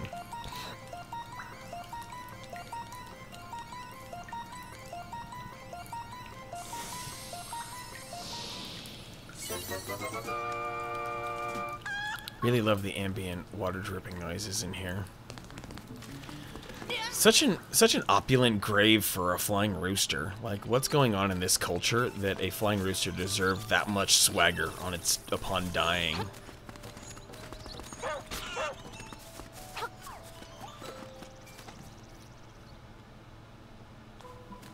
Okay, now I need to write this down.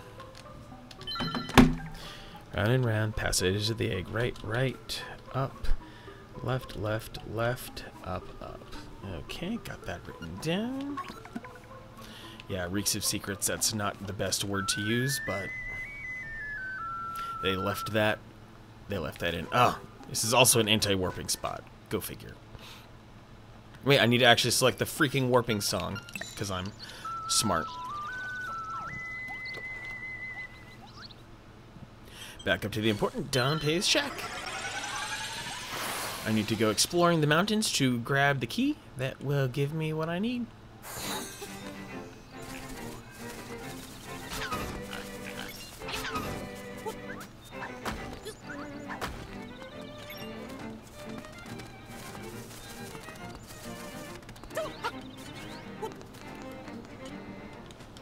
And of course the owl is going to stop me.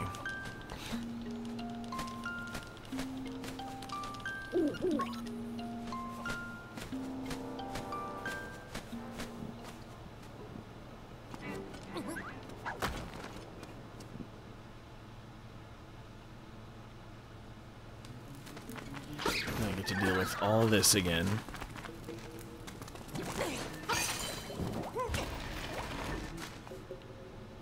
I'm always grateful. That's the only time I'm grateful for those little slimes because of the slight boost it gives me through that corner. Slight, very slight.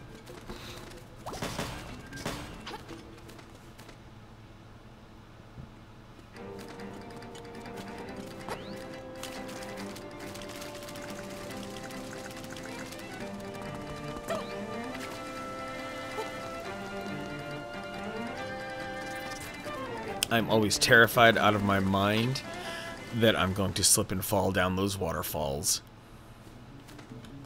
So I play it. So even just that jump, which looks theoretically fine, not about that life.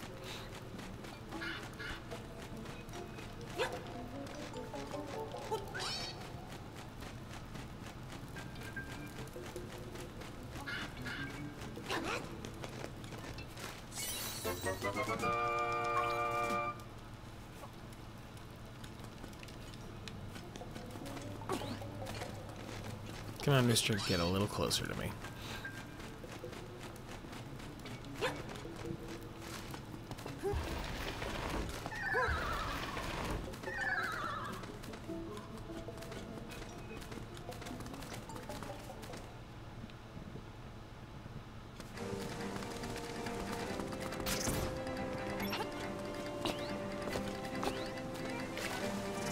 Very scary.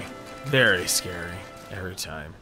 Because you don't want to overshoot and launch yourself down into the lower tier. That would just be so scary.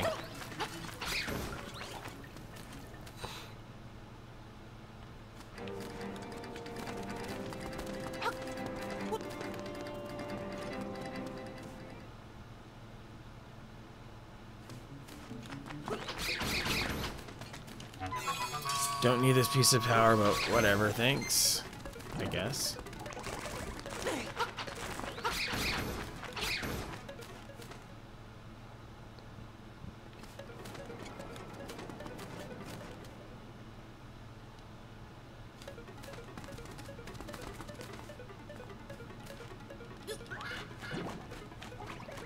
The hardest part is always manipulating those enemies so that I don't bonk into them on my way over. I'm not often successful there.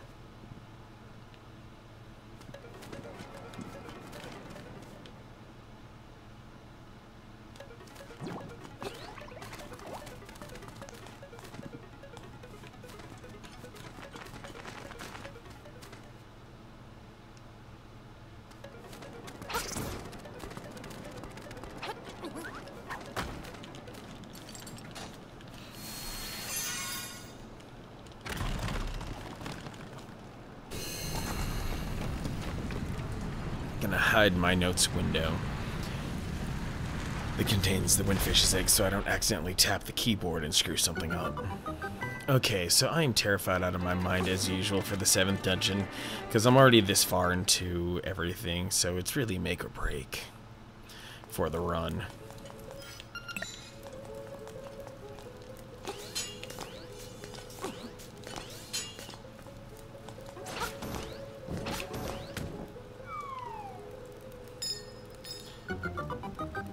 Those bubble enemies are the worst, especially for BS like that.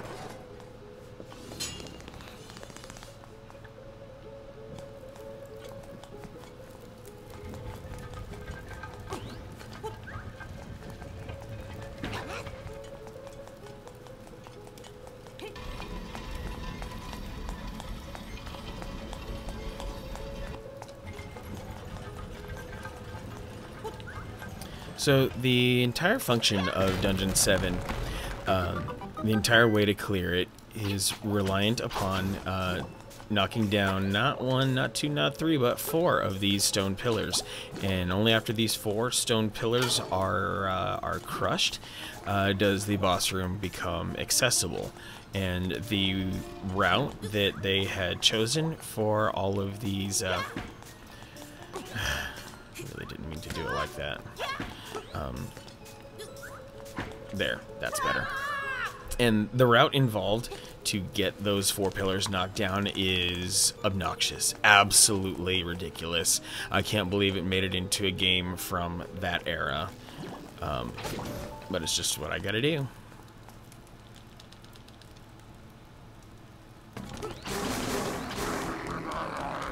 Including killing this Hinox quickly. And the Dungeon 8 Hinox is even faster.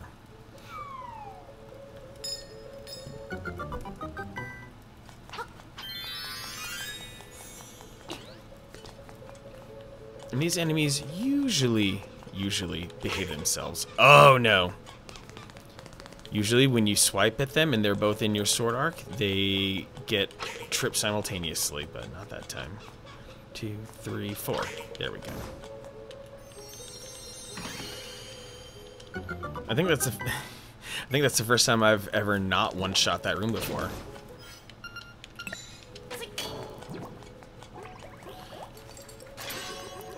And as nice as it would be to skip grabbing the mirror shield, it becomes important because the mirror shield is the way to clear the obstacle on the way to the 8th dungeon.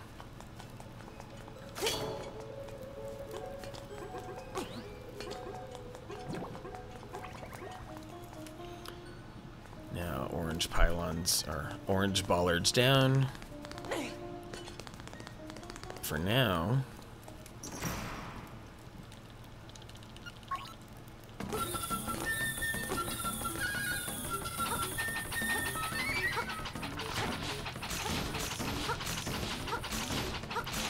That's all there is to it for that. For the first few times for the first few times that I played through this after, you know, the re-release, I just could not hit the timing of those enemies to save my own life. It was the weirdest thing, but now I'm clearing them just like I did in the old days. I don't get it. I was previously very terrified of that room.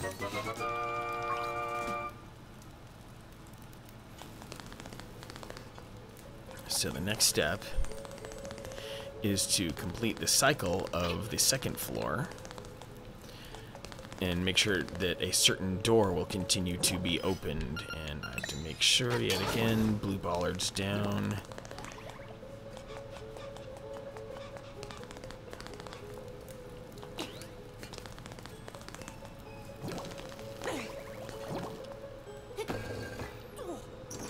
Now, I'm going to take the safe route through this room. Instead of, like, other flying tile rooms, I'm just going to hang out in the corner and let them bonk me.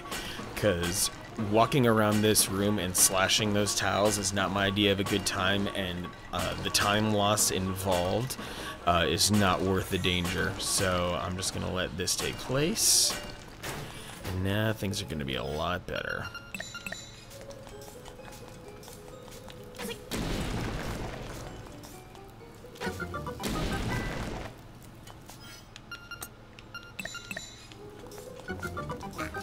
Now, this lets me hit 2 pillars in one go, basically. Throw this across. Then it's an easy ride down to this one. Then I have to make one more fall down and loop cycle.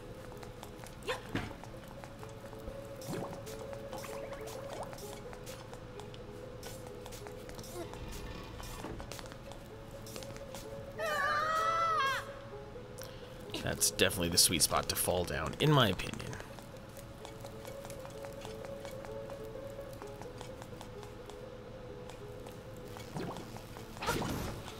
Because now I have to make sure that the ball makes its way over to the eventual place where the 4th dungeon will, or the 4th pillar will be.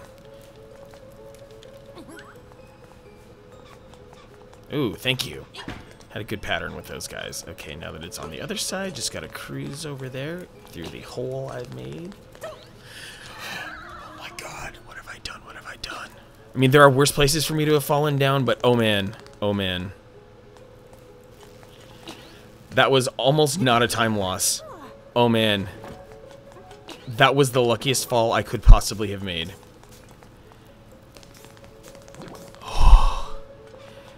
The luckiest.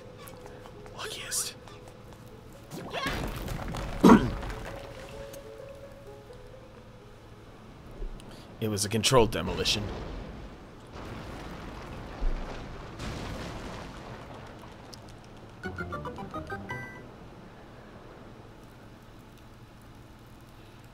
Okay, and now the fastest way to make my way over to the boss room is by warping back to the mid-boss room, which is now in its conveniently good place. Bam.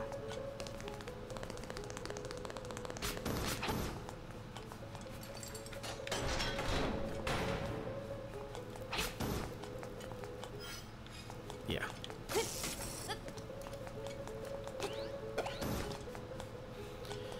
And not a strat that has had much opportunity to be discussed, but the trick to Goombas is that they will reliably drop a heart if you jump on them, just like Mario. Hoping for some good Eagle RNG so I can kill it quickly.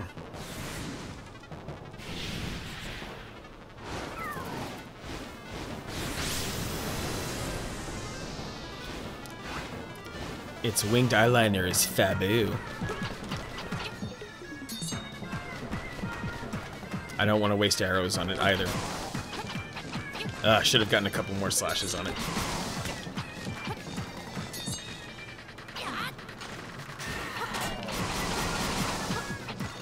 And I like how it doesn't have iframes either. You can just slash it to your heart's content and all of those hits count.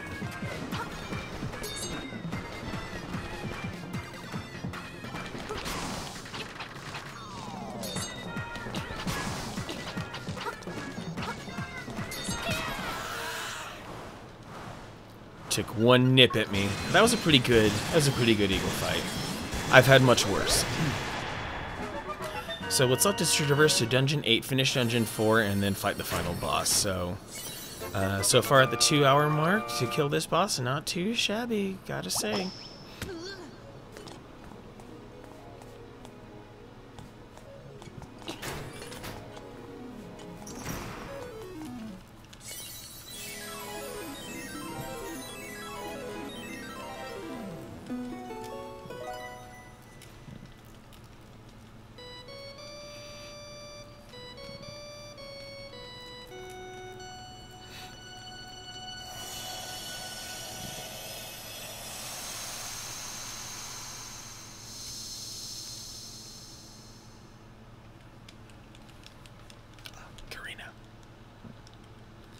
music of the ocarina leads.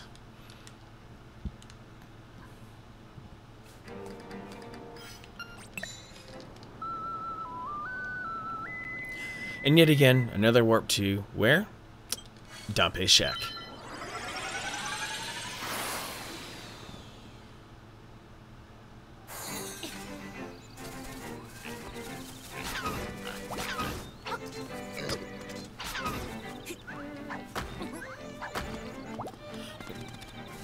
And, you know what? Yeah. I was struggling with it for a second. I'm gonna go make sure that I get the Crazy Tracy rub.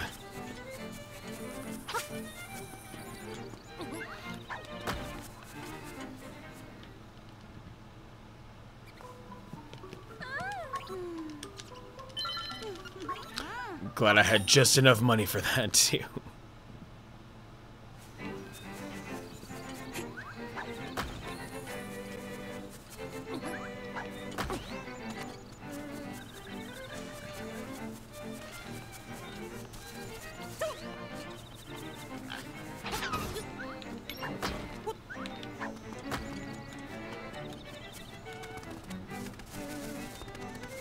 Now, the path to Dungeon 8 looks initially a lot like the path to Dungeon 7. However, we take a specific turn in a certain place.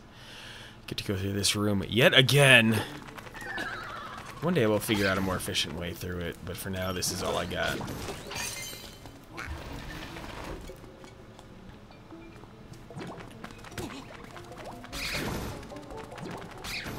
Anything that lets me kill more keys is welcome.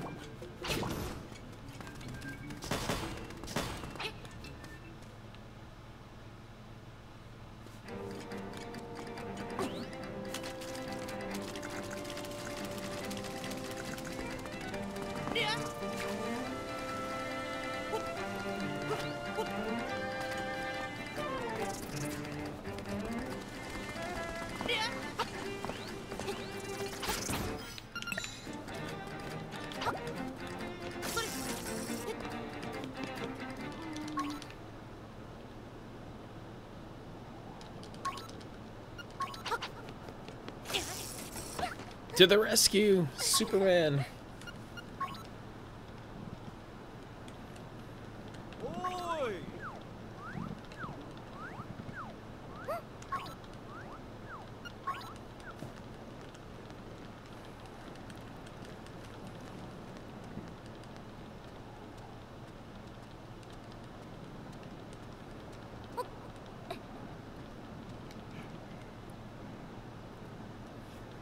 And a talk from the owl to waste more of my time.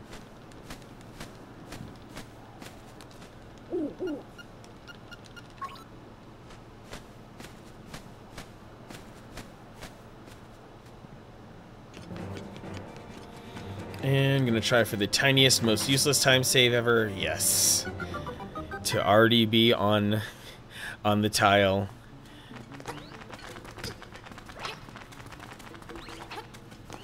To already be on the stairs tile when it spawns.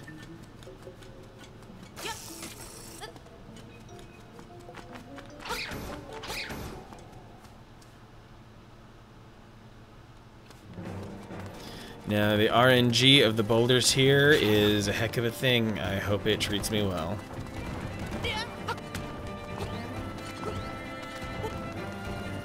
Not bad.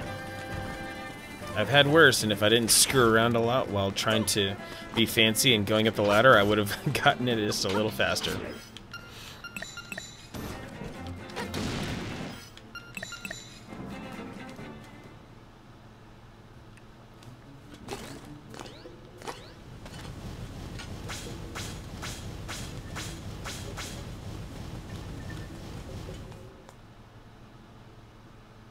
Okay, in the home stretch to the entrance of Dungeon 8. Now, Dungeon 8 I have had a little bit of practice on, and I'm loving the route. It's definitely, it's my most fun dungeon, honestly.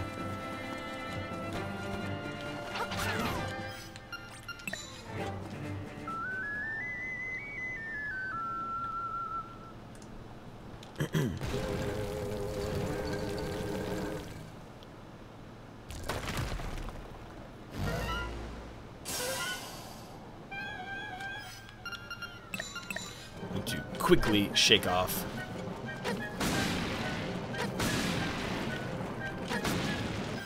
Quickly shake that off, and now that he's super vulnerable, how about I not be stupid about attacking him?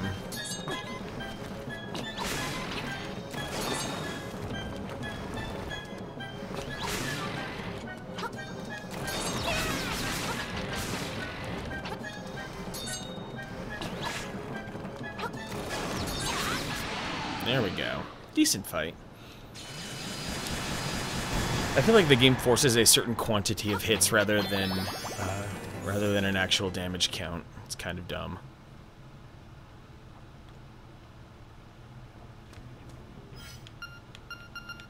There we go. Because Vire is an incredibly annoying enemy. And being able to put up with him as quickly as possible is always the goal. And this Hinox is no big deal to defeat.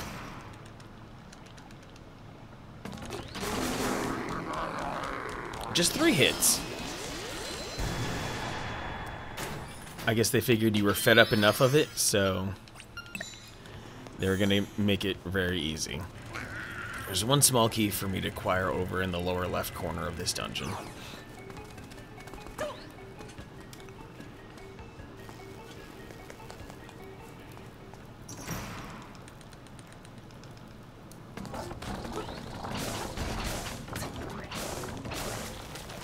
Now my sword is double powered, so I don't even have to sweat that.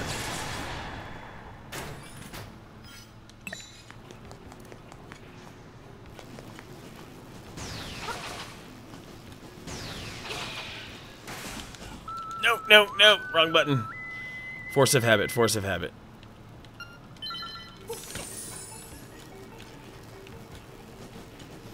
Because I usually have something else completely mapped to Y.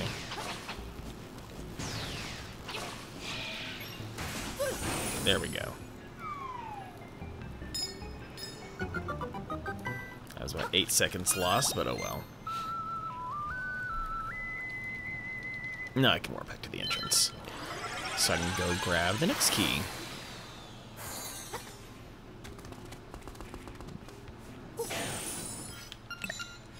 Yeah, let's not waste more magic powder, especially because it will be important to... Especially because it will be important to the final boss.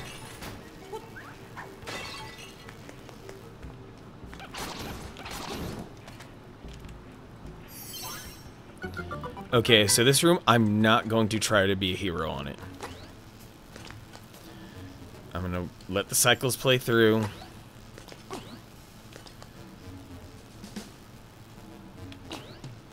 I'm going to play this room safe because I have screwed myself over way too many times trying to hit the cycles of those platforms, and it's been not fun.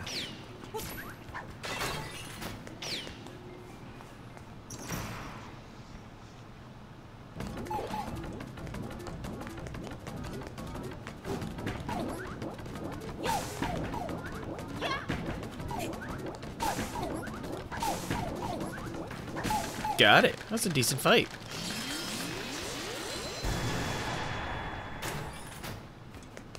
Now, under normal circumstances, under casual play, going down one room and going through the staircase there would lead a person over to the spot containing the map. But, you know, it's just as important to know where things are as it is so that you know exactly what to skip. At least that's my view towards running this game effectively.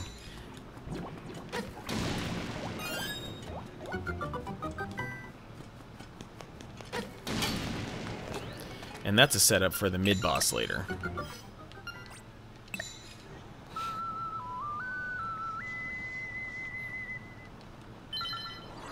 Let's quickly get back to the entrance. Then I can do the new portion of the route that I created a little while ago, and now I actually get to perform it. It's really cool skip involving a bombable wall. well, kind of a skip, in that basically the aim of all of this is to make sure that I run through the fewest amount of, well, everything. Use the fewest amount of keys required to make it through this game, etc., etc. I don't know why I just switch. It's just like those, the feather and hookshot are like my safety blanket. I always have them equipped. Oh, come on! I hate this room so much. Because that stuff always happens. You have to be way more precision than you think you do in order to hit the eye on that statue.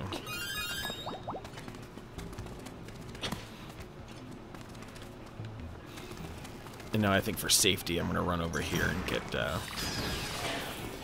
grab these arrows. Because I don't want to be without arrows in the end game. Even though I shouldn't have to use arrows for the remainder of this dungeon, that's just a safety thing for me. In case some more dumb stuff happens.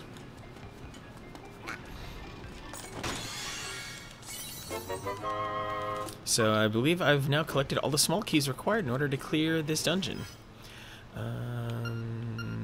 Yeah, back to this.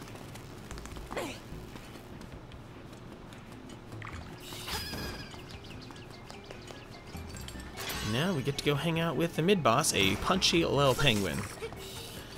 Keep forgetting his name, but it's a cool one.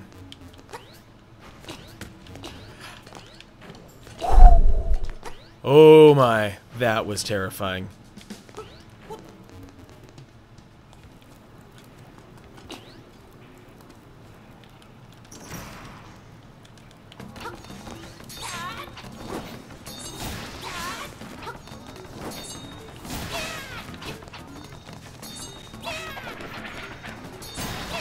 If I got hit by that specific wind-up, you would send me back to the beginning of the dungeon. Not fun. Oh, come on! I was totally in his hitbox.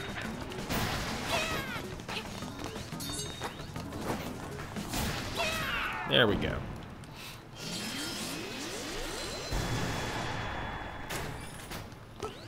I've had better fights, but I've certainly had worse.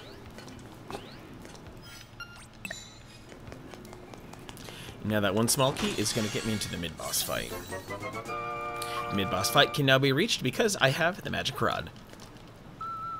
I'm not going to waste time even going down to the warp portal because I can do it right here. See, when they redid this game, they made a big mistake by giving us so many warp opportunities.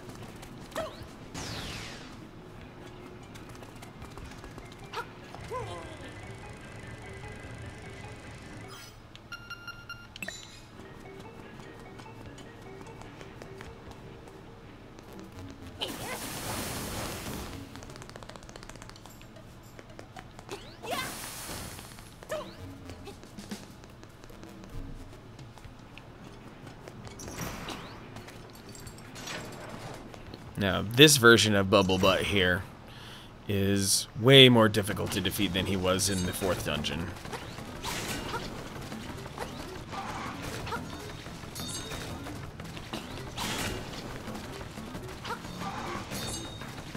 Sometimes you just gotta let him come to you.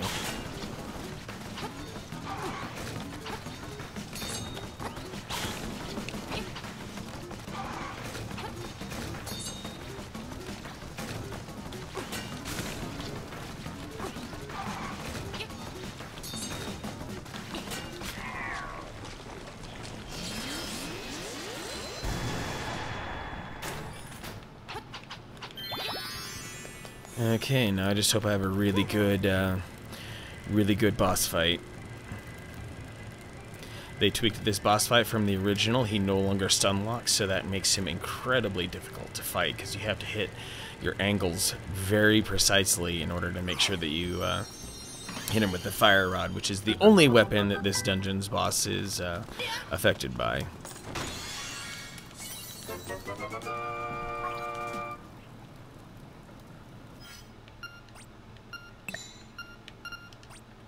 What's wrong with me?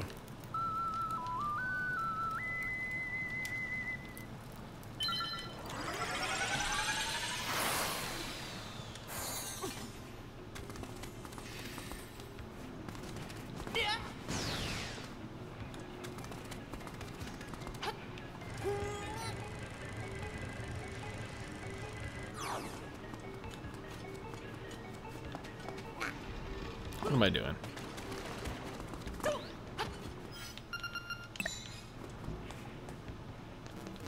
Sometimes.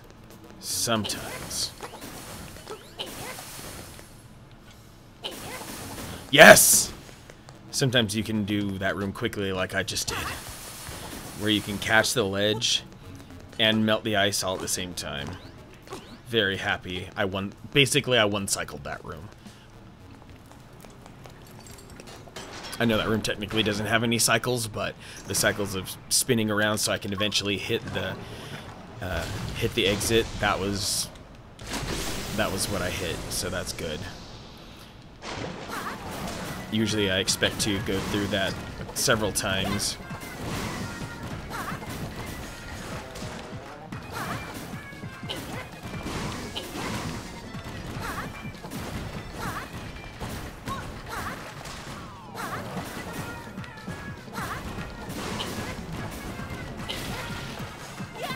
Good, good.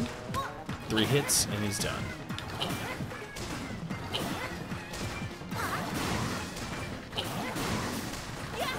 There we go.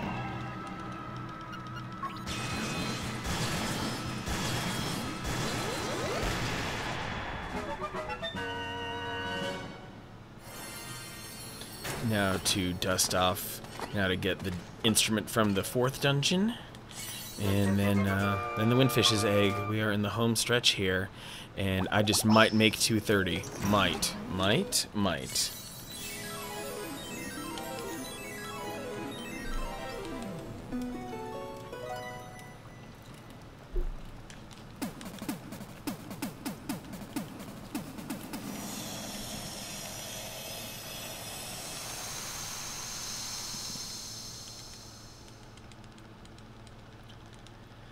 And now, this is where a certain warp point comes very much in handy. This is the clinching warp point. If I did not hit it earlier, then that would definitely cost me maybe a minute or two. It's being able to hit this one. And I like how the game puts a little spotlight on the dungeons, or at least the dungeons that you have not completed. Nice little detail on the map there.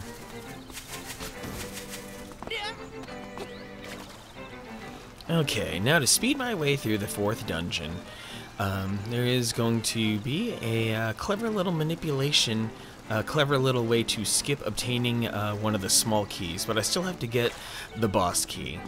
But I'll talk about that little way to bypass a small key once I get there. First order of business, let's get the boss key, which, you know, we must now go back and finish a certain part of the dungeon the way that it was intended to be played.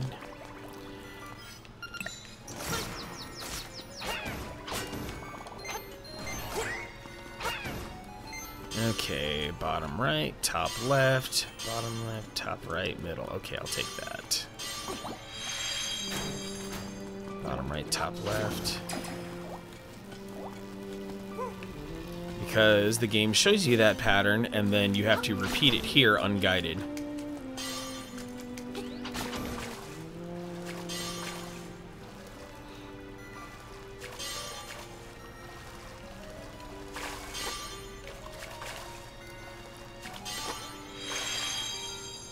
That was a pretty good pattern because it let me get on the stairs as soon as it spawned. And harder than it looks one cycling that thwomp.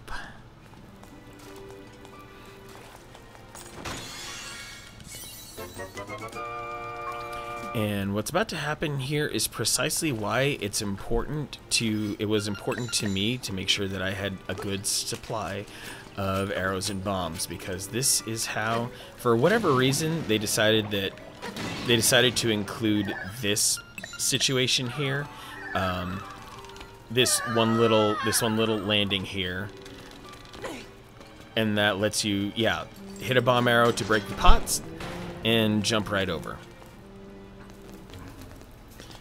And normally this boss fight is super tedious, but since I'm now red tunic equipped, Many are not red tunic equipped when getting into this dungeon. This fight should be pretty decent. Food. That definitely sounds like me when I'm hungry. Yeah, get mad. Why do you elevate?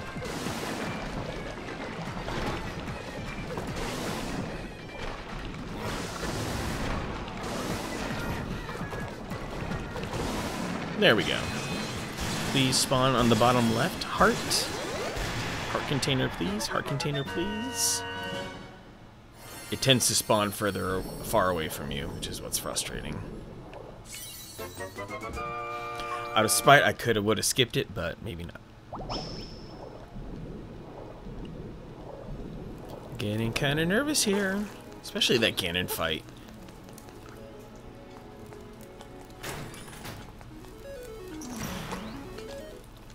After the final boss is completed, a staircase appears, and hitting that staircase is considered time.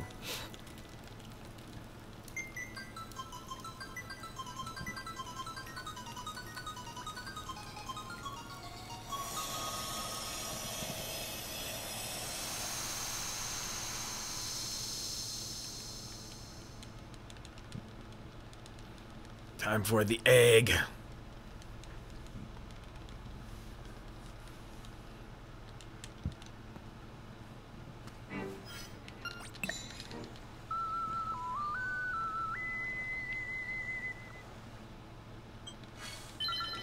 One last trip to Dante's Shack Warp. You've been a good warp buddy this entire journey.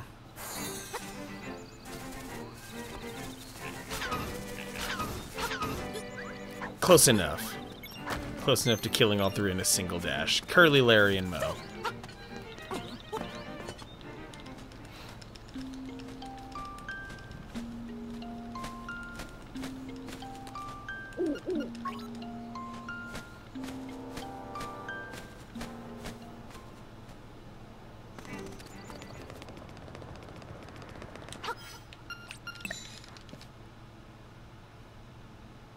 Enjoy the tunes. This is an automatic minute here. There's no bypassing this.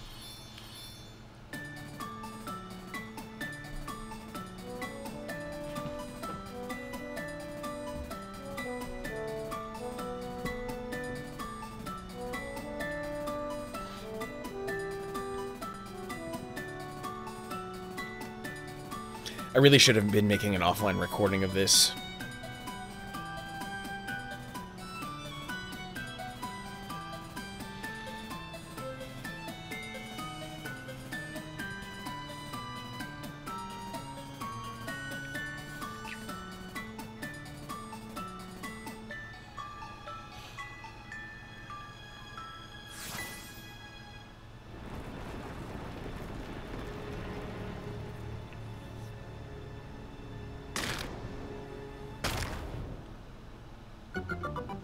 I might actually hit 230 on the nose here, you guys. Might. Like, a whole lot of things have to go perfectly.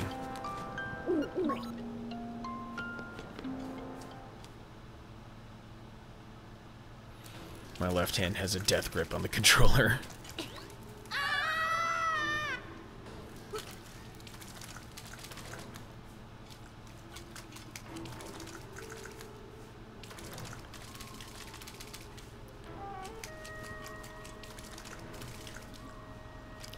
And 3 lefts. I'm grateful for multiple consecutive when you stack like a left or up because that means more running and that means a faster path through the windfish's egg. Okay.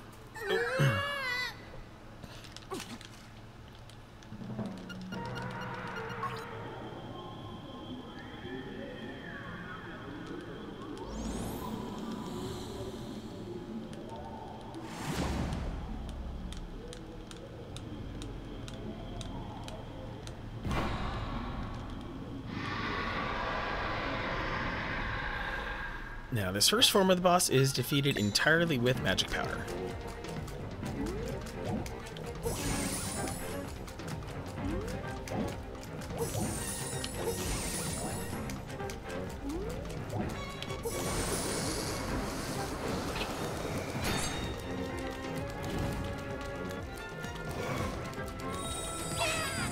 first one is always free. After that, things get weird.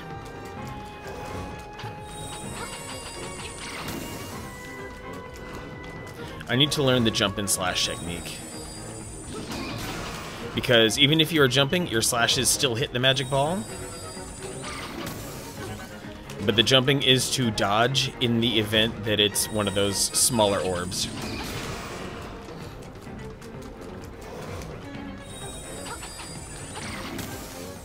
So that I don't get damaged. 2, 3, 4. Oh no! Fewest cycles possible. Okay, I'll take it. I've had much worse. That was decent RNG.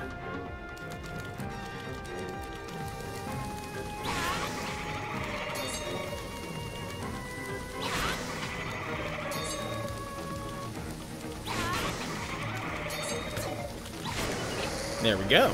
Good Moldorm. Now I believe it's time for Ganon, which is the worst part of the fight ever. You cannot attack him. They really did something wild to the way that this all behaves. Oh my god! Just one hit, please. That's all I ask, is just at least one hit between the cycles. Because otherwise, his trident freaking traps you, and it's frustrating.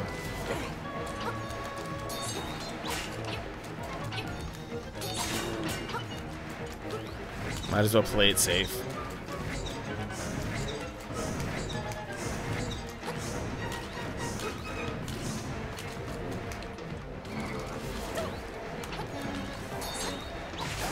There we go. That was a decent fight.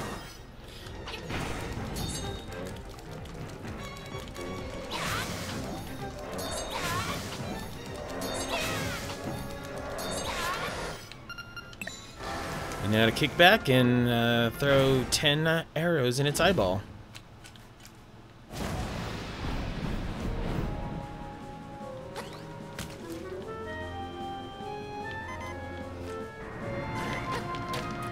Oh, come on. Ooh, I still got 2. Okay.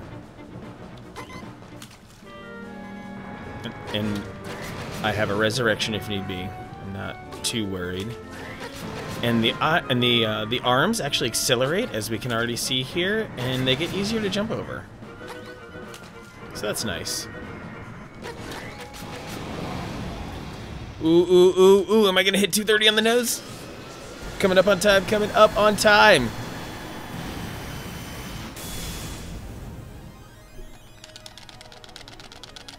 So close, so close!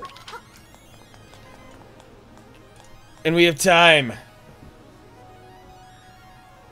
For anyone who's still stuck around, that was a PB. There were maybe, out of all that ever happened in that run, maybe there was, I don't know, 90 seconds to 2 minutes more of optimization that are possible. But yeah, this is as good as it gets. This is really, truly, I promise you, like, as good as it gets. That was as good of a run as I could possibly have asked for. Okay, maybe 4 minutes? Like, if everything had gone according to plan, if I had actually executed a couple of spots better, maybe like a 227.30-ish, I'm thinking.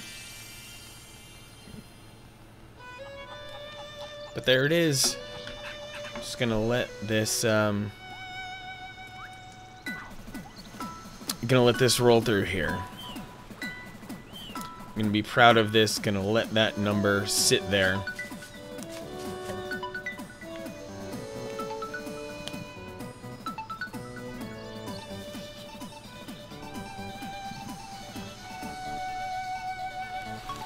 Being that I just basically crushed Link's Awakening at 230 on the nose.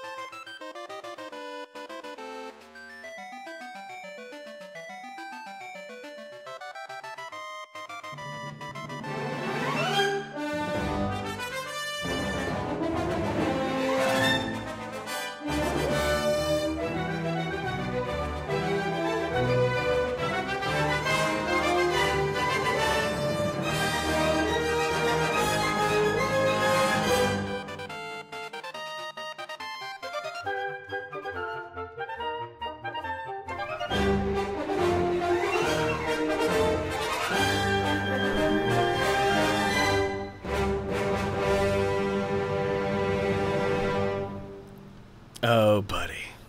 Oh, it's so beautiful. So wonderful. And